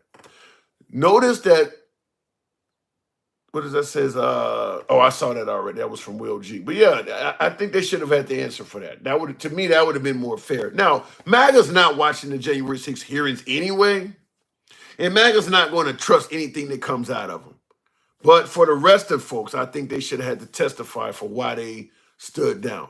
They still think Biden is trying to unalive Trump. Yeah. So it's another super chat I want to respond to. Will says Trump is always looking for a scapegoat. Watch when the economy crashes under the tariffs, he will find someone to blame and claim he had nothing to do with it. 75% chance for depression under Trump. Wow, I don't think it's going to be depression under Trump because I don't think the tariffs are going to happen. But I do agree wholeheartedly that phrases like the buck stops here, you'll never hear from Trump. You'll never hear Trump take accountability for anything that goes wrong under his watch. I do believe that. So when you say that if the economy does crash, he will find somebody to blame, I agree with that 100%. That part I do agree with. Nancy Pelosi literally said it was her fault for not deploying the National Guard on film. You know, I have an issue with selective. This is where I'm talking. Now, this is where I would normally, me personally, I would normally be called a hypocrite. This is selective hearing. Folks on the right are saying Nancy Pelosi literally said on film that she was responsible for providing security. You know how much shit Nancy Pelosi has said on film that they said she was lying about? All of a sudden she says something you're favoring, or now that's the truth all of a sudden, huh? Really? She said he lost the 2020 election. Did you believe that? You can point to the words coming out of Nancy Pelosi's mouth as some kind of fact, knowing damn well you don't believe nothing Nancy Pelosi says. But in this case, well, because it works, we'll go with this one, huh? All right. Remember when the economy was going to crash his last presidency? Yeah, me neither. Jason, no, I agree with you. I don't, well, under COVID, the economy was struggling, but that wasn't necessarily Trump's fault. Denise Davenport says American citizens never used to have federal taxes. The tariffs paid for everything. I don't know if you can go back that fast. That would be just like going from a $7 minimum wage to a $15 minimum wage. You can't make a jump that quick. You could have a graduated scale amount of tariffs, I believe, because the goal of the tariffs is to get American jobs back here in the U.S., get American manufacturing. It's a good plan. I like the goal of it. It's a good goal. Just like I like the goal of increasing the minimum wage. And there's a lot of folks on the right that are in favor of increasing the minimum wage, but they don't believe going from $7 to $15 an hour is the way to do it. It should be graduated. You can't just do this huge thing overnight. The tariffs are the same way. The tariffs are the same way. Okay, until, we get our way or whatever Trump is seeking, every year, tariffs will go up by so much. But it has to be graduated, just like the minimum wage has to be graduated so that people can kind of adjust pricing and things like that to not go out of business. The tariffs have to be graduated because you got to give people, you got to give American businesses and things like that time to bring their manufacturing over here and things. You can't just do this shit overnight. You'll destroy businesses and stuff like that. Well, 1,000% tariffs is just ridiculous, but I do believe he could increase tariffs by a good margin if he did it on a graduated scale. All it is on day one type shit ain't gonna happen. Like I said, it's a good comparison to going from a $7 minimum wage to a $15 minimum wage on day one. You're gonna destroy some shit doing that. You gotta ease your way into making this huge change. And he's talking about doing it on day one. It'll fail like that. Can he just say he inherited a bad economy? I don't think that's going to work, Ed G, because the people that see the economy bad under Biden, working class and things like that, I think under Trump, a lot of the businesses and wealthier, the economy is doing well for them. 401. I mean, for the middle class and up, the economy is doing very well. I mean, Trump is not in office right now. Look what happened to Bitcoin. Okay, it was because he won, but he's not in office right now. So he's inheriting all of that. I mean, you talk about the stock market's doing very well. I mean, like I said, the middle class and the upper middle class and the wealthy the economy is doing pretty damn well for them. So I don't buy into that. He's inherited a good economy. Tariffs created the Great Depression.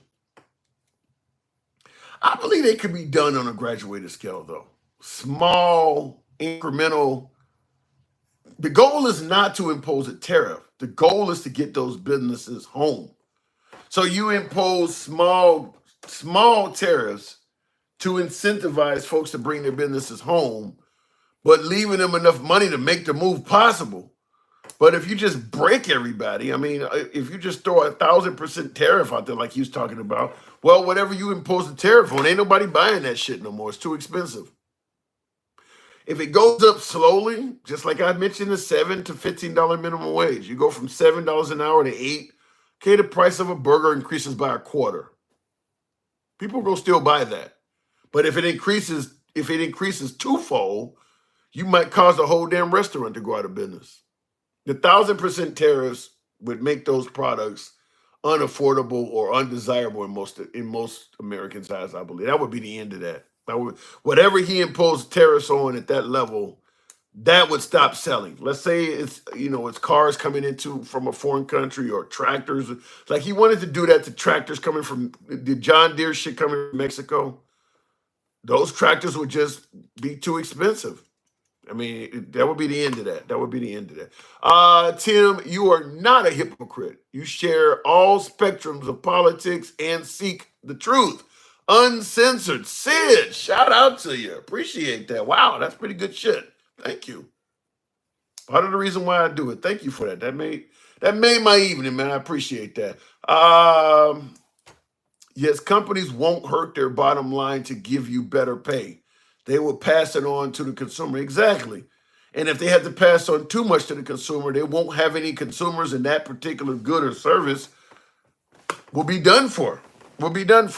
And there are some goods or services we can't have that happen.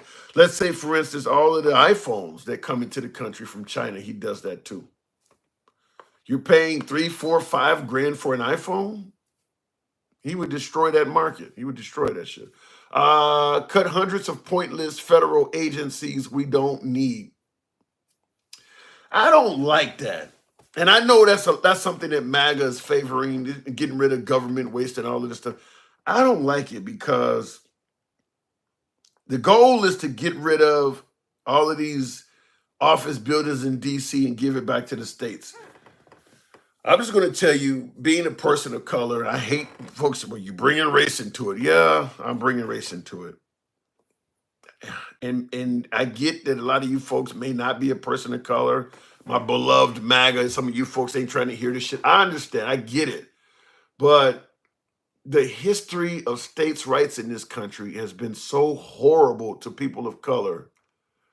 The only way to make it sound good for a person of color is to completely ignore history.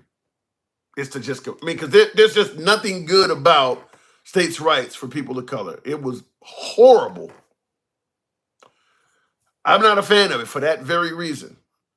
I'd rather pay $10 a gallon than go back to states' rights. It's the idea that if we go back to a states' rights country, some states won't start doing things that are specifically unfavorable to me. I don't buy that. I believe that is very likely to happen. So I'm not a fan. I'd rather have the government waste, is what I'm saying. I'd rather have the government waste. Keep in mind, we've had government waste for decades. We're still the richest country in the world. Ain't nobody going broke over that little shit. I'd rather have the government waste than start giving states the right to do awful shit to people like me. And I feel I won't say I feel totally confident. I'd say about 60 to 65% certain that some states would go back to doing things that would not be favorable to me. I don't know how many states would do it, but I feel like some would. I don't know what that name,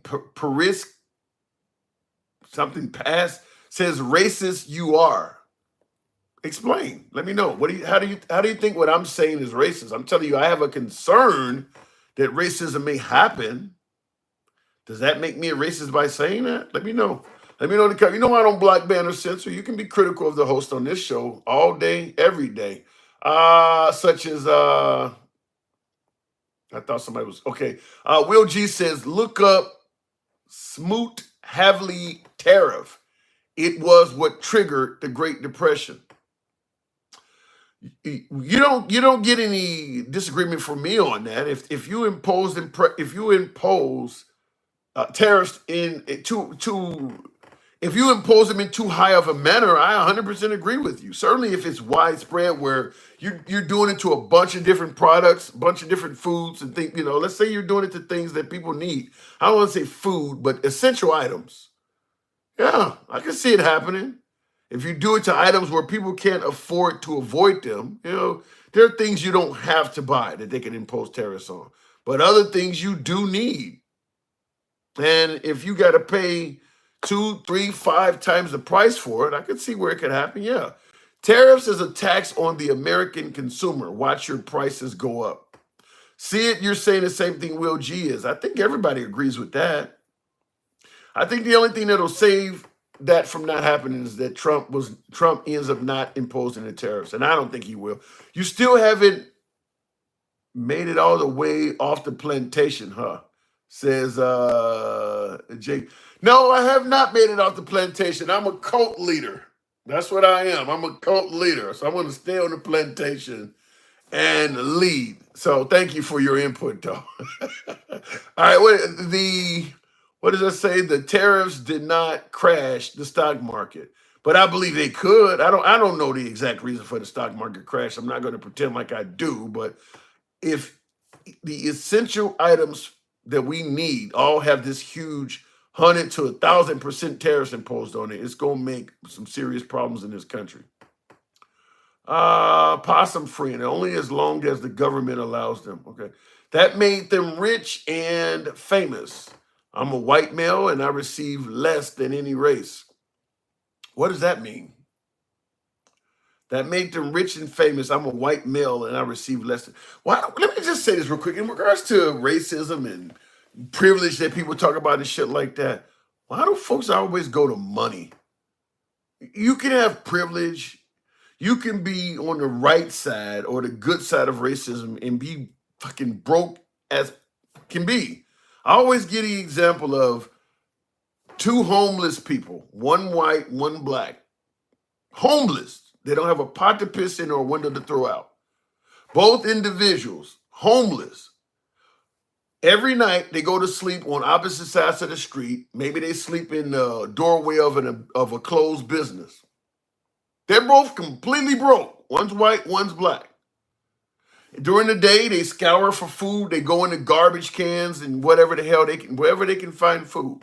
One white, one black. For some reason, in this case, the African-American guy seems to always get tickets for loitering. The police is always telling him, move on, you can't be around here doing this. And maybe the white guy's allowed to go about his business without getting any of that. Maybe at night, they're waking up the black guy and threatening that if he don't move on, he's going to get a trespassing ticket. The white dude is sleeping over there now this is fictional, 100% fictional. But I'm just giving you this as an example to show you can have privilege and you don't need to have any money at all. Nothing. Completely broke. So it ain't got shit to do with money. Everybody always, well, I grew up poor. I didn't have nothing. That ain't got nothing to do with it. It can just simply be how society treats you. I mean, it got nothing to do with how much money you got. Looking at it, why is the IRS the largest single owner of guns and ammo in the United States? The IRS is the largest. Well, I don't know. First of all, I've never heard that before. Why is the IRS the largest single owner of guns? Wouldn't the Army or the military be that? Why are you saying the Army? I mean, why are you saying the IRS? I gotta assume the Army has more guns than the IRS. Something about that doesn't make sense. All economies are pretty good for upper, middle, and high class. The rich in the Ukraine doing, the rich in the Ukraine is doing well now. The rich in the, I don't think the rich in Ukraine are doing well. Their country's all blown up. I mean, even if you're rich, you got companies, you got employees. Nothing in the country is functioning. I don't think the rich in Ukraine are doing pretty well. I don't buy that. I mean, they may not be suffering as much as the poor, but I don't buy that the rich in Ukraine are doing pretty well. Just like in America, I don't buy that the rich during the Great Depression was doing pretty well. I don't see that. The IRS is not the single. Okay, here's somebody countering it. The IRS is not the single largest owner of firearms. That would be the American people. God bless the United States of firearms. All right. That's probably true because shit, I don't know how many guns I mean, just think about one person. One person can have a ton of them. Yeah, so yeah, but I mean he's talking about organizations, I suppose.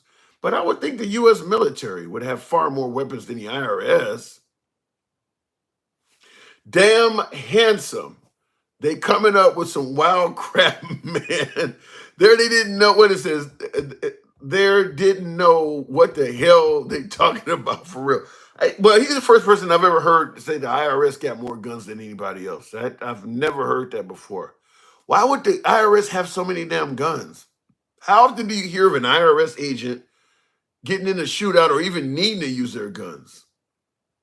That doesn't make here's the only way I would see the IRS having a bunch of guns is they're catching a whole lot of Americans that are back on their old money taxes, and they're seizing guns from them because most Americans have guns. But other than that, that doesn't make sense that the IRS would have. I mean, why?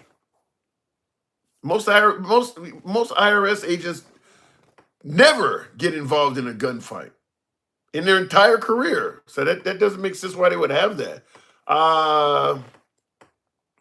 So you just do not believe the rich in Ukraine are doing well, so they must not be doing well. Then you said, no, I said to you, the rich in the Ukraine, you're going to tell me they're doing just as well as they were before the war? I mean, just think about somebody that is wealthy in America. They generally have businesses. They have things that are going on to keep their wealth. If nobody in the country is working because the whole damn country is at war, even if you're filthy rich, that's going to affect you.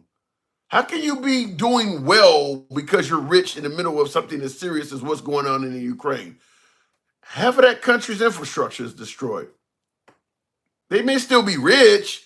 I don't think they're doing well. That's what I'm saying. I don't buy that. I think they were doing well before the war took off. Real quick in the comments. Either way, the American people will pay more on goods and taxes while corporations will make more and get their taxes cut. Unless you get Bernie Sanders, that's going to happen under any president. Kamala Harris, I don't think she was going to do a good job. Now, she might, they talk a good game. Remember Obama spread the wealth around? The wealthy made more under Obama. They're going to make even more under somebody like Trump because the Republicans tend to favor small and big business more than Democrats. But even under the Democrats, the wealthy get richer. I mean, that's just the way our system was set up. I mean, remember, the whole system started out where you couldn't vote or do anything unless you were a property owner. Well, you can say a white male, but you had to be an owner of property. It was set out from day one for people for the haves, as opposed to the have-nots. From day one, our system was set up that way. So even if you have a Democrat in office, chances are, if you are among the haves, you're going to get better treatment than the have-nots. But under a Republican government, it's more pronounced. When you got the Republicans being against unions, being against a minimum wage increase, really being against any social program for the downtrodden, whether it's housing assistance, universal health care, tuition or tuition forgiveness, really any program. The gap is going to get greater under that because most of the shit that I just named, the Democrats will be for that stuff. So it's going to get greater. But it's going to happen under either administration, in my opinion. Sid, Tim, this comment is for that Jake Redneck guy. I haven't seen Jake Redneck in the comments yet, but I'll go ahead and read your comment. You are very intelligent. Wow. Even my ex-wife didn't say that. You are our older brother who teaches us politics from both sides. Ignore the haters. They don't have money and are hurting. Well, shit, I'm hurting, and I don't have a lot of money either, but I love my haters. I love my MAGA. I like my liberals. I like the haters. Sometimes the haters come along every now and then with a little bit good tidbits in you. Sometimes I've learned from some haters. I've had haters come on the program. I'm like, damn, I didn't know that. Ended up having a show. Sometimes some of the haters can actually educate your boy. That's why I don't talk down the guests at all. I believe in an uncensored program. But thank you. Do appreciate that compliment. But that's why I do believe in free speech. And I never talk down the guests because you can always learn something from people no matter what side of the aisle they're on, no matter what their background is. There's always somebody out there that knows some shit you don't. And if you're one of those kind of people where you don't believe in, talking to everybody, you can find yourself missing out on some good shit. That's just my opinion. You clearly never let anyone educate you, says Joseph Hall. Really? You must be new to the program. Did you not hear me the other day say I've eaten so much crow the damn birds are extinct in my neighborhood? I've been educated a lot in the last few weeks after what happened to Kamala. Shit, it's been bad. Maybe you're new to the program. I love your show. I would vote for Kamala again if I could, says, I'm not going to be able to read that because I don't have my spectacles on. I would vote for Kamala again if I could, says Nunny Bog or something like that. All right, well, I don't think you're going to hear from Kamala anytime soon. My guess is the Democrats will not put her back out there in 2028. That's probably all she wrote for Kamala.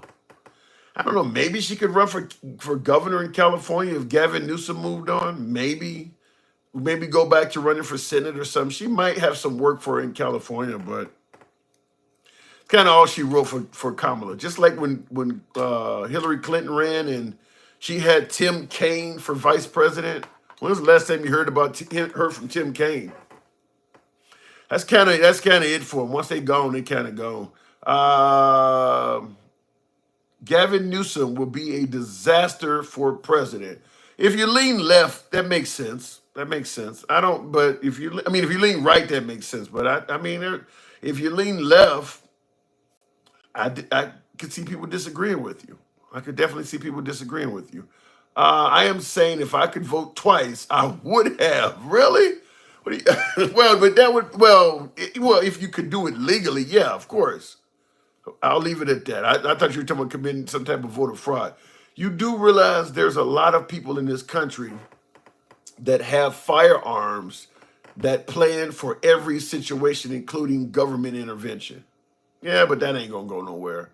I know my Second Amendment folks are gonna think I'm full of shit when I say this, but I don't think there's any damn thing you got in your house, in your basement, under your mattress, or top of your refrigerator that's going to stop a determined government if they need to do if they need to do a raid or they want to come in your house. You don't have shit in there that's going to stop them. You might be to delay them for a little while or whatever, but at the end of the day, you coming out whether you're alive or not. I mean, in my opinion, what David Koresh is probably before I go into David Koresh, Possum Friend says that's why citizens should be able to own missiles.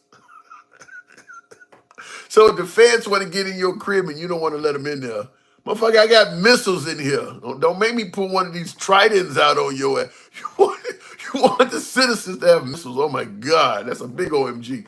But I think David Koresh in Waco, Texas is a perfect example of how you ain't got shit in your house that's gonna stop the government. You just don't. The Branch Davidian compound, that structure was more armed than probably 99% of American structures that citizens may be in. Now, obviously government buildings, but buildings that citizens live in, they had 50 cows and everything firing out of that place. They all died at the end, though. They still all died. So yeah, you're not gonna if the government is well. And keep in mind that happened back in the '90s. The government got drones and shit now, robots and shit. Stuff that can come in and kill you without you actually being able to inflict a single casualty on them at all. Technology has made it. Technology, when you talk about the Second Amendment, going back in this, when it was 1789 or whenever the hell the Second Amendment came out, you were on equal footing. You were pretty damn close to being on equal footing with the government. If you had 10 G men, government men, and you had 10 anti-government men that were determined to fight for their rights, for the most part, you guys were on equal footing. You were on horseback. You used the same rifle, the musket loader. Whatever. You were pretty close on equal footing. Skip to 2024. You're not even in the same universe with what they got now. It's not even in the same. I mean, it's one dude could take out hundreds of you at this point with the technology they have out now. You're not even, if they want to do some type of search or seizure on your house and you put up a decent fight or threaten to do so, you see what happened with David Koresh. They just stepped away from the house and went and grabbed a tank. Just run over your shit. Just tear the whole damn structure down. That's 30 years ago. They can do even more now. It's just not going to happen. It's just not going to, you're not going to be able to stave off tyranny with what's out now in today's society. I mean, in today's world. They got them little drones that they're flying into Ukraine, for instance, giving Russia hell. They got, now I actually fly drones. Something like this, it's a decent sized drone. Something like this, maybe carrying, now this is one of the batteries for this thing. I don't know, 2 pounds. Can you imagine what that could do if that's C4 or some shit like that? Fly that over. Now they actually in the Ukraine, they're flying drones into moving cars. Like a Russian convoy is going down the street. Guys got the windows down, maybe in there smoking or whatever, or just got the windows down to get some fresh air. They can literally fly a drone into the window of a convoy and blow the damn thing up. You ain't got shit in your house that's gonna stop the government. You just don't. I mean, it's just not gonna happen. But it's fun to think it. It's fun to play militia and pretend like you can take on a bunch of G-men.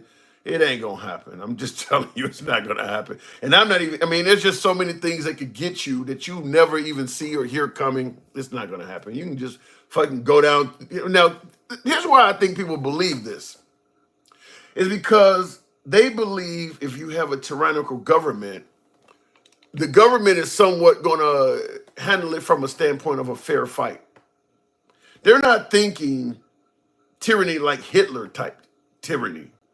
I'm talking about going to your neighborhood, going down the street, turning off the water that comes to your house and sending in poisonous gas in its place. They're not thinking about this. Real tyranny, you're not gonna survive that shit. It's over with. You're not gonna survive that shit. They're not gonna show up and get into a gunfight with you, where it's on equal footing. Now you got an AR, they got an M16. It's not gonna work like that. Real tyranny, you ain't gonna be able to do shit about that. Somebody who really wants to take you out, a real true dictator, like what Kim Jong-un is doing, using anti-aircraft guns to take out members of his own family that are dissenters. I mean, when I say anti-aircraft guns, I'm talking about them, big dual 50 cals and shit that they strap on the bottom of fighter jets. You ain't got shit in your house that's gonna deal with that. You ain't got nothing in your crib that's gonna deal with that. The Second Amendment was never really for a tyrannical government. It was for fragile slave owners to stop slave revolts. Just like the police was really for slave patrols. I have heard, and I found that out some years ago, that the police started originally to bring back escaped slaves. But I didn't, what you're talking about in regards to the Second Amendment was created for slave owners to be able to defend themselves against. I've never heard that before. That one's new. That one I've never heard that before. They don't know about my venison jerky. I don't know what you're talking about that. But yeah, like I said, you're not if the government is tyrannical, where they're turning on its city. Remember Saddam Hussein was allegedly using weapons of mass destruction on his own people. That's tyranny. Not this shit people think where you got, 20 FBI agents outside of the house and want to come here. No, that's like entry level. That's entry level. I'm talking mustard gas from the air type shit. That's real tyranny. You don't have nothing at your crib that's prepared for that. Nothing. Looking in the comments, Reagan, he only was able to do that because the feds didn't want to shoot it out. Well, not only that, but I also say that too. The feds had an unlimited amount of patience. If you want to act like a fool, they can surround your house indefinitely. I mean, eventually you're going to need to eat. I mean, they turn off all the power and eventually you're going to need to survive. They rotating shifts. They'll be all right. They going home at the end of 8 hours, go home and hang out with the wife and come back and stand and post the next day. Eventually you're going to need to cave. They got as much time as necessary.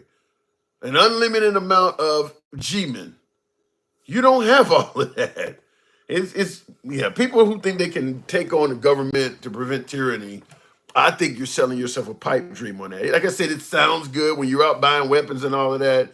It kind of makes you feel, empowered, but shit hits the fan, it ain't going nowhere. Tim, Netanyahu created the lie against Saddam. Was it really a lie though? Here's what I was under the impression that happened.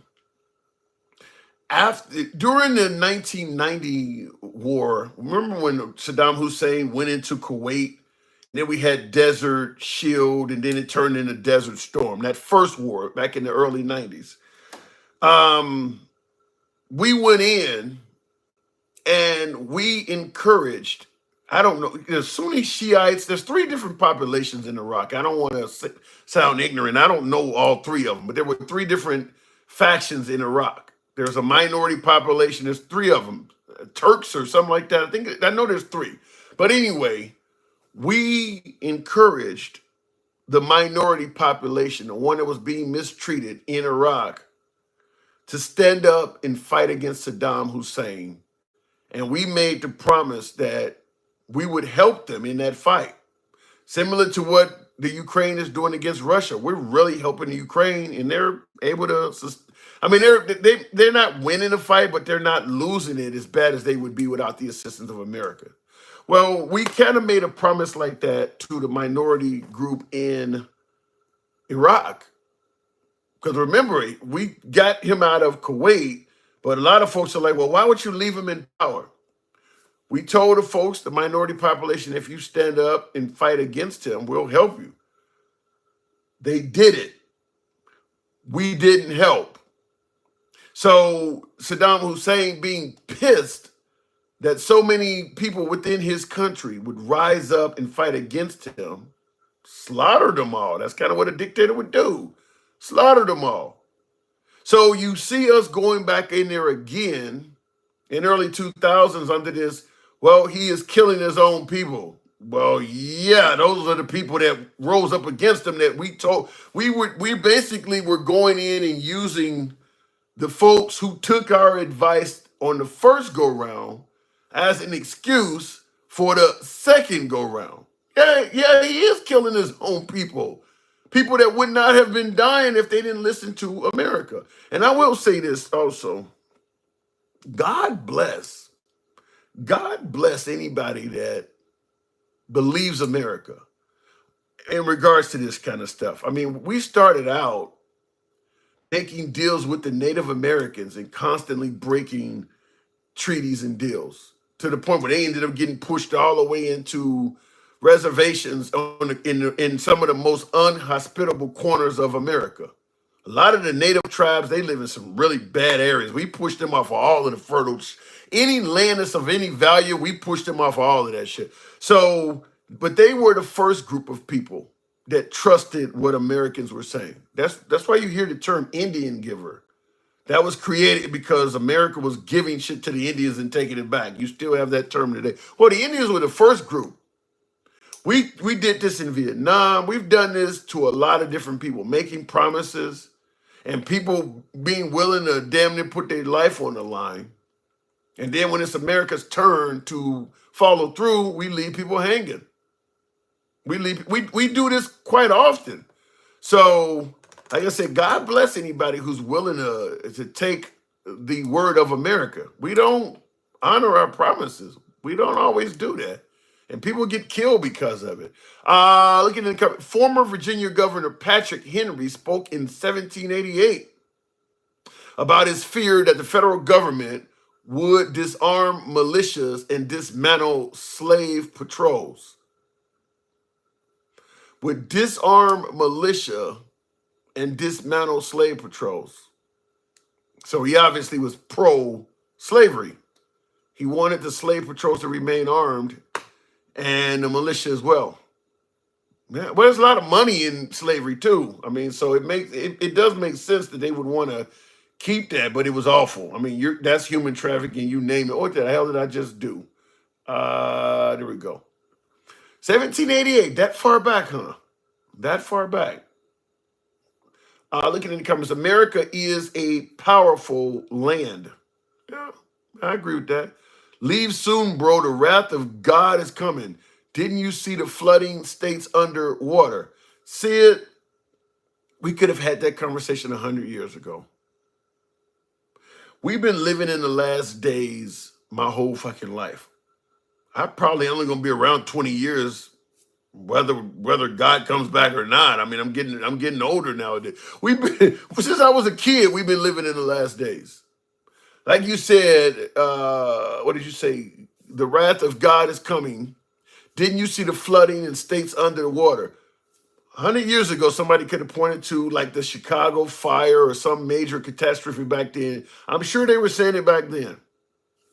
I don't know if it's true or not, but I'm just simply saying the last days are sure lasting a long ass time. I wish we had an actual date to know. Yeshua is coming, bro. Who the hell is Yeshua? Hello, my name is Miles Menard. I am the host of the Miles Minute, a conservative channel. Would you be willing to do an interview conversation? Certainly, Miles, the Miles Minute. Send me an email. I believe I have it on my profile. I certainly have it on the front of my TikTok profile as well. I'd come over and holler at you. I enjoy speaking to MAGA. In fact, I prefer speaking to MAGA because the conversations get to be more interesting, but it doesn't matter what party affiliation. Sure, I'll talk to you. Look up the prophecy of the popes. Listen, I was brought up Christian. I say this on the program all the time. I have a hard time with some of this stuff because, like, for instance, right now with what's going on with the immigrants, that ain't Christian to me. I've lost my way because I've seen so much shit in this country that makes me question were we ever a Christian country to begin with. I mean, we constantly call ourselves Christian, but we do horrible stuff to people, whether it's oppression, whether it's, slavery, whether it's not being willing to help the downtrodden. I just don't see any. I mean, the guy said on stage the other day, America's for Americans only. That don't sound Christian at all. I don't hear any Christian. I mean, America's the wealthiest country on earth. To say America's for Americans only means fuck all the rest of those people that are significantly poorer. That doesn't sound Christian-like to me at all. And we just elected that. Like I said, I've lost my way on it. I used to be in church all the time as a kid. I don't feel it because I see, as I got older, started asking questions and started seeing stuff. And I'm like, if this is Christianity, I don't think I want nothing to do with it. I don't think I want nothing to do with it. Looking at the comments, that's not Christian against the immigrants.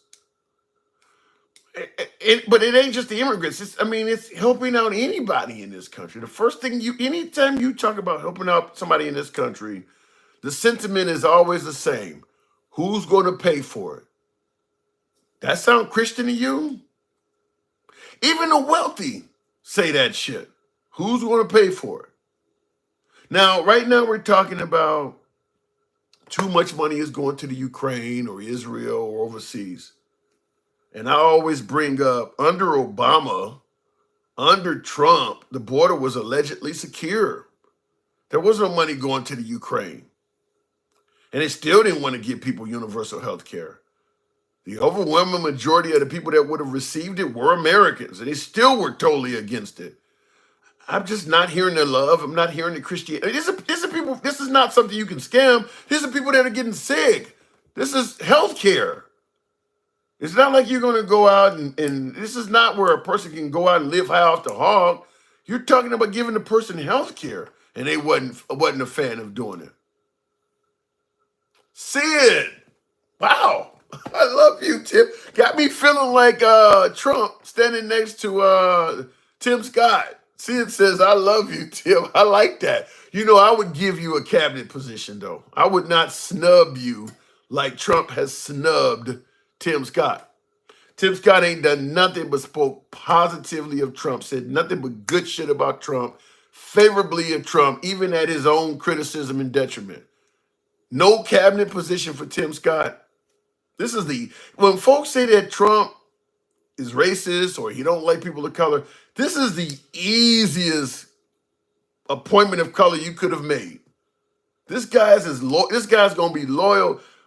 Why I don't care if you got to get a guy secretary of garbage cans. I mean, this is the easiest appointment you could have made. Why not get that man some kind of appointment? I mean, it ain't gonna satisfy everybody that's calling Trump a bigot or whatever the case may be, but man, you get up there and your cabinet is like all fucking white. Get Tim Scott the appointment. Come on now. I see in the comments, Tim Scott is busy doing his own job. Says, no, you got to get Tim Scott you got to get him in your administration. You can bring Herschel Walker in there too with you, by the way. I mean, bring some brothers in there just so you can shut up some of the naysayers. But none?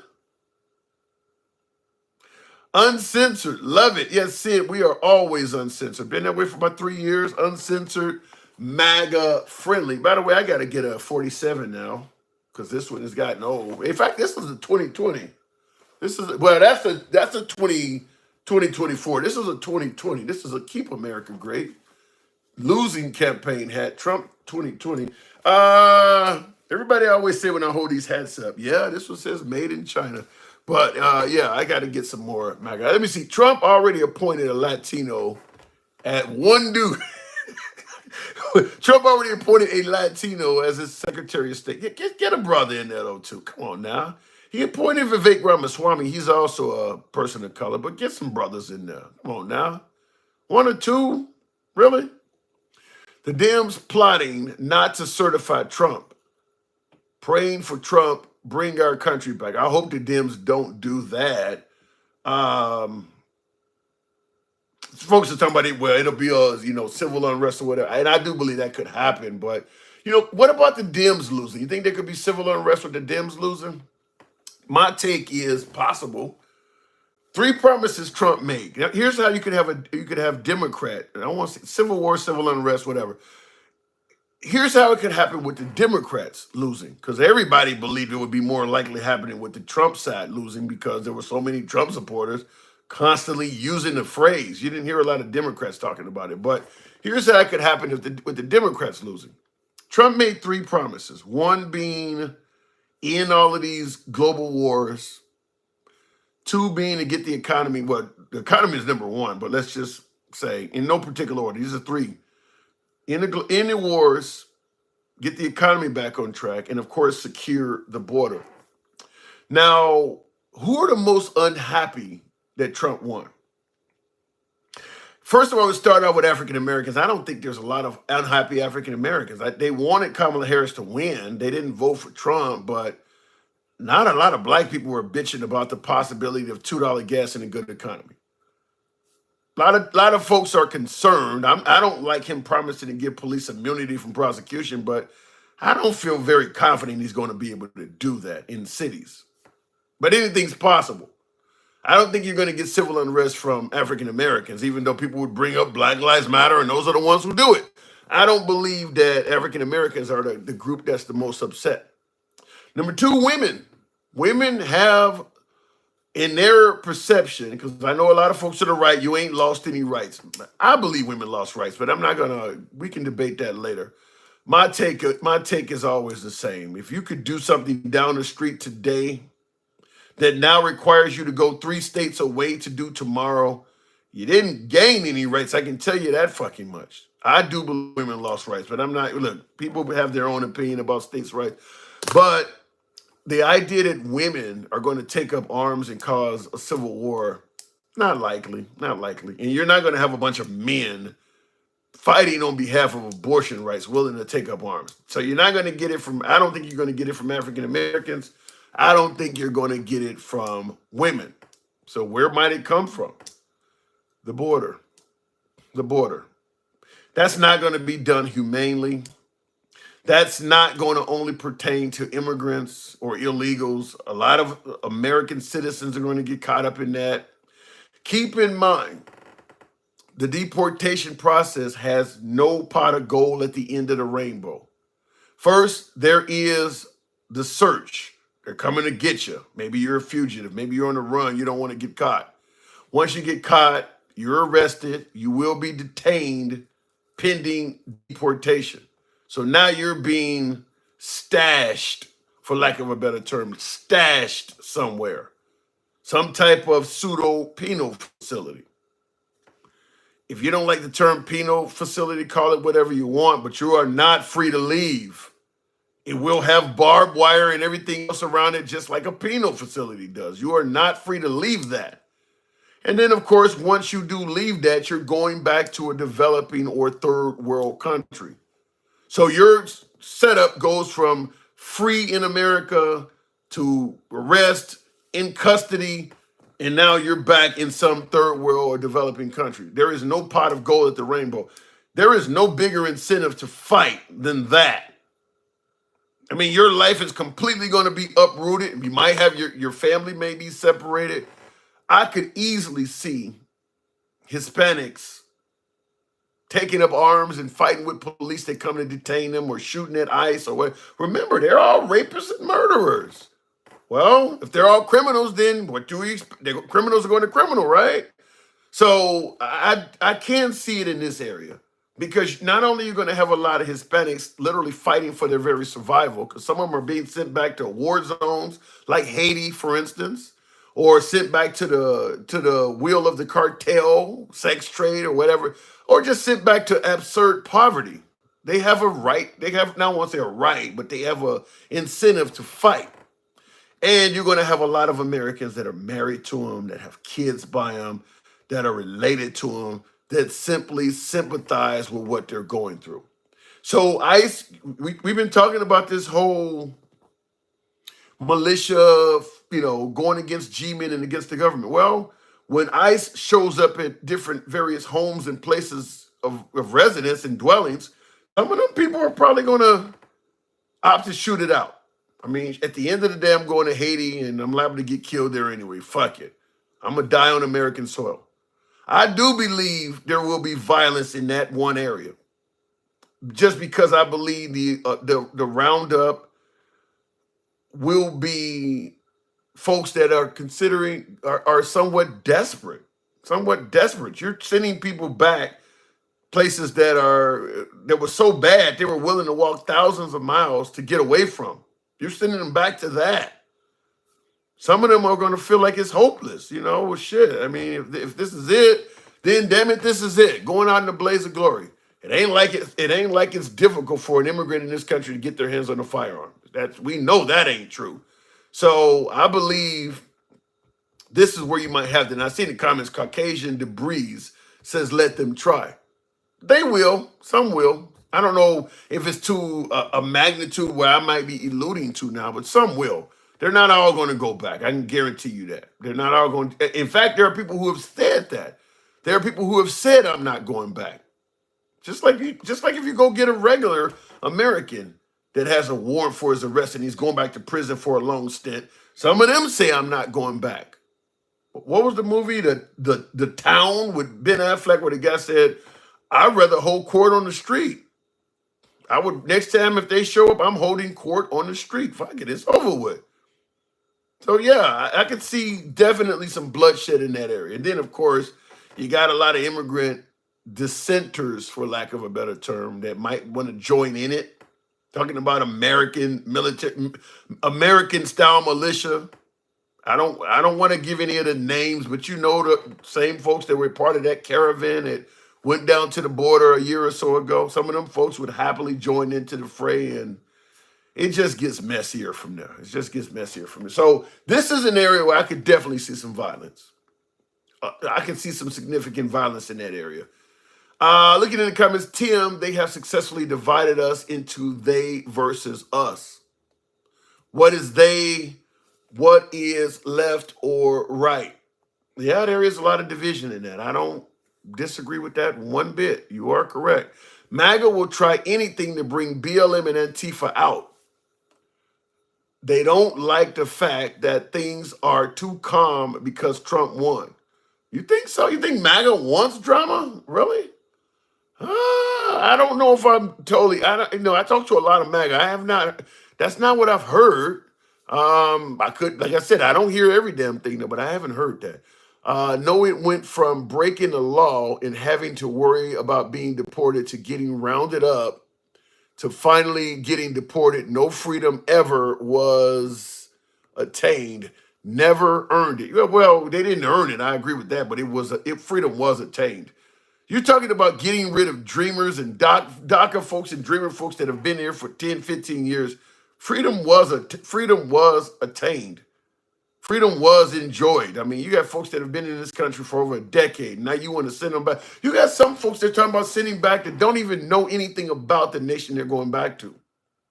Maybe the mom brought them over here when they were 3 years old. And now you want to send them back to Guatemala somewhere because they don't have paperwork. They don't know nothing about that country. Yeah, there's going to be some people that are willing to fight it out. I can tell you what. I don't know the number, but I feel confident of that. I mean, there are going to be people definitely, because if they catch me, they're sending me there. And by the way, all of this, you can come, just do it the legal way. If you have a rap sheet that shows you entered illegally, chances are that's going to hinder your chances of coming back legally. So all of the illegal immigrants that get deported are going to have under their fingerprint that you've already committed a crime once trying to get in the country. My guess is those folks ain't going to have no avenue to come back. That's it. Once they deport you, deeming that you entered America illegally, and remember, even if they can, what is the saying? Go back to go to the back of the line and come legally like everybody else. The back of the line is already probably about 10 years. It's already probably about 10 years. And now you got on your rap sheet that you've already committed a crime by entering illegally. You probably going to take a back seat to the folks wanting to come legally that don't have that on the rap sheet. Unless you're like in your teenage years, maybe there may be some hope one day you could come back legally. But if you're my age and they deport you, there is probably not going to be an avenue to come back at all. That's it for you. You done. That's worth fighting it out. Let's say I've been living in America not as a citizen, but I've been under the radar. I've been undocumented. I've been in America since I was in my 20s. I'm 52 now, so I've been here for 20-some years. Got a job, maybe I live in a small apartment. I'm living not the American dream, but I'm living definitely better than I was down in Honduras somewhere. And they're threatening to deport me. I know they have to be. I'm not going to turn myself in. None of that. I know I'm gone. I know once they look, you can catch me when you catch me. There is no reward for turning myself in. Shit.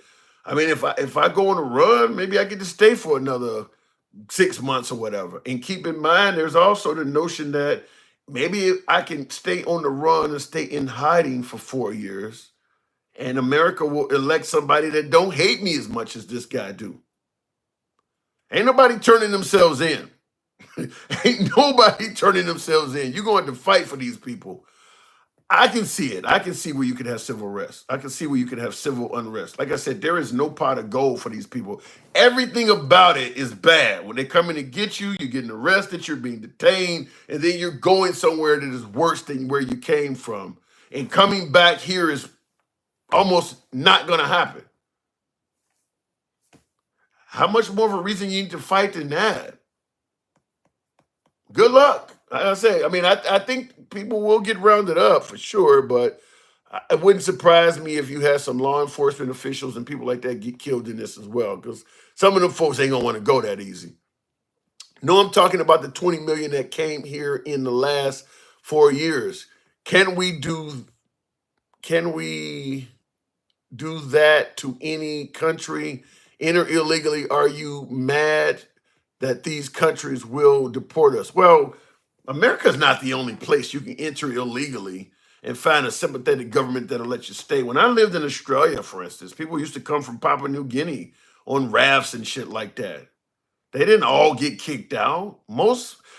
This is what a lot of folks don't seem to understand. All first world countries have an immigration issue. That ain't something unique to America. It's bigger here because we have a land border and it's easier to get here. But you go to England, Greece, Italy, all of Europe, now Poland, because they're dealing with the Ukrainians and shit. All of the countries that border Ukraine has an immigration issue. All the countries that border Gaza and the Palestinian, we're not the only damn country with an immigration problem. All first world countries and many developing countries have immigration problems. If you live next door to somebody who's living like shit, they want to get in your house. So that ain't something people are, everybody wants to come here. No, they want to get out of where they at. Mexico has immigration issues. All of them folks that walk through the southern part of Mexico don't all come to America. Some of them are okay staying in Mexico. Mexico has immigration issues too. They don't all walk all the way through. Some of them are happy staying there. So, yeah, that ain't something unique to America, the immigration issue. Everybody ain't just trying to come here. Them folks would be happy living in Canada, Australia, New Zealand, and most of Eastern Europe. They would be happy there too. It's just easier to get here. Do you think it's right sending people who's been working and paying taxes for 20 years? Andre Harris, you're saying if a person came here illegally and they've been here working and paying taxes for 20 years, do I think it's right to deport them? I think it's insensitive. I think it shows lack of sympathy. But at the end of the day, it is against the law to do it. So you broke the law, and there are consequences to doing that. Me personally, I would probably be sympathetic to somebody that's been in the country that long and have caused no problems and just wanted a better life. But the law is the law. I mean, I can't make the law be sympathetic. If I'm working, if I'm the guy, if I'm the judge, yeah, I'm gonna be sympathetic. But if I'm an officer or somebody and I have to enforce the law and the judge want me to go get this guy, I gotta go get him. I would even tell him, damn, I hate it. I hate that I gotta lock you up. This is bullshit. But the law is the law. They entered the country illegally. There could be consequences for it. We just have had a law that we have not enforced for a long time. And now you got a guy that is gung-ho on enforcing it. How many of you folks have worked for a business where you could get away with shit? Like lunch is 30 minutes, but you could easily take an hour lunch and nobody would say shit. You could show up 5 or 10 minutes late and nobody would say shit. All of a sudden, a new manager comes in there and they're gung-ho about doing everything by the book. That is kind of the rules. It sucks, but now all of a sudden people getting rolled up in every damn thing. I worked for AT&T and that happened to me, so I'm bringing it up for that. But I'm just simply saying that's kind of how it happens. Under a lot of the other folks, you had sympathetic administrations that were working on behalf of big business that makes money from cheap labor, so they didn't want the border to be enforced. And then the Democrats know a lot of these folks are going to turn into liberal votes, so the liberals are not gung-ho to have the border enforced. So as a result, you didn't get it really strictly enforced under Obama or under Bush. But Trump seems to have a hard on for it. Some would suggest maybe it's due to racism. I don't know. But some suggest that there is some kind of ulterior motive for why he is really has a hard on for securing the border. The laws are the laws. So I don't, like I said, I do see it being done very inhumanely. Stop and frisk type shit.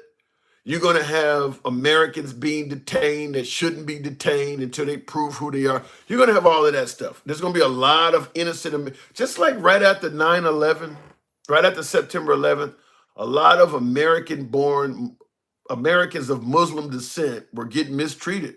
We were angry at what happened, and anything with a turban on could get it. Anything with a hijab on could get it. People from all over the Middle East say, hey, look, I ain't got nothing to do with this country. I'm from over here. Well, we need to talk to you too. Anything that was Muslim could get it. That's what we're dealing with right now. We're dealing with a very significant anti-sentiment towards immigrants right now. And I don't buy for a minute that it's only against illegals. When he say people from shithole countries, that's legal too. That's legal too. You look like the guy who's here illegally. They don't look any different, you know. If you come from Guatemala or Venezuela, you don't look any different because you came here legally. You look just like the dude that came here illegally. So when they rounding up people, you're gonna be in that as well. I don't want to say it's gonna be like 1930s Germany where you had the Jewish people having to wear yellow stars and shit. I don't want to go that far with it, but I will say, if you look like you're from any of those countries, I don't care if you're born in America, you probably should keep lots of paperwork on you at all times. Because there are people that want you gone. As simple as that. People that want you gone. Laugh my ass off because the majority of the citizens of this country want them gone. So when the traffickers are bringing them here to be NGOs, what do you think they are doing to these people, the women? You know what? Let me just say this real quick. In regards to all of the awful things, there's 3 things that they bring here that people say is one of the main reasons why we need to get rid of them. Number 1 being hard drugs. Fentanyl, cocaine, heroin, you name it. Hard drugs. That's the number 1. The number 2 thing they bring here that people say is why we really need to get rid of child trafficking, human trafficking, you know, forcing people into prostitution, whatever you want to call it, whatever you want to name it. That's number 2. Number 3 is, I guess it's bad, but there's a lot of Americans. Well, there's a lot of Americans that want all this shit. Number 3 is cheap labor. Obviously, that can cost Americans their jobs. Trump talks about black jobs, for instance. Here's the problem. Why I think some of this stuff is going to be difficult to achieve. Nobody has ever suggested that an immigrant pinned them down and forced them to ingest fentanyl. Put them on the ground, put them on a bed, and forced a child or forced a trafficked human to make out with them. Forced them to hire an illegal immigrant for cheaper wages. No, what they are supplying, Americans want. We have a huge issue with illegal immigration because we have a huge supply for what they have. There's a ton of Americans in this country that want all 3 of the things I just named: the hard drugs, the humans being trafficked, and the cheap labor. That's why I've often said that even if Trump builds a wall, it's only going to be, I think, minimally effective. There's just, the problem is in-house. The problem is in-house. To me, it's like you build let's say, I always use the example, you got a promiscuous daughter and you don't want her letting boys in the house at night. So to prevent that from happening, you build this huge ass wall around your house. You know, Trump used to say the wall is going to be 20 foot. But if she gets out of bed at 2 a.m. and opens up the door to let these people, the wall is ineffective. Your problem is in your crib. The wall is useless. The person in your house is letting them in. In America, we have that. We have lots of that. People want the fentanyl. People want the shit they're supplying. So even if you build a wall, because so many Americans want this shit, they'll find ways to pay off ICE, pay off Homeland Security agents to turn the other way, pay off politicians to let shit get smuggled in here. I mean, I'm sure that's happening now, but if you build a wall, it'll just be more of it on the black market, my guess is. But yeah, I think that it's only going to be minimally effective because a lot of people want that stuff in here. I mean, there's a ton of Americans that make a killing off of the shit they supply, whether it's the drug trade, whether it is cheap labor. I mean, how many businesses are making a killing being able to pay people barely paying a minimum wage? I mean, people in this country want that shit. So I think Trump can be gung-ho about doing something about it, but he's only going to be president for a short period of time. And when he's gone, I believe that it'll go right back to the status quo. I mean, whether it is, okay, he's built a wall. So now, because your lobbyists are complaining about the lack of cheap labor, well, one way is we're going to cut funding because the wall will need funding. The wall will always need funding to keep it viable. I mean, otherwise it'll fall apart. People will be trying to cut holes and shit. I mean, you got to keep security on the wall. You got to keep electronics, surveillance, all of that. You will always need funding to keep the border secure. Next politician may cut funding because they may not favor. They may have lobbyists that want these people here. All of the rest of them have. And I think there are rumors floating around that even Trump has hired illegals and enjoyed their labor. Just right now, he happens to be gung-ho about taking care of it. But I don't think it's going to last very long. But I do believe under Trump, it could get to be interesting. I won't say violent, but there will be at least sporadic cases of it. I mean, a lot of those folks that came in this country were military-aged men.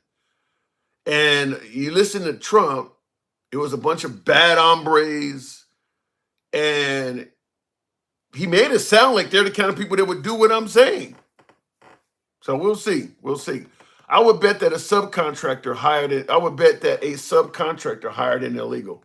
Yeah, you notice Trump ain't talking about going after any Americans that hire him. Trump has never talked about going after meat packing plants or hotels or construction companies or farm. It ain't like people don't know where illegal immigrants are. It ain't like just like in the hood where I'm from, people know what house is selling drugs. 10-year-olds know where the drug house is on the block. So why do the police allow it to operate? Because the police are on the payroll. So it's the same in this case. It ain't like people don't know where you can find a lot of these folks. They tend to work in the same places together. So you don't hear Trump bragging about, when he was president, you hear him talking about illegal immigrants that commit crimes. You hear him talking about illegal immigrants that hurt Americans. You don't hear him talking about Americans that hired a bunch of them. You don't hear him saying nothing about that. So I think it'll be a temporary fix. Holy crap, YouTube actually has a liberal channel. I don't know about a liberal channel. How about a liberal speaking? Anyhow, folks, I do appreciate you tuning in as my TikTok went out and rolling with your boy. As always, if you favor this type of dialogue, I'm going to ask that you subscribe to the channel. By the way, I don't know, a lot of you don't watch me. Now, I am on, because some of you folks, there's a lot more of you watching me vertical, but there is a horizontal feed that's going right now as well. So I don't even know how to recommend you find it, but there are people watching me right now, because some people watch it on television at home and they go, well, I want to see it horizontal. Well, I do now have it being broadcast in both formats. So right now I'm horizontal and I am vertical. I can't tell you how to find it though, because they're both under my profile, but I appreciate you tuning in. I will see you folks tomorrow. As always, subscribe to the channel, catch it in. Same on my horizontal feed. I got to get up and earn a living like everybody else. See you tomorrow.